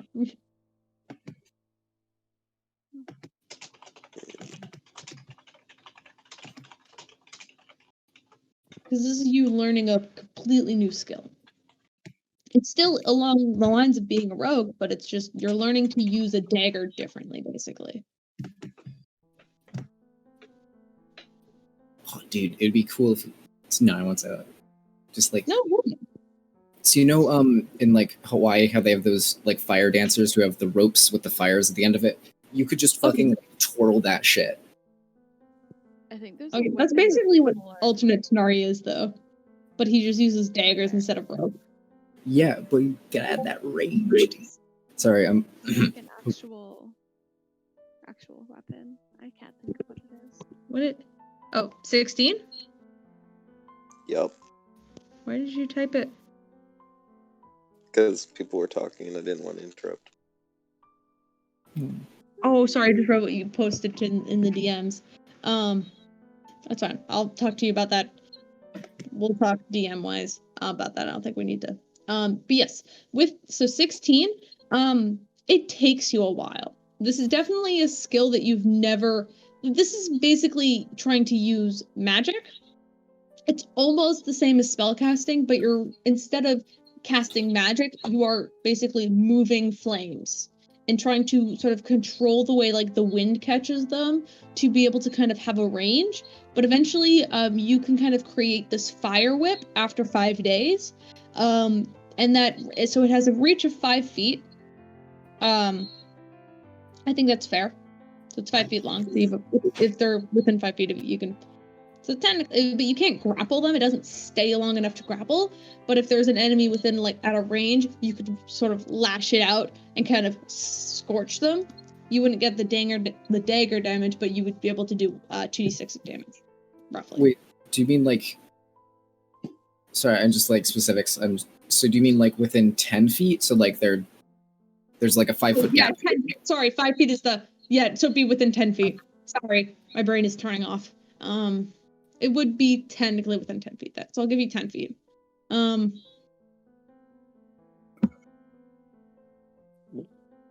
Wouldn't give you dagger damage, but it would be able to, I'll give you it. So you have that new ability, which you can add on to the doc that I gave you, I guess. Unless you want me to update it. You just fill that with Tanar'ri's abilities.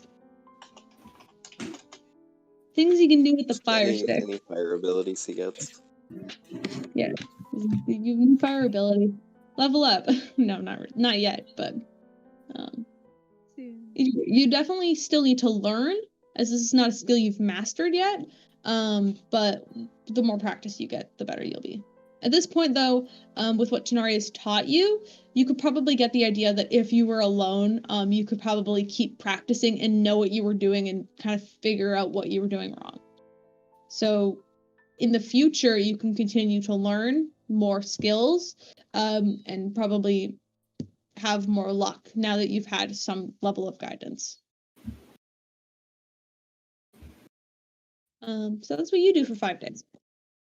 And Peirs just fucking gets fucking ripped for 5 days, while Tanar'ri is basically just learning how to play with fire. And Man, I love this party. Peirs is bone trading, and Raven is running from Hollows. Ooh, wait, actually, after the first day, because, we'd bone trade the first day, but after that, I would ask alternate Puud if he knew any good recipes. You actually learned that alternate Puud does not know how to cook. What a shame! What an atrocity! You never had to learn how. And I'm going to teach him how to cook. You can do that. You were on a boat with a kitchen? Hell yeah, you can do that. Fuck yeah. Who cooks on our ship? Oh, I'm gonna roll real fast to see how well he does. What do you mean, Chris? Natural 20! That's my boy. He has a knack for it, just like me. I love it. You gotta know who cooked before. Oh jeez. Yeah. Nope. So you teach Puud how to cook. So Puud teaches Puud how to cook. Peirs just thinks to himself and gets fucking ripped. Tanar'ri learns how to play with fire for 5 days. Spark and Raven, what are you guys doing for 5 days? In general. You've got 5 days to prepare for battle. What are you doing? Prepare for battle. I don't know how to cook. I don't know. Like I said, I offered to help Peirs spar one day. If you wanted to, one day out of the 5, you spar with Peirs. One day. If Peirs will take me up on it. One day, and also all those 5 days he did not put a shirt back on. Nice. Nice. Raven would probably also train with anyone that he could get his hands on. Spark is down to train another day. At some point, Spark needs to have a conversation with Tanar'ri, but I am willing to sum it up or keep it very short. We can, if you guys want to do it now, we can. It is midnight.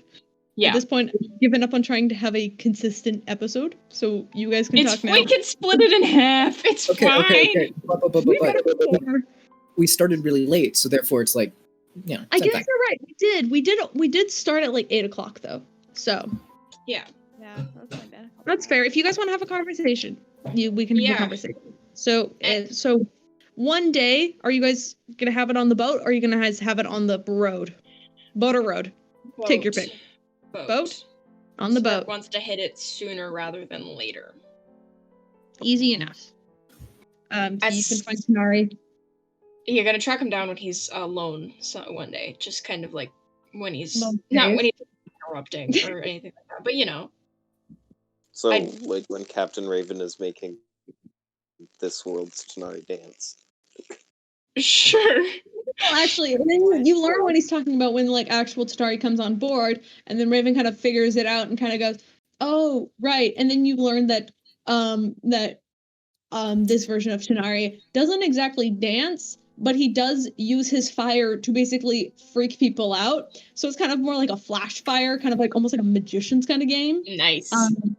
And it's less of a dance and more of like a, oh shit, I've got to like dodge from like and hope not to get punched in the face as these people are trying to like attack me because I'm literally scaring the shit out of them. And fucking Raven just thinks it's hilarious. Raven's just enjoying it from afar because Raven knows what it is. Alycia, could you send me Raven's spell list? My spell list? Yeah. Of course. Give me a second. To you directly or to like? What? I mean, either. I don't. Mm-hmm. Okay. Yeah, no problem. Just give me 1 second. Because if you want someone to train with, I'll train with you on how the fuck to use spells in a fun way. Oh god. Yeah, sure.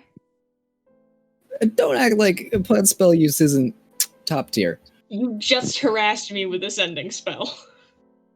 I can't endorse this. Sorry, Raven will take 5 days, so one day you guys can do that. But let's cut to Spark finding Tanar'ri. Yeah. Yes, I want this to happen. She's gonna deliberately try not to corner him, but still try to find him when he's alone for privacy. And be like, hi! Knocks on the door, whatever room he's in or whatever, just the wall. Hi! You busy?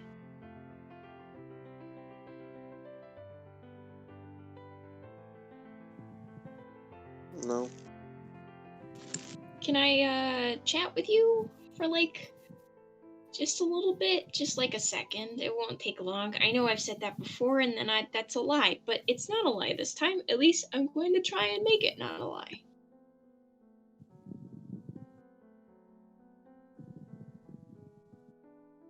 What do you want to talk about? Honestly, it doesn't even need to be a full conversation. I just wanted to apologize. Back when we first got here, it's been a rough week. And that's not an excuse. That doesn't excuse what I did. I know that. But I shouldn't have been mean to you. I shouldn't have snapped at you, and I shouldn't have tried to put a child leash on you. That was really rude, and I thought it was funny, and it was mean, and I don't want to do that. I've just been so stressed, and I think I've just been kind of switching back and forth between not thinking about it and taking it out on other people, and I had a chat with Peirs that made me make me think some thoughts, and now I'm trying to be better about it. And like I said, it doesn't excuse the fact that I did it or change the fact that I did it. But for the record, I'm sorry, and I'm sorry for damaging your trust in me with that as well. So yeah, you don't have to accept it. Like I said, this doesn't even have to be a conversation. You can just tell me to piss off. I don't care. But it needed to be said sooner rather than later. So, yeah. Kind of stands there awkwardly.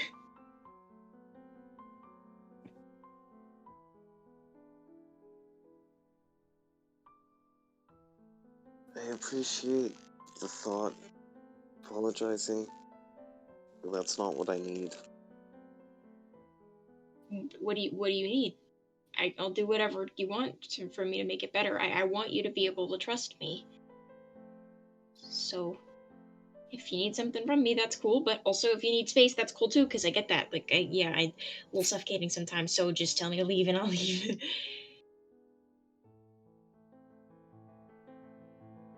Spark, do you know why I went alone to get the box?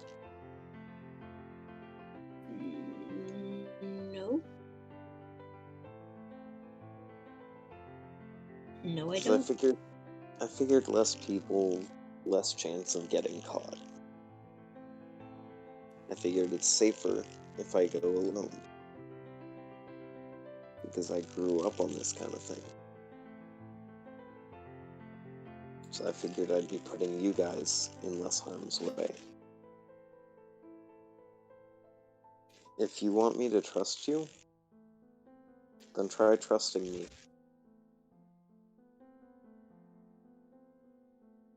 Okay. I understand.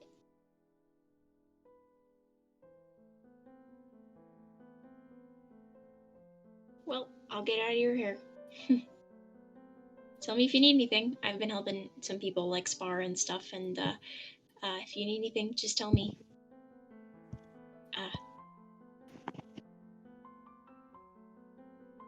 Whatever I can do.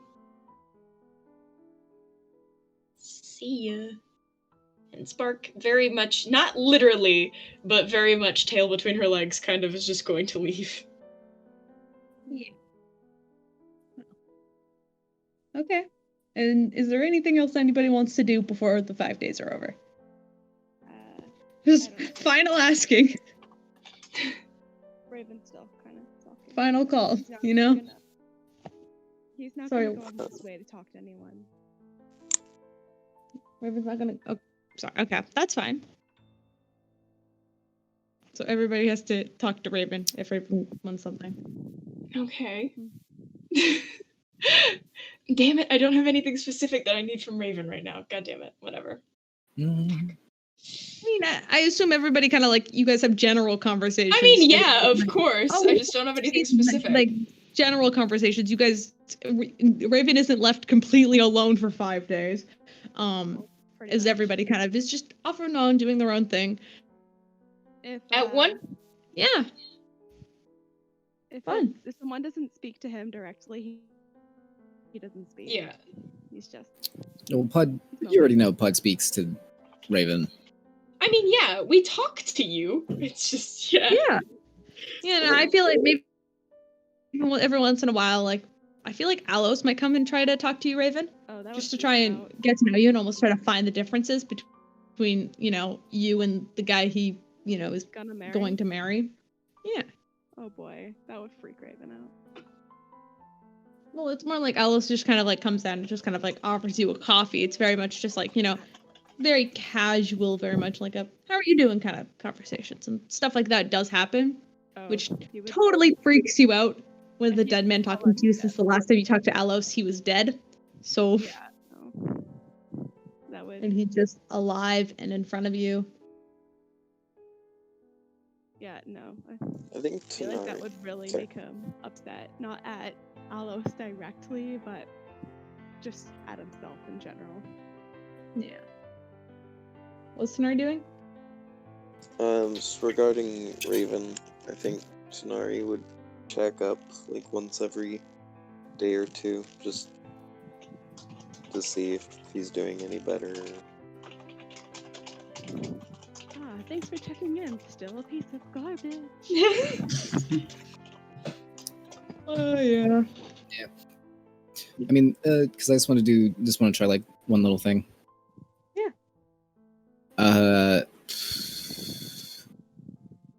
Well, okay. So this is one thing I'll try. I'm guessing I can just write down other things. So Raven. Yeah. I need your help testing something out. With what? What am I doing?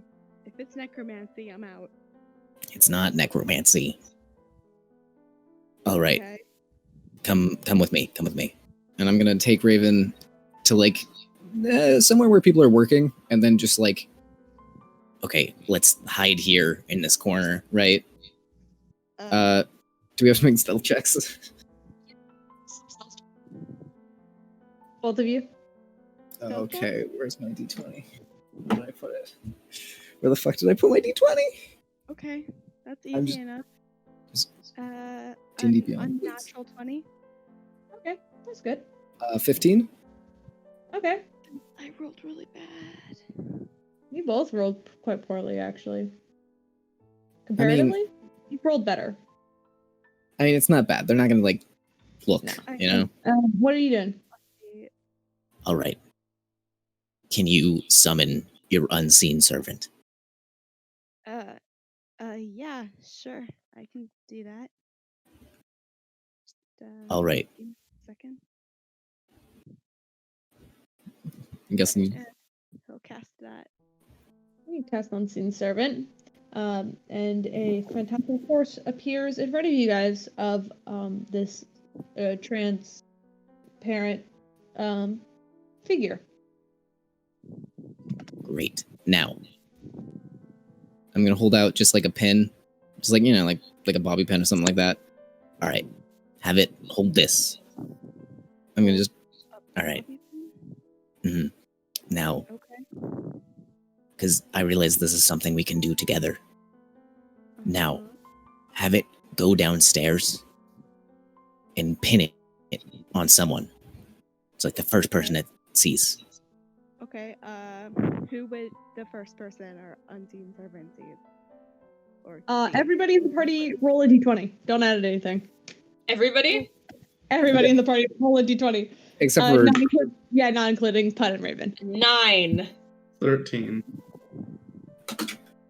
Tanar'ri, you gotta roll 2, bud. Yeah, sorry, I was just getting a dice out, hoping it would bring me better luck than it was earlier. That's a 5. Oh, no. Okay, cool. Sorry, you feel a sharp poke in the back of your shoulder. Oh, no. I wanted, like, I wanted, like, on clothing. Which I would have specified. Like, pin it on clothing, not fucking jab someone with it. Okay, so, yeah, I guess. Yeah, so you put a pin in the back of Tanar'ri's cloak. All right. So we know that someone is downstairs, but we don't know anything else. Right. Watch this. And then I'm going to cast locate person or locate object, targeting that pin because that pin is something I know. And now, without having to go down there, we now have perfect access to at least one person and what they're doing down there. Pretty fucking sick, right? He's sitting down there playing with his fire sticks. This person, are they moving around a lot? I can't tell. Oh, what is Tanar'ri doing on this day? It's like middle of the afternoon. I'd say he's probably just playing with fire, working on the fire whip. He's probably just sitting there playing with fire. Mm-hmm. They seem to be stationary. Interesting. Do you want to try to...